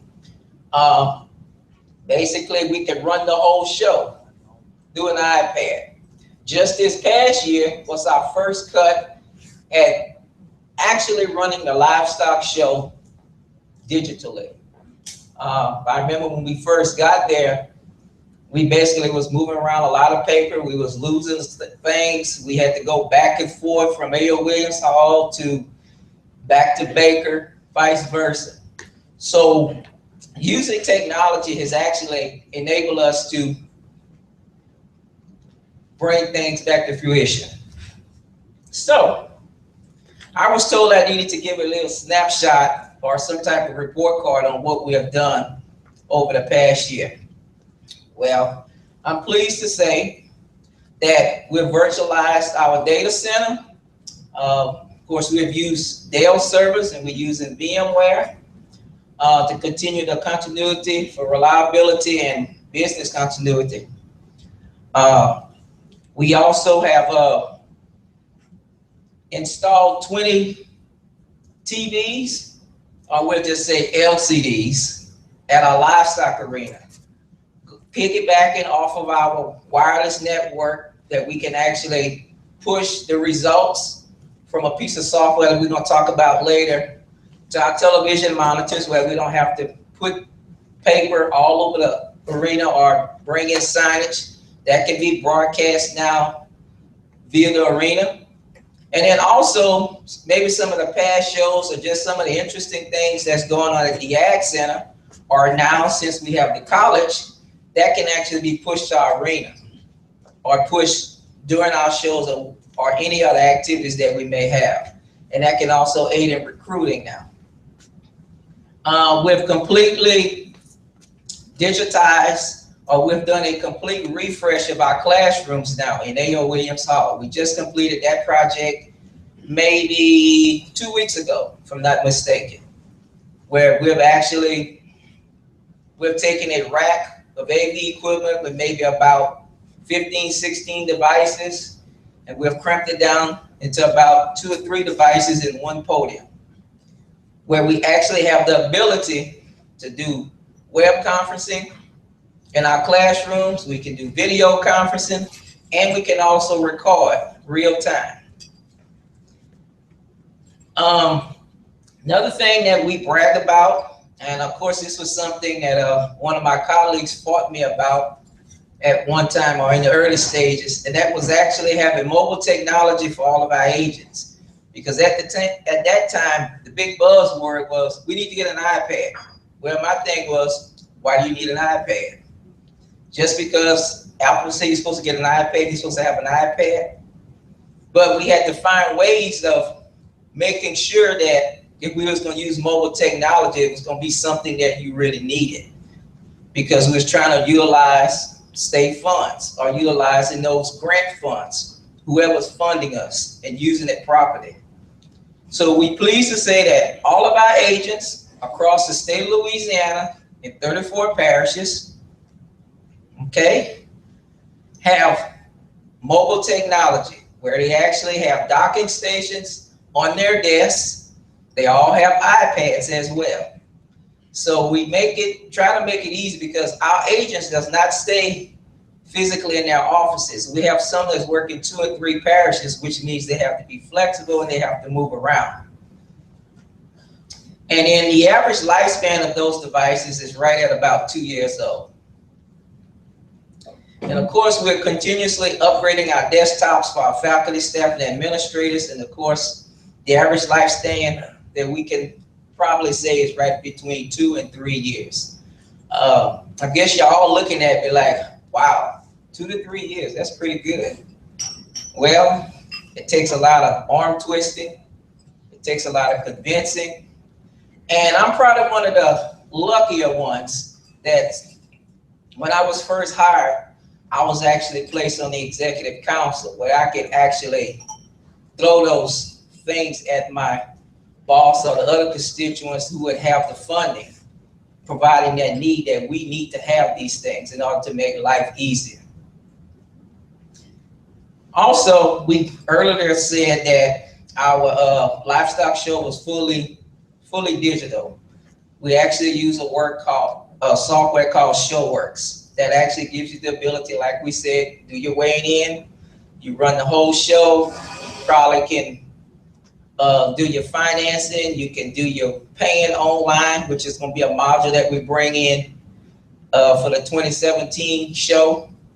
And we have fully engaged our staff now where they can actually use the software. Of course, we got a lot of kickback because, a lot of them still wanted to use those old business practices. Well, my thing was, if you're going to buy the software, learn the software, and we can use the software.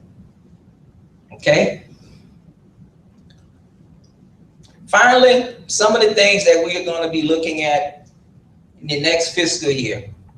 And that's actually upgrading the network with a line connection or high speed or faster bandwidth at our Southwest Center, because now we're starting to hire more people there. We're bringing in more types of environments over there, youth. We getting ready to upgrade our actual surveillance there, which means it's going to use a lot of bandwidth. Another thing that we're looking at, and I've been in discussion with several folks here in this room, and that's actually upgrading our phone system and actually using the same type of technology that we have at this landmass and connecting our satellite office back over here where they can have real-time communication with us. And then we already talked about phase 2 of ShowWorks, which would be mobile technology. Then I'm sure you're looking at this thing called the Cannabis Project. Well, as you know, marijuana, that the Southern University Ag Center and the LSU Ag Center has been provided the only entities within the state to hold a license for medical marijuana. That was awarded to us at the legislative session during 2015. We've been fast tracking to try to get a product online in July 2017. An RFP is about to go out where we're going to be looking for funders because this is not state funded. We have to secure our own funds to do this. In doing that, we've been given the task that we have to put together a data collection system.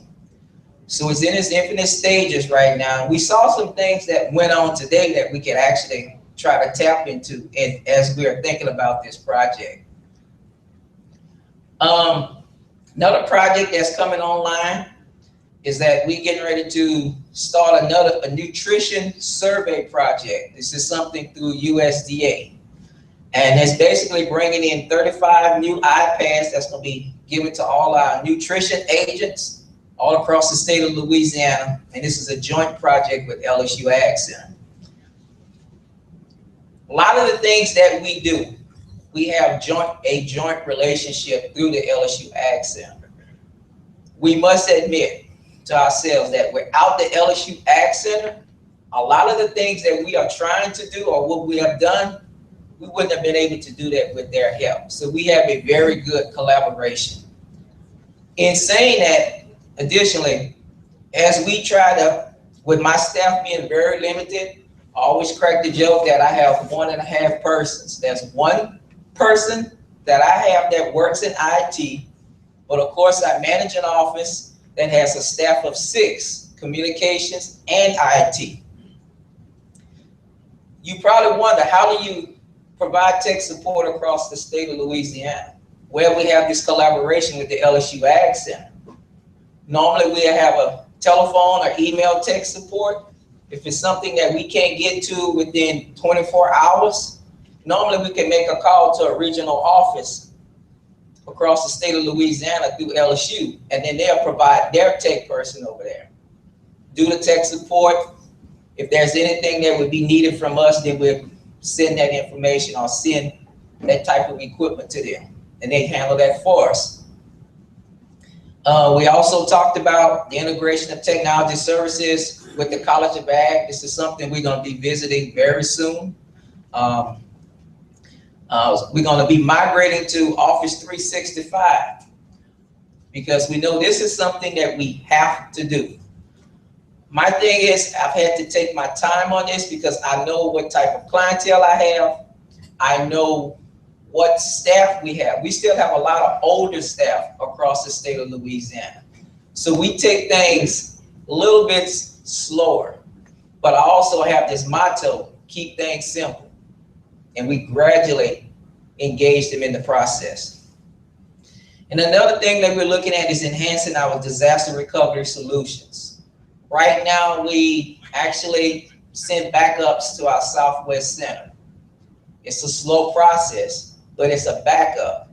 And that's why we are looking at increasing our bandwidth at that location. But now we know that system policies are going to be built in place, and I'm going to be looking at my sister campuses on how we can have that two-way communication or that redundancy. And finally, we have a few issues. Everything is just not rosy, but I heard some good things today. Staffing has been a real big issue for us. The person that I have, he has been with me 14 years. He can leave any day. I know that.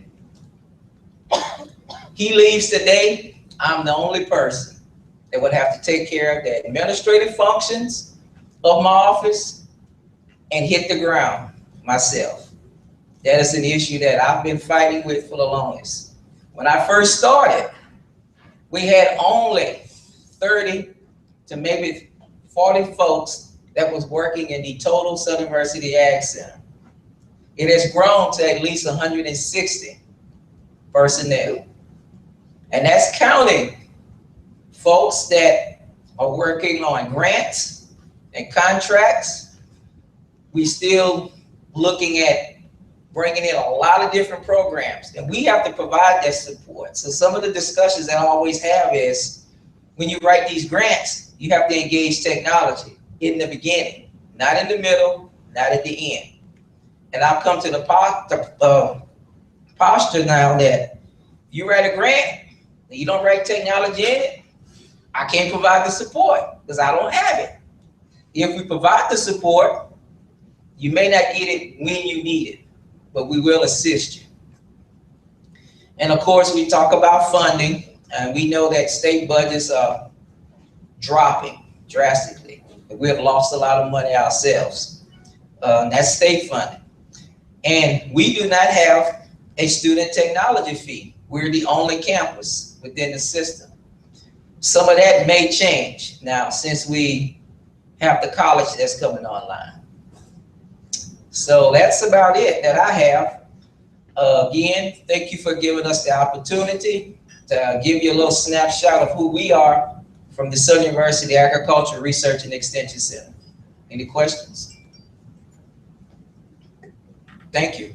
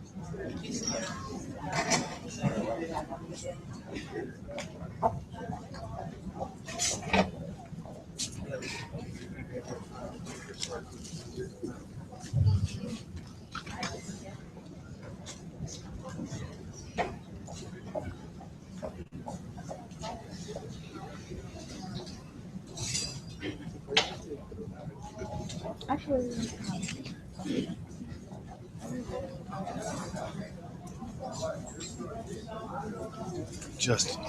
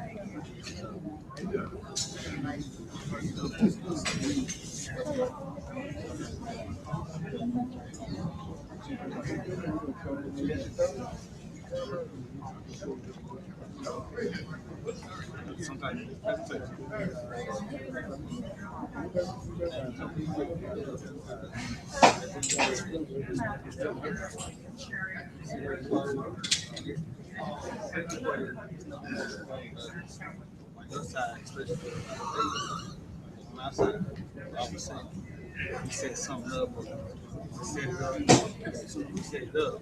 Now you have to change it, registration.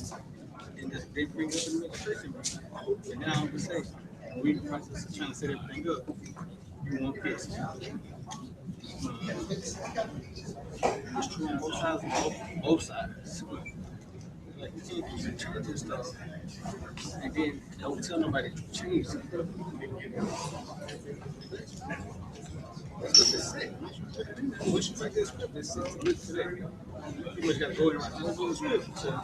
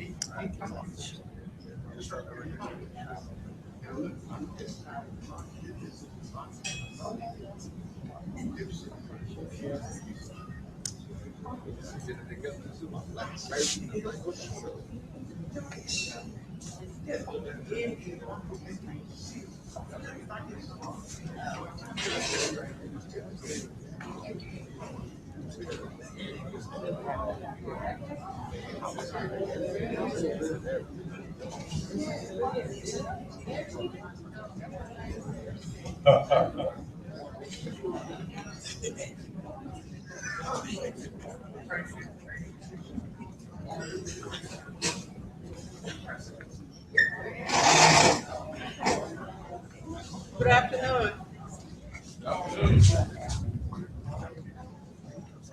How y'all doing? Making it through after this good lunch that we had?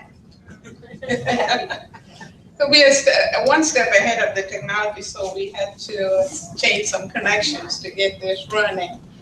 My name is Lara Johnson. I'm with law school. I'm deputy director over there. I will just jump into how our law school technology department function for the overall law school needs.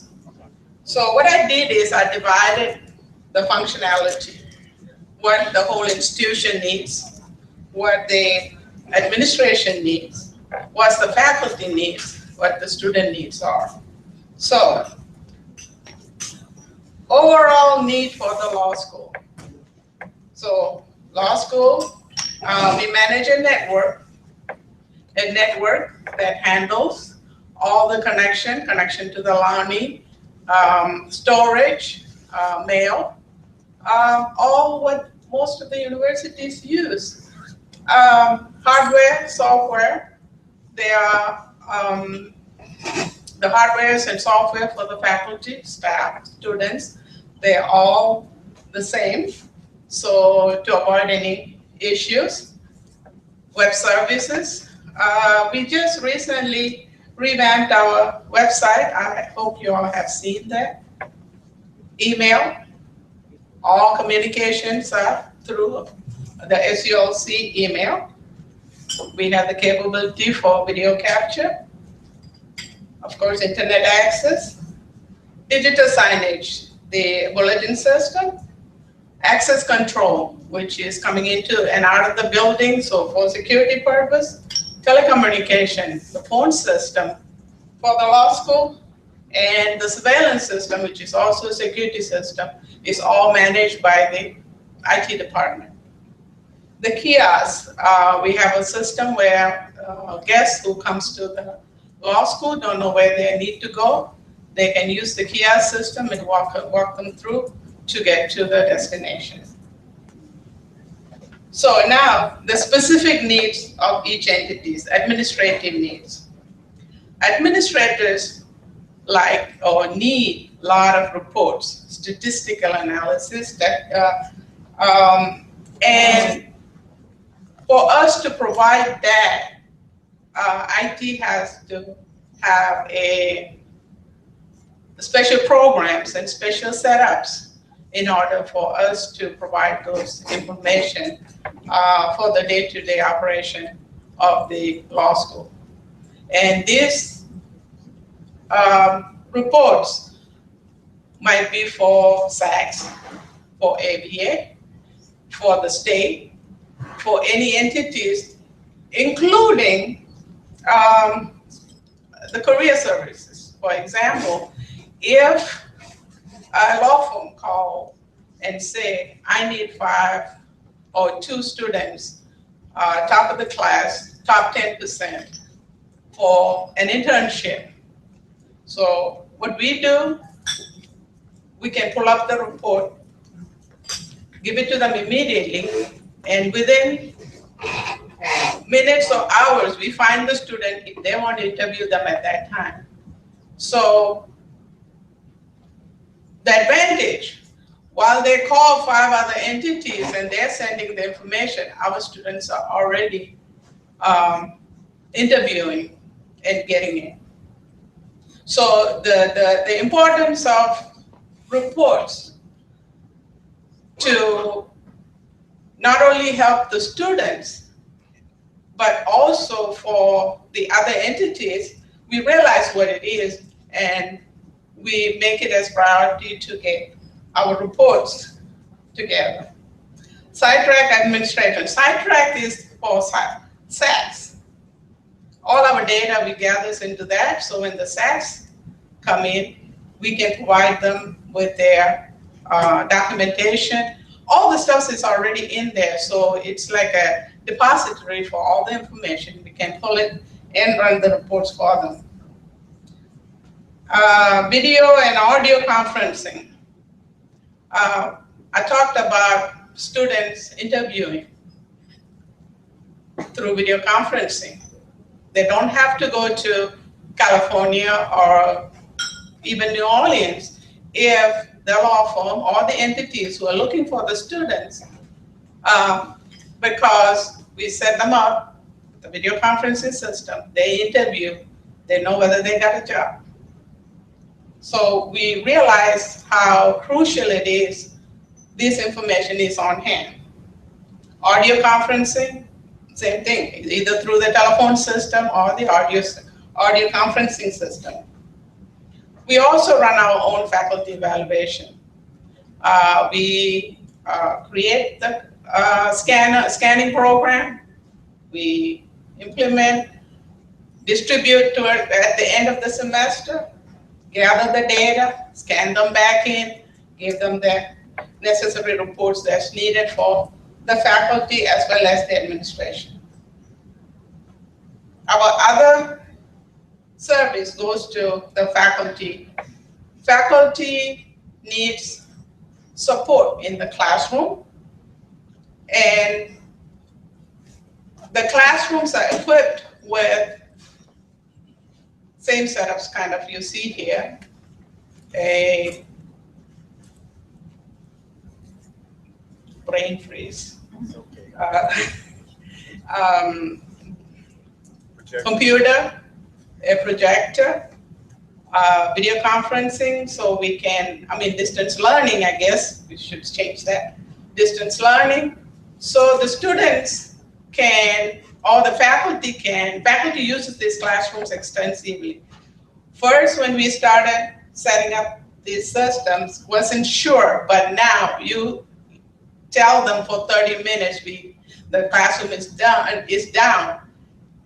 That's not acceptable, because the classrooms have become very valuable to them, and the IT makes sure that they have the necessary equipment to run their classroom. Lecture capture. We have the capability to capture the lectures in the classroom. At faculty's request, we can capture the lecture or tape the lecture so that the students can review it at a later time.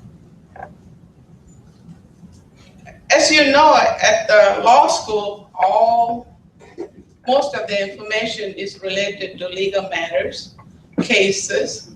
So there are a lot of resources at the law school for the students to use, LexisNexis, Westlaw, Kali, and several others.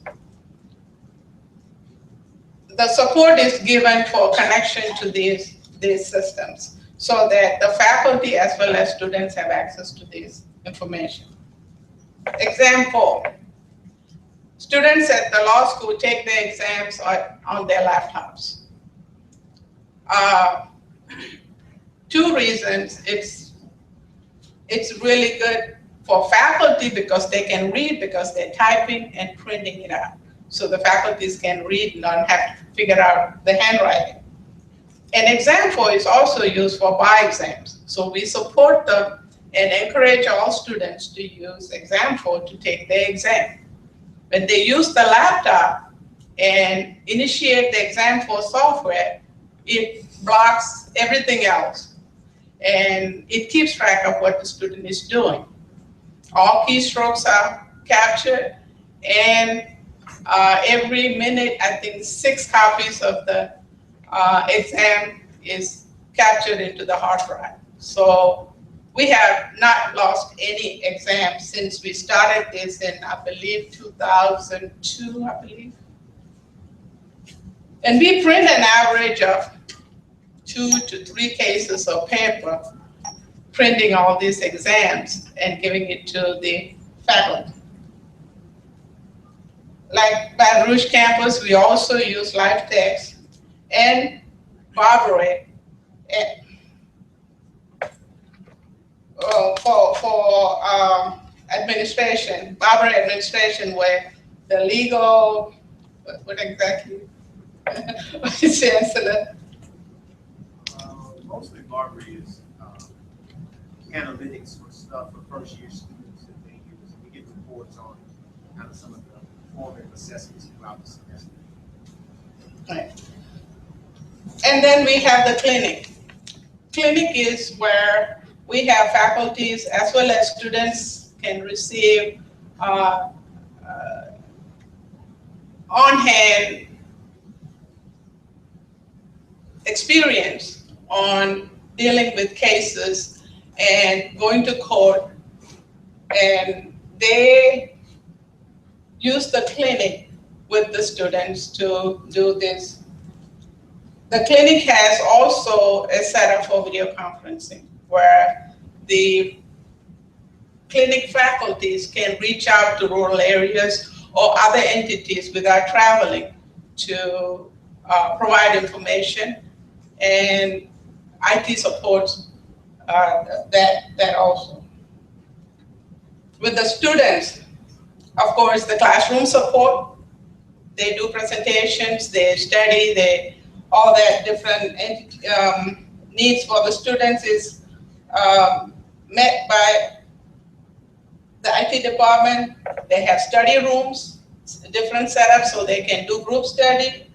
Courtroom support, we have a full-fledged courtroom where the technology is set up in such a way when they graduate from there and they go to the courtrooms that have technology in it, they have been exposed to some of those technology. We use an in-house student system.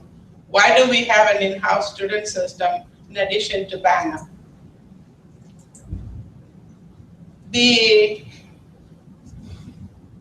When the student completes their matriculation at the law school, they also want ranking.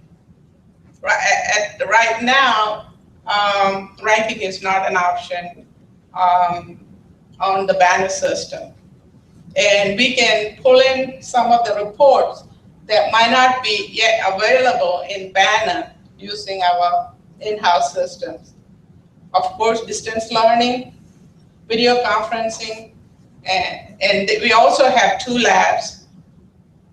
An example, but it's an overlap between the students and the faculty because faculty advantage to some of this is for their use and students can take advantage of it to,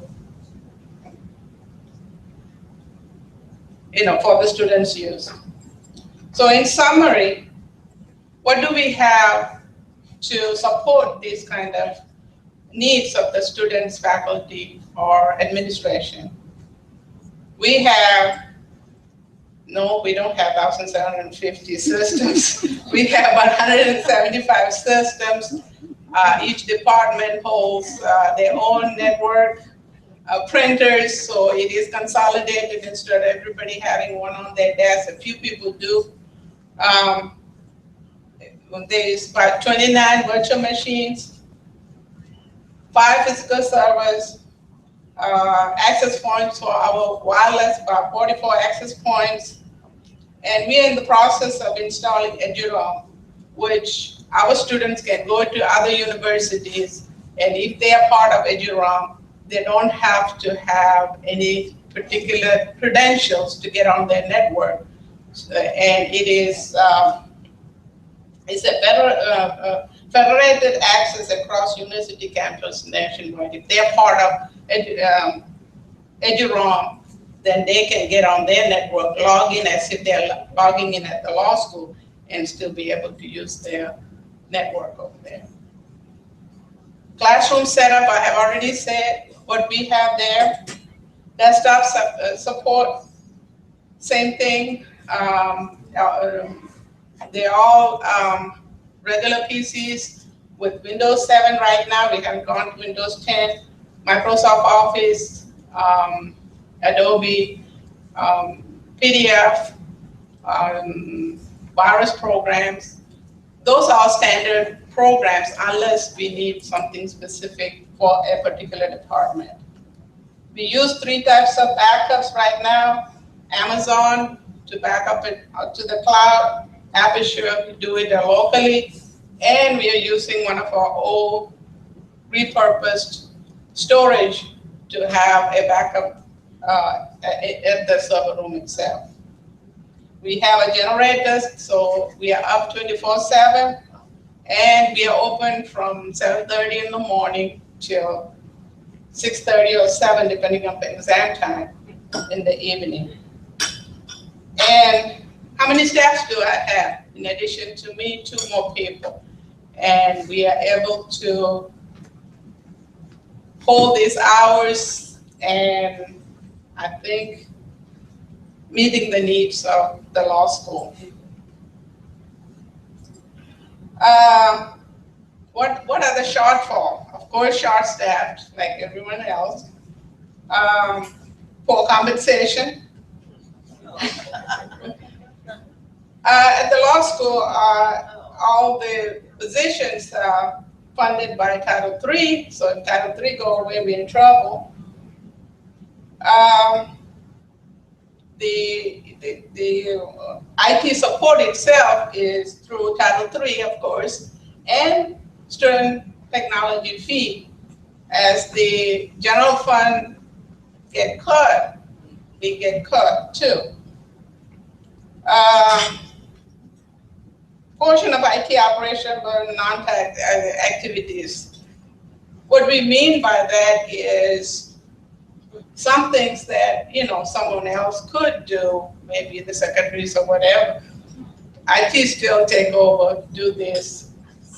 For example, printing the exams. Going back to the funding again, I guess I'm trying to reemphasize, is still the issue.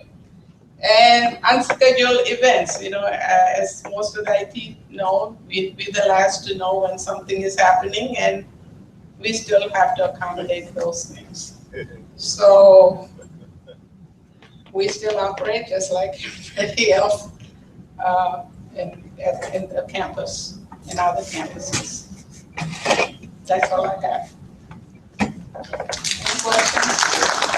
Any questions on the floor? Ms. Johnson? No? Thank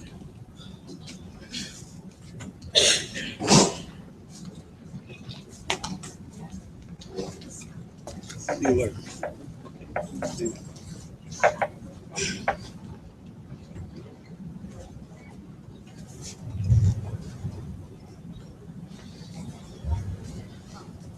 Well, good afternoon. I know it's late in the afternoon.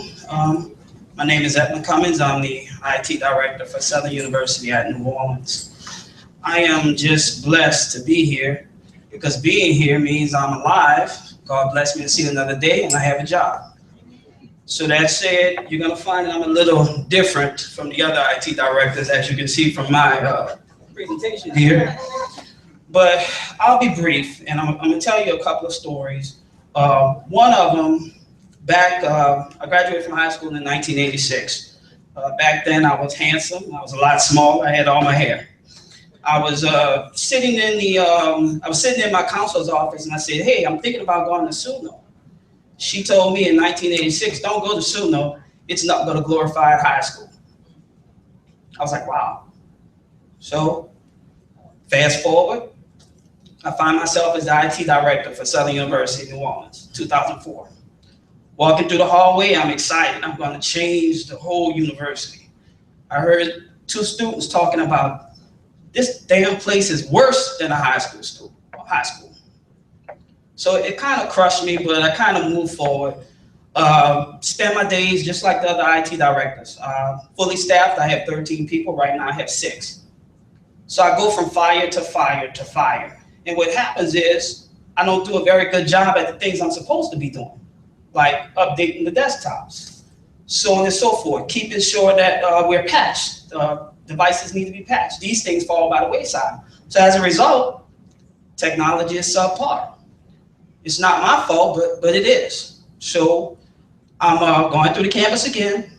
I run into a faculty member. I won't say his name, but he told me, stop me. He said, hey, you need to understand one thing. There's only 2 things that's important on a college campus, the faculty and the students. said, furthermore, your position a few years ago wouldn't really exist. Now, this conversation is going on in the bathroom at a urinal. And after he finishes this, he's asked me to send somebody to fix his printer. So from that point, I walked out and I said, you know what? I've got to do something. So from that point, I called my staff together and I said, look, we're going to have to change the perception of SUNO through the use of technology. But in order to do that, I've got to build some bridges. Because like what Doc said earlier this morning, everybody's in their little silo. Faculty over here, staff over here, and everybody's just stay out of my area.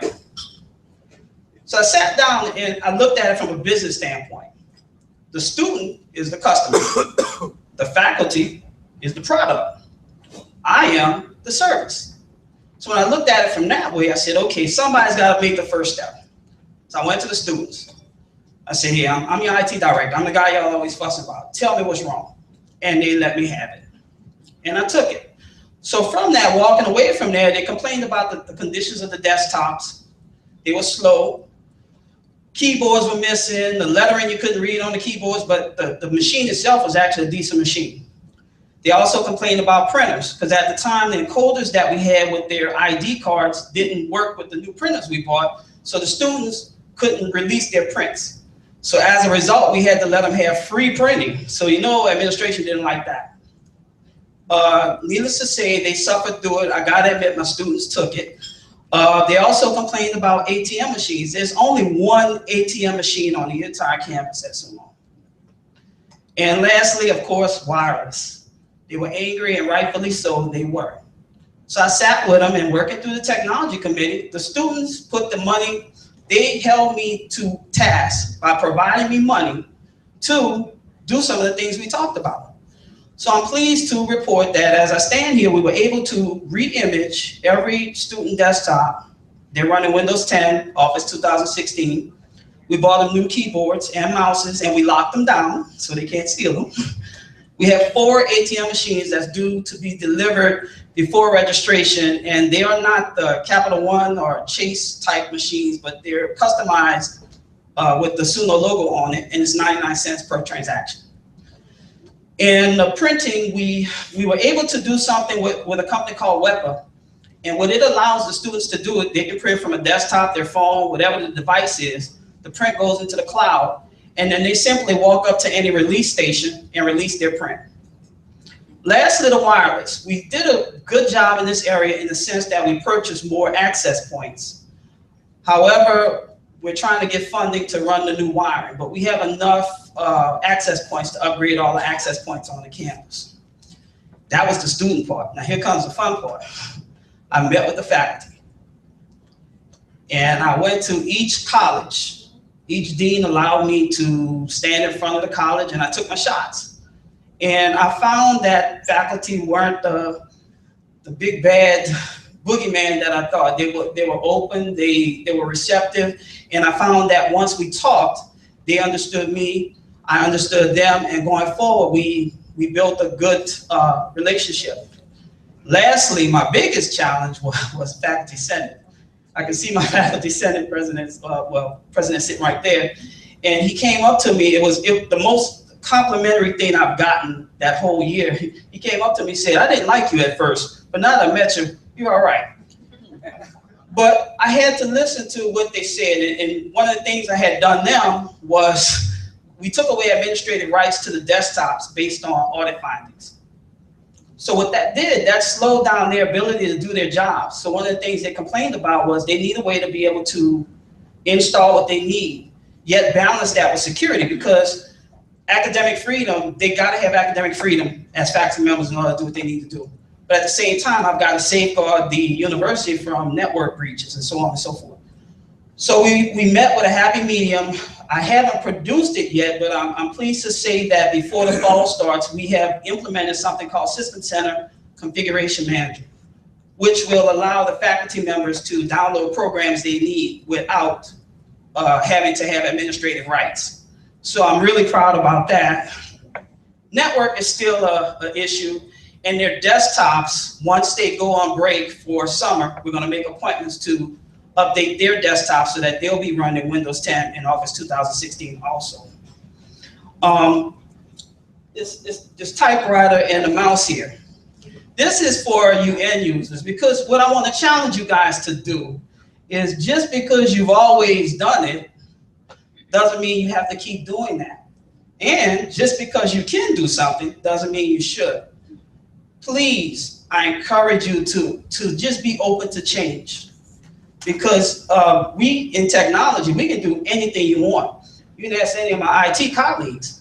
It's probably frustrating to them when you walk up to them and say, hey, this school is doing this school is doing that. We can do that too.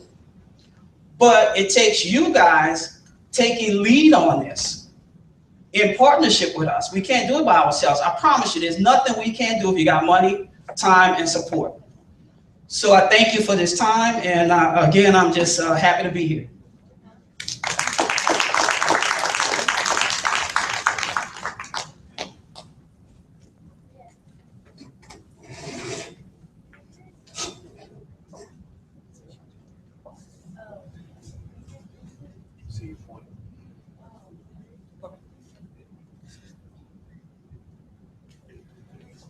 Good afternoon, everyone that's left. Excuse me, I always try to make a slight funny when I get up in front of people. My name is Carolyn Miller, and I have been the interim director at Southern University Shreveport since Dr. Fab came to Baton Rouge about 9 months ago. And I'm gonna pull my glasses down. Our primary goal at Southern University Shreveport is to provide technical support, technical infrastructure to support the learning, research, and business practices of the university. We've done a lot of things at Southern. I'm not going to keep you guys long, but I am the person on campus who has responsibility of saying no to some of the things that are brought or come across my desk, and I have to stand firm on it. This is kind of new for me, but you know, I haven't had any problem saying no at this point. We support a lot of things we have a small staff, and we support a lot of things.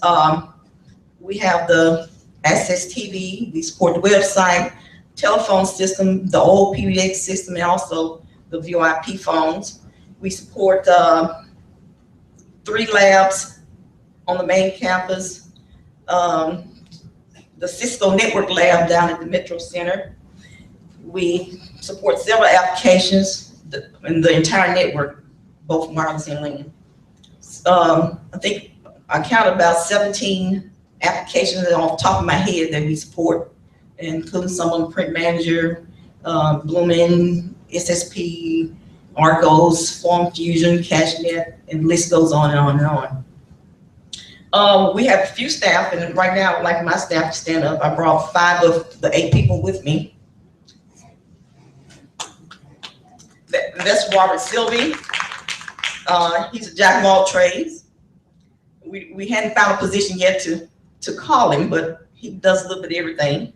We have Mr. Jazz. We have Mr. Tay, who's our network specialist.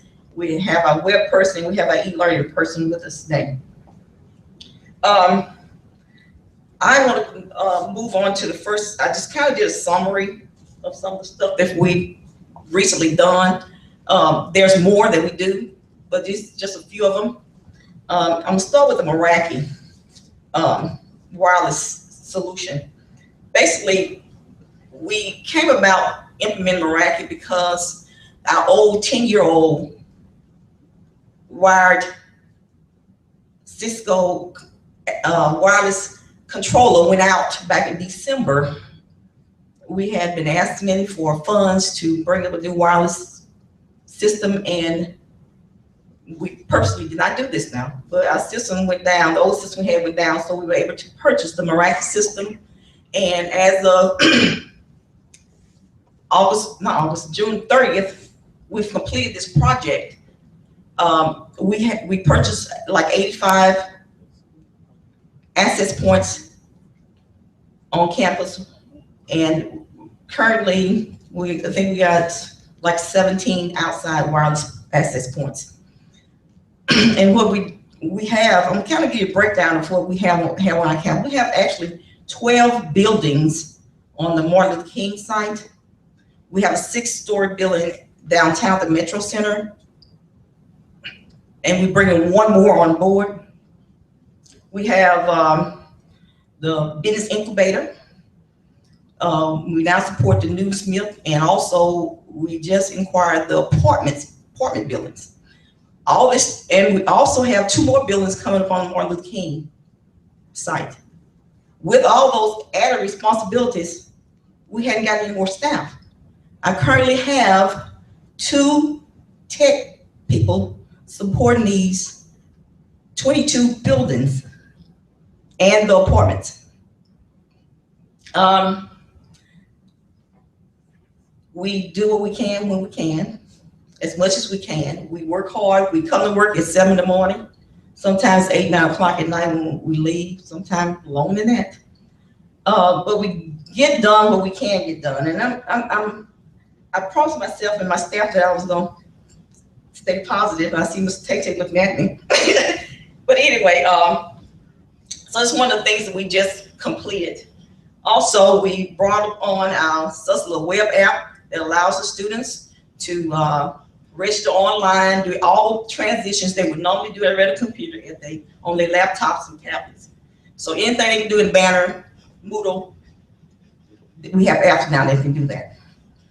We also implemented in the fall our single sign-on that applies to all the applications that we have, except right now we don't have that for our Banner, but every other application we have on campus, they can use to log on with one password, one username, one password. Also, we've implemented, we brought up the student success plan, advising tool and retention tool that's outside of Banner. This is something that was purchased, and we just made it happen. Also, some things that's not on there, we implemented Office 365, the cloud storage and chat and all that comes with Office 365.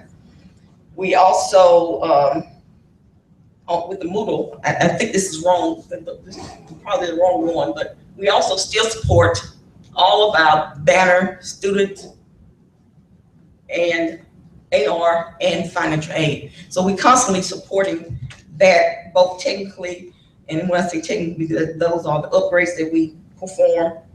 We also have something else that we just been working on. We have the Mercurial and the Fabricator, which is basically a code repository that, and also it audits. Basically what they do is we put all our code within the Fabricator, and then anytime somebody, they can check it in and out. Once they make changes to it, they actually audit who's making the changes, and they have to go and check it back in. That kind of give us an audit of who's doing what, and if any changes made, it also gives us documentation on those changes.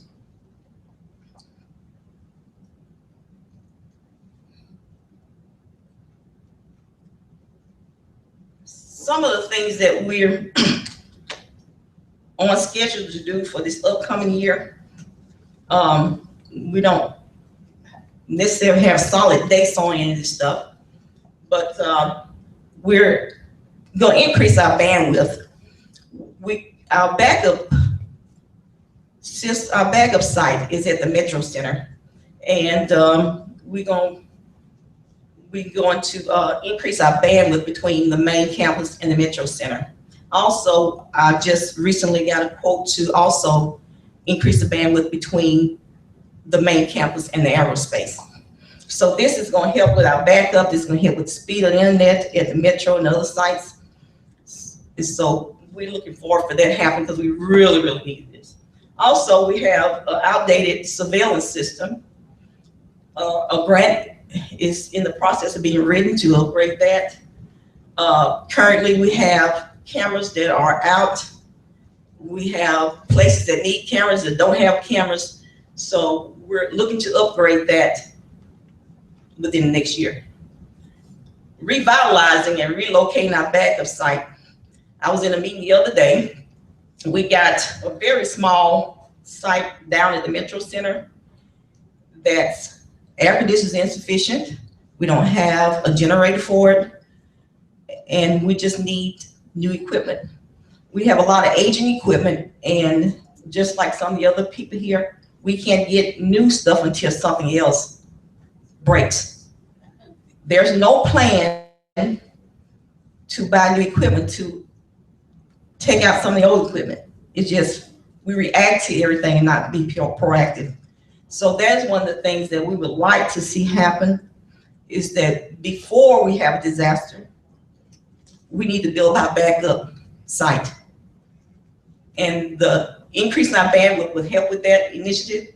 We've also talked about relocating that site to give us more space, but at the time, there's no funds have been identified, but we do have quotes to bring in a standalone air conditioner and a generator for this site. And of course, we need new equipment. Another thing that we've talked about, and we are going to do this as a system, we are going to go to Banner XE and the CRM. And some of the challenges we face is staffing.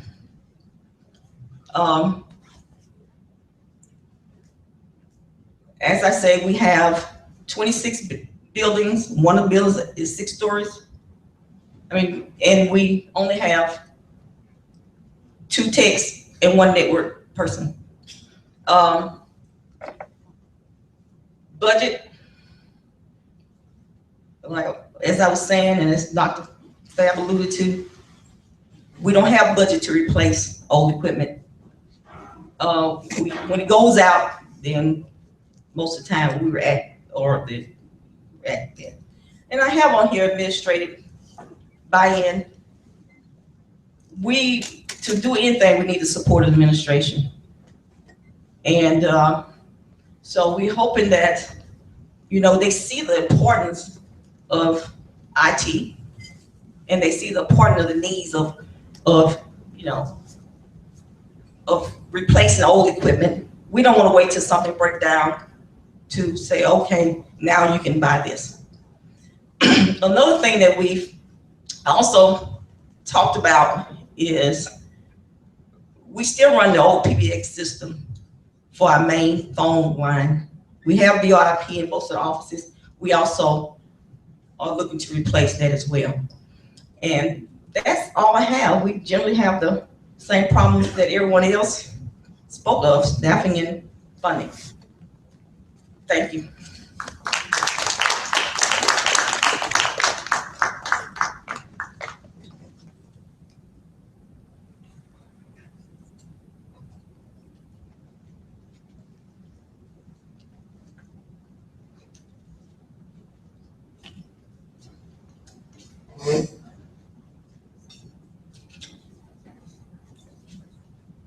Okay.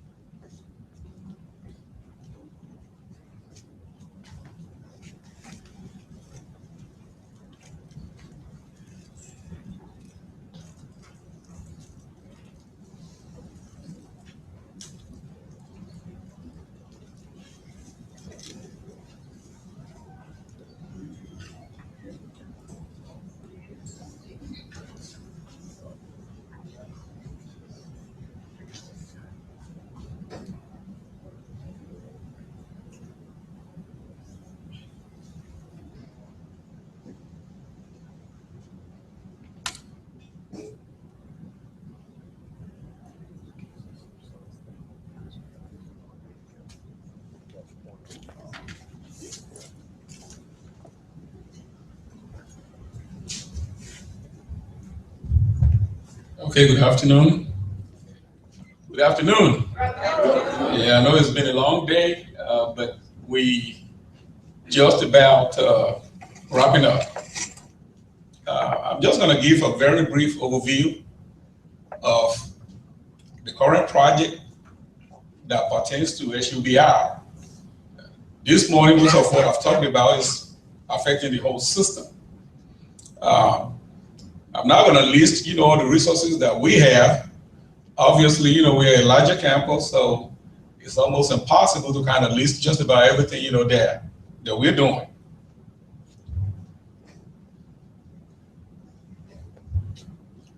Again, this presentation is just a brief overview of the project, that are currently ongoing, that will impact, our teaching and learning.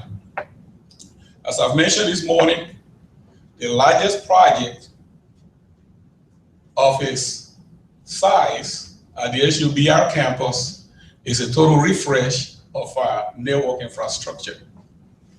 When I came into this position just about a year ago, we made that a priority that a campus of this size must do better, with the underlying infrastructure that actually drives, our information processing. As a result, we were able to acquire, some equipment listed for about $2.4 million, and you will be seeing us in your building pretty soon. Just about every building on campus, is going to be gutted out and retrofitted, with new gears that can make sure, that we have faster access to the information age. In addition to building up the network, we're also increasing, our wireless capacity. We've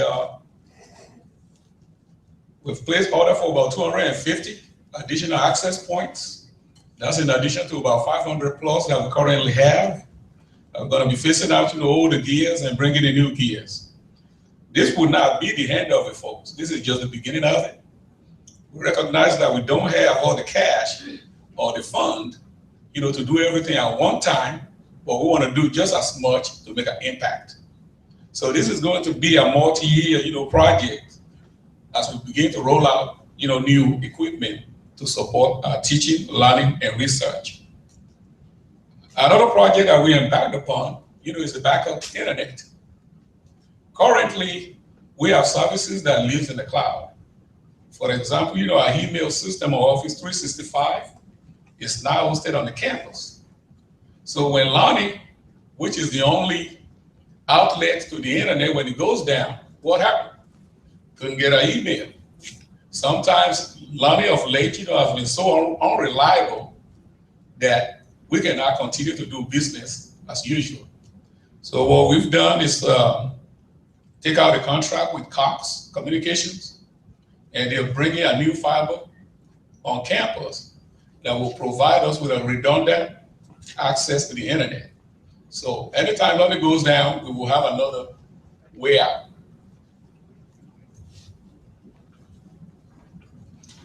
Enterprise solutions. As you've seen, before, Ms. Bean, registrar, kind of gave us an overview of degree works. That's been completed, and hopefully we can roll that out, this fall. And as you all know, degree works basically allow, a student to complete their graduation, on time. Awful lot of time, we have students that are misadvised, taking out, unnecessary loans, and still don't graduate on time. So we are hoping that this type of tools will allow our advisors to be able to guide our students so that they can remain on track and get in and get out of SUBR. TED Client was another project that's completed, which will facilitate, the uplinking and downloading of financial aid files. So the transaction, TED Clients actually stands for transaction delivery. And basically all it does is automate, your processes between us and the Fed. We're bringing up MySUBR mobile app, which will replace, the whole app that was not working. This mobile app has been completed. We continually, try to enhance it and add other things onto it. But as it is today, students also have access to Banner, and we also want to tie in, the Moodle mobile app, so that from the same app, they'll be able to access the Banner system as well as the Moodle system. I've got some other things that are going on that's actually not on the slide.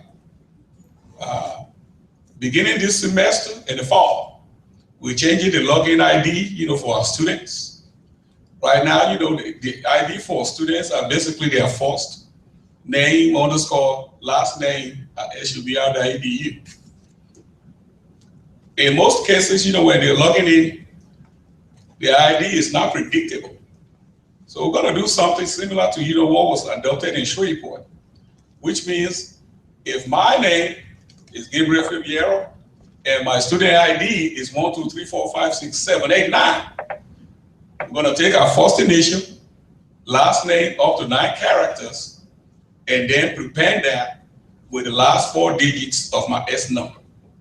That way, we eliminate basically duplication of IDs, and then we can create, email much more faster than what we're doing now. QLess, as you've seen, again, basically, it's a project, it's a system-wide project, but SUBR, will be the first to roll it out. It does a whole lot of things. I'll probably send out, an email link and let you all look at the way it's being done in some of the schools that are actually using the system. Since we're just now implementing this application, we don't want to bite more than we can chew. So we identify, one of our problem areas where people usually have backlog of students. And for those of you who have been here for some time, financial aid is one of the most area that you have students, sitting around and waiting.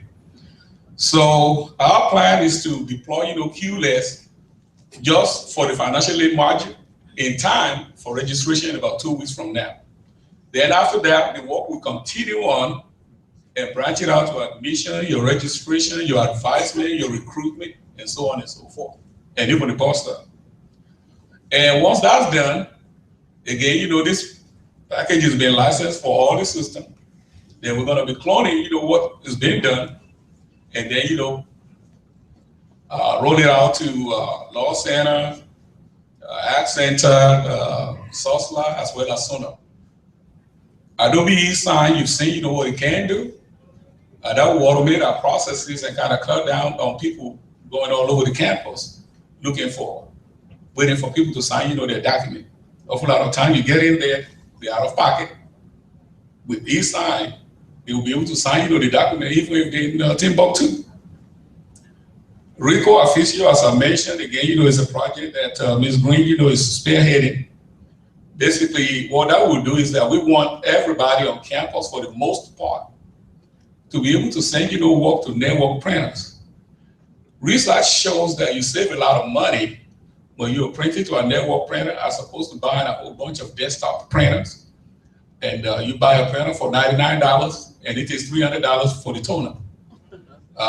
It basically just doesn't work that way. So we will be encouraging and rolling out, new multifunction, printer that can do copy, print, and fax.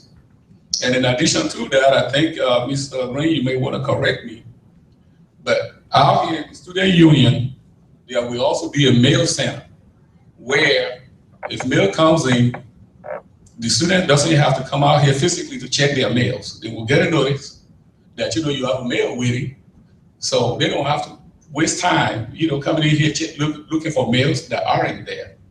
So those are the kind of things that we are doing on an ongoing project. Finally, I have Moodle. Again, we've talked about Moodle earlier. We're glad that, we'll be able to roll out Moodle this fall semester. Most of our faculty, has been trained. We still got a few, that we're trying to get under the fold, but I don't foresee any issue when classes start.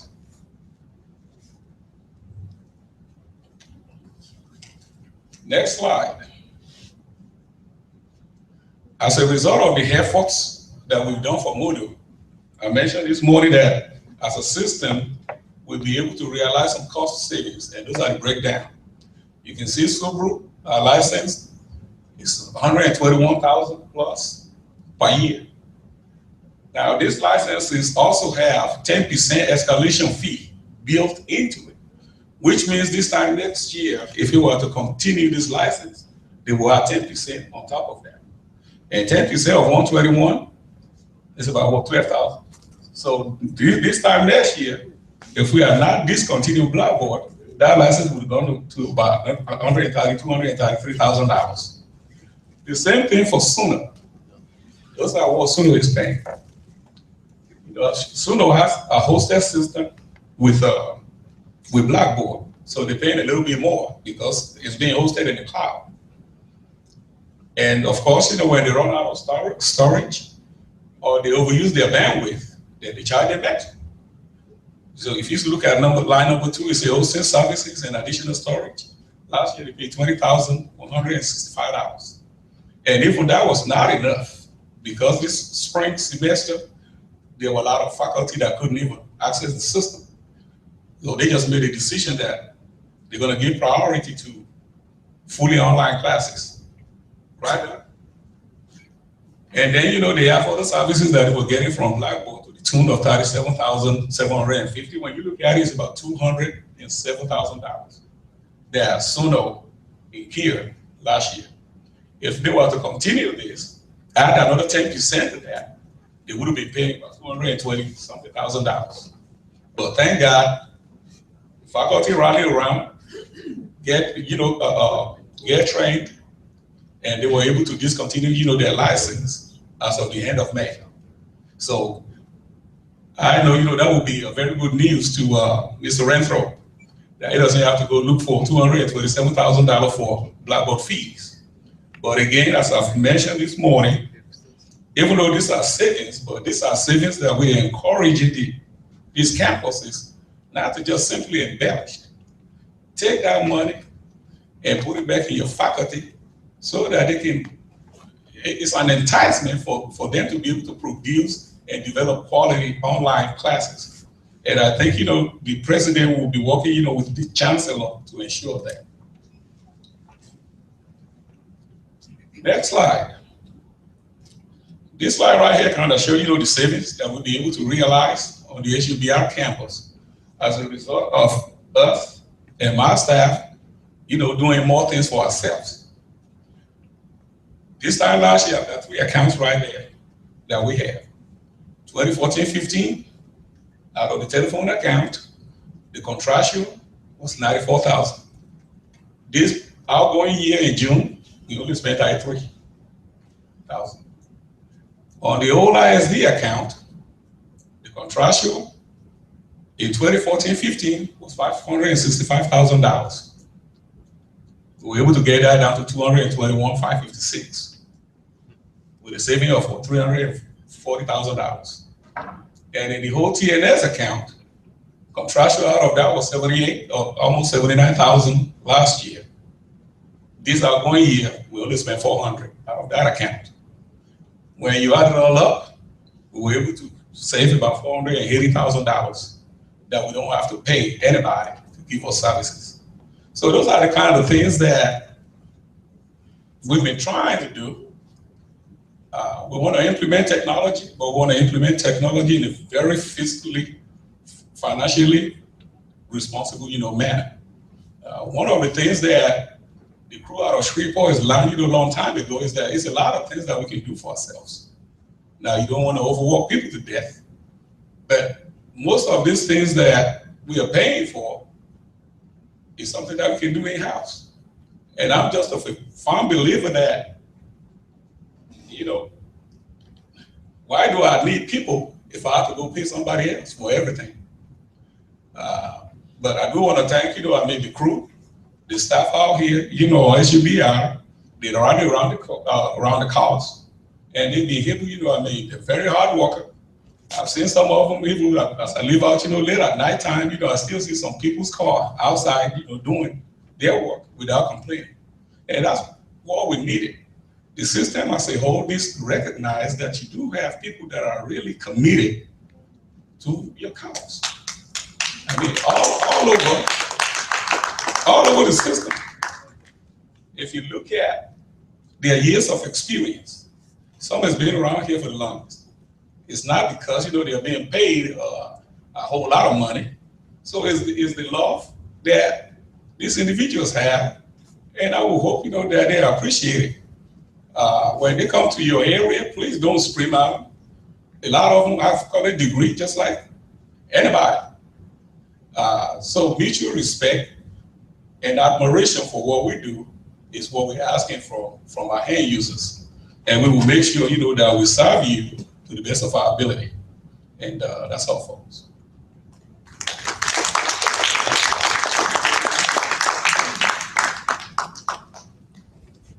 Okay, I believe next will be, we're not going to have any more breaks. Let's just go on and wrap this up. I'm sure everybody will agree with that. Okay.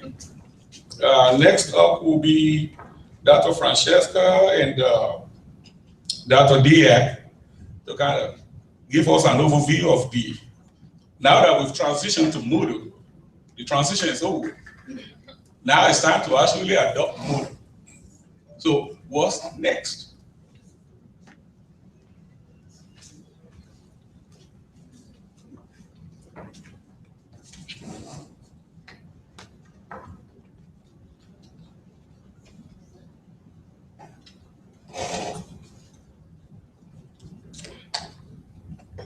Oh, and also, I forgot, just like the Shreveport folks, let all the Baton Rouge people stand up, please.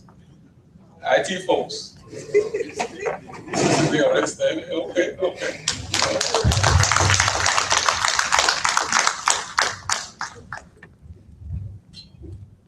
Okay, Dr. Francesca here is our academic coordinator, and she's not new to you all. She's been very instrumental. Hi, and Dr. Diak in actually spearheading, you know, the Moodle transition out here at HBR campus. I'll turn over the microphone.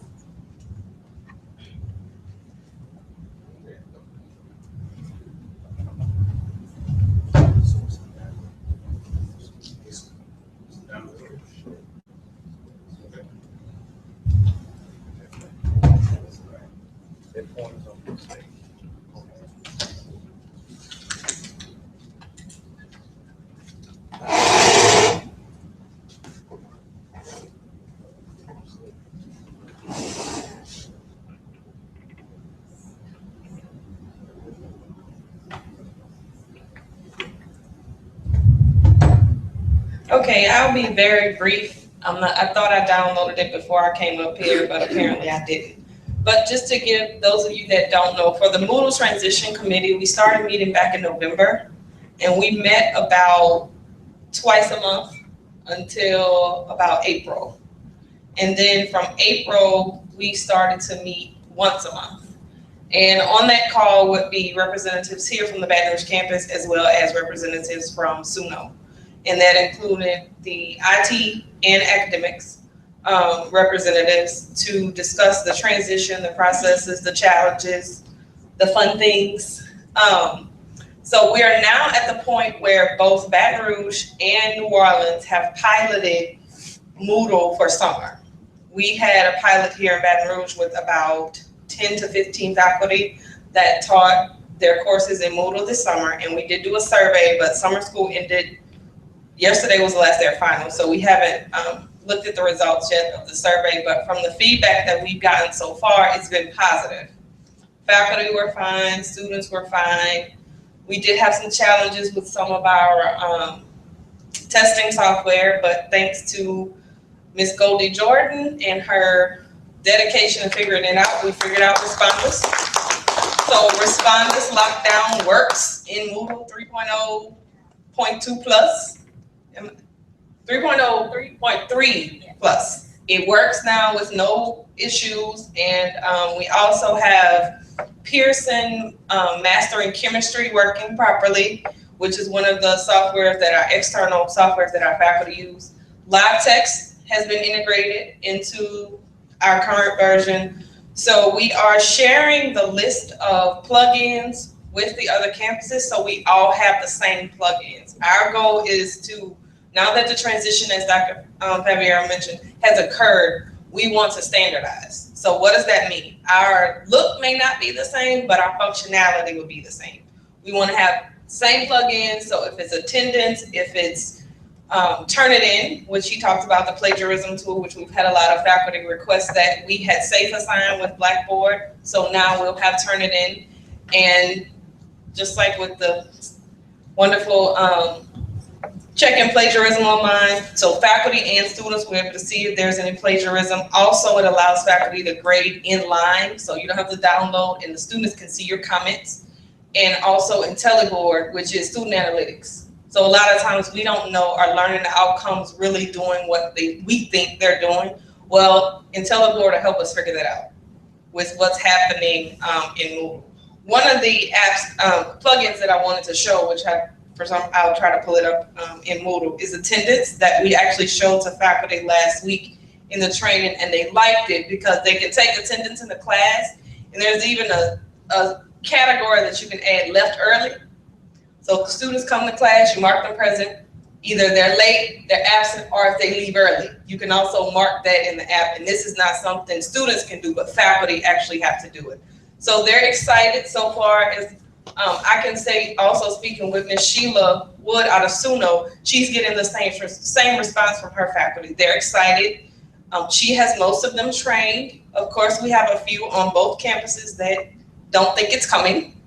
We've tried to assure them that it's here, but we'll see what happens in about 2 weeks when they realize they can't access Blackboard. Yeah, it's gonna be real fun. So working with Dr. Diak, we are gonna continue, like I said, to standardize, and that also goes to format, the way the courses look. We wanna make sure that all of our courses, any student on any campus goes into a course and they can figure out what's going on.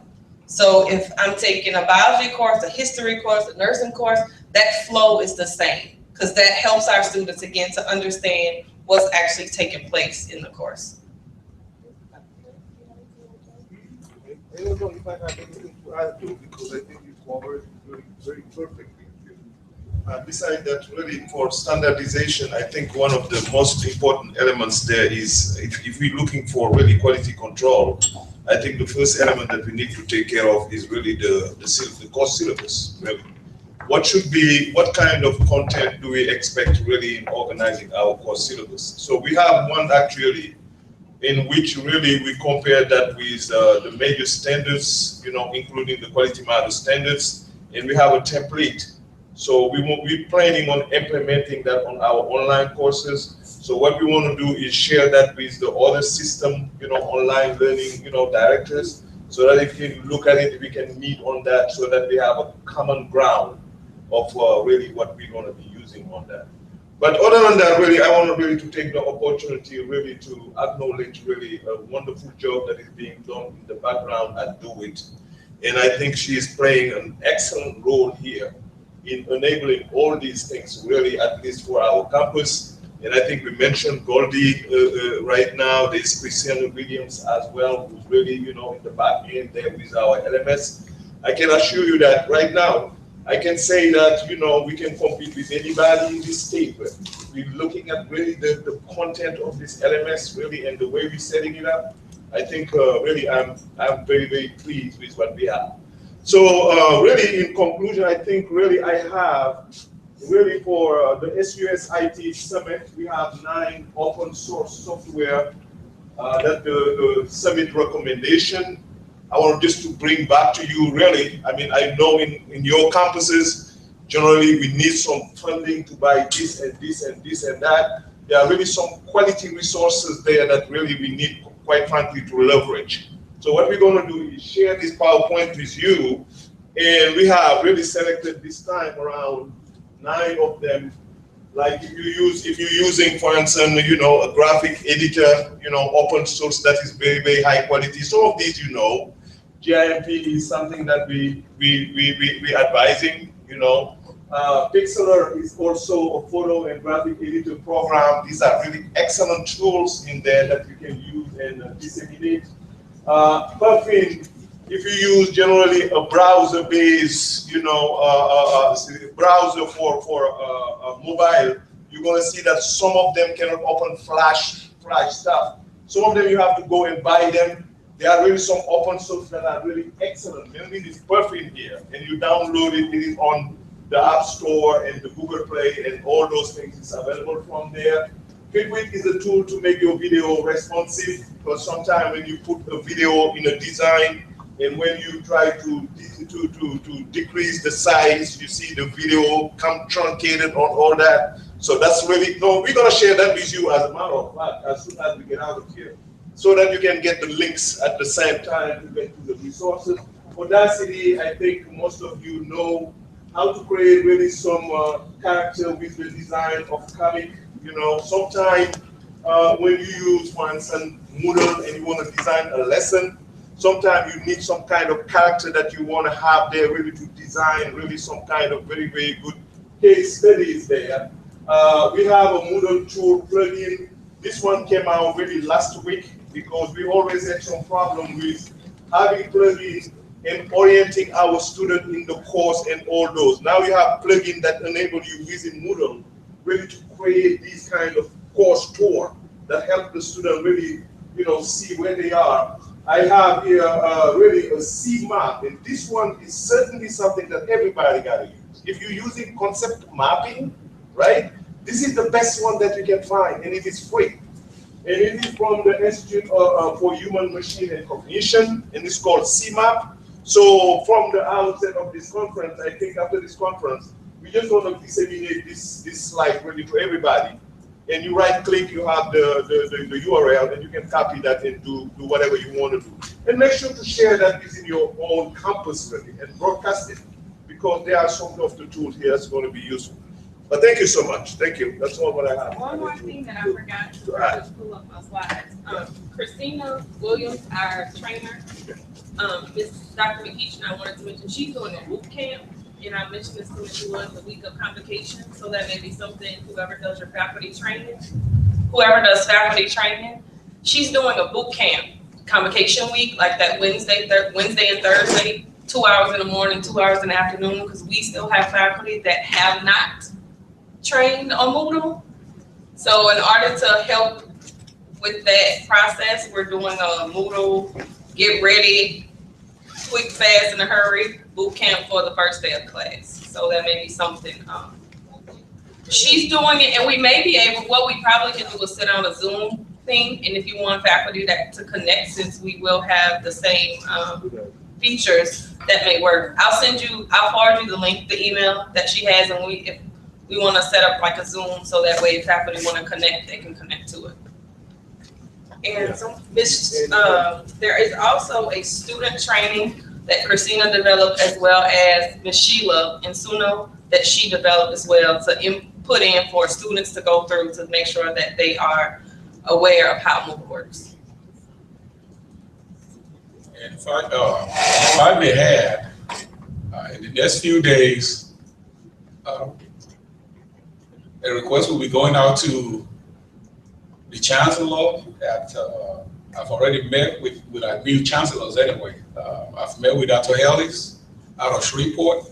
I'll put in an appointment to meet with Dr. Lisa Mims, who is interim chancellor of SUNO. What we want to do is actually create, this NDAC committee, the Moodle Development and Advisory Committee.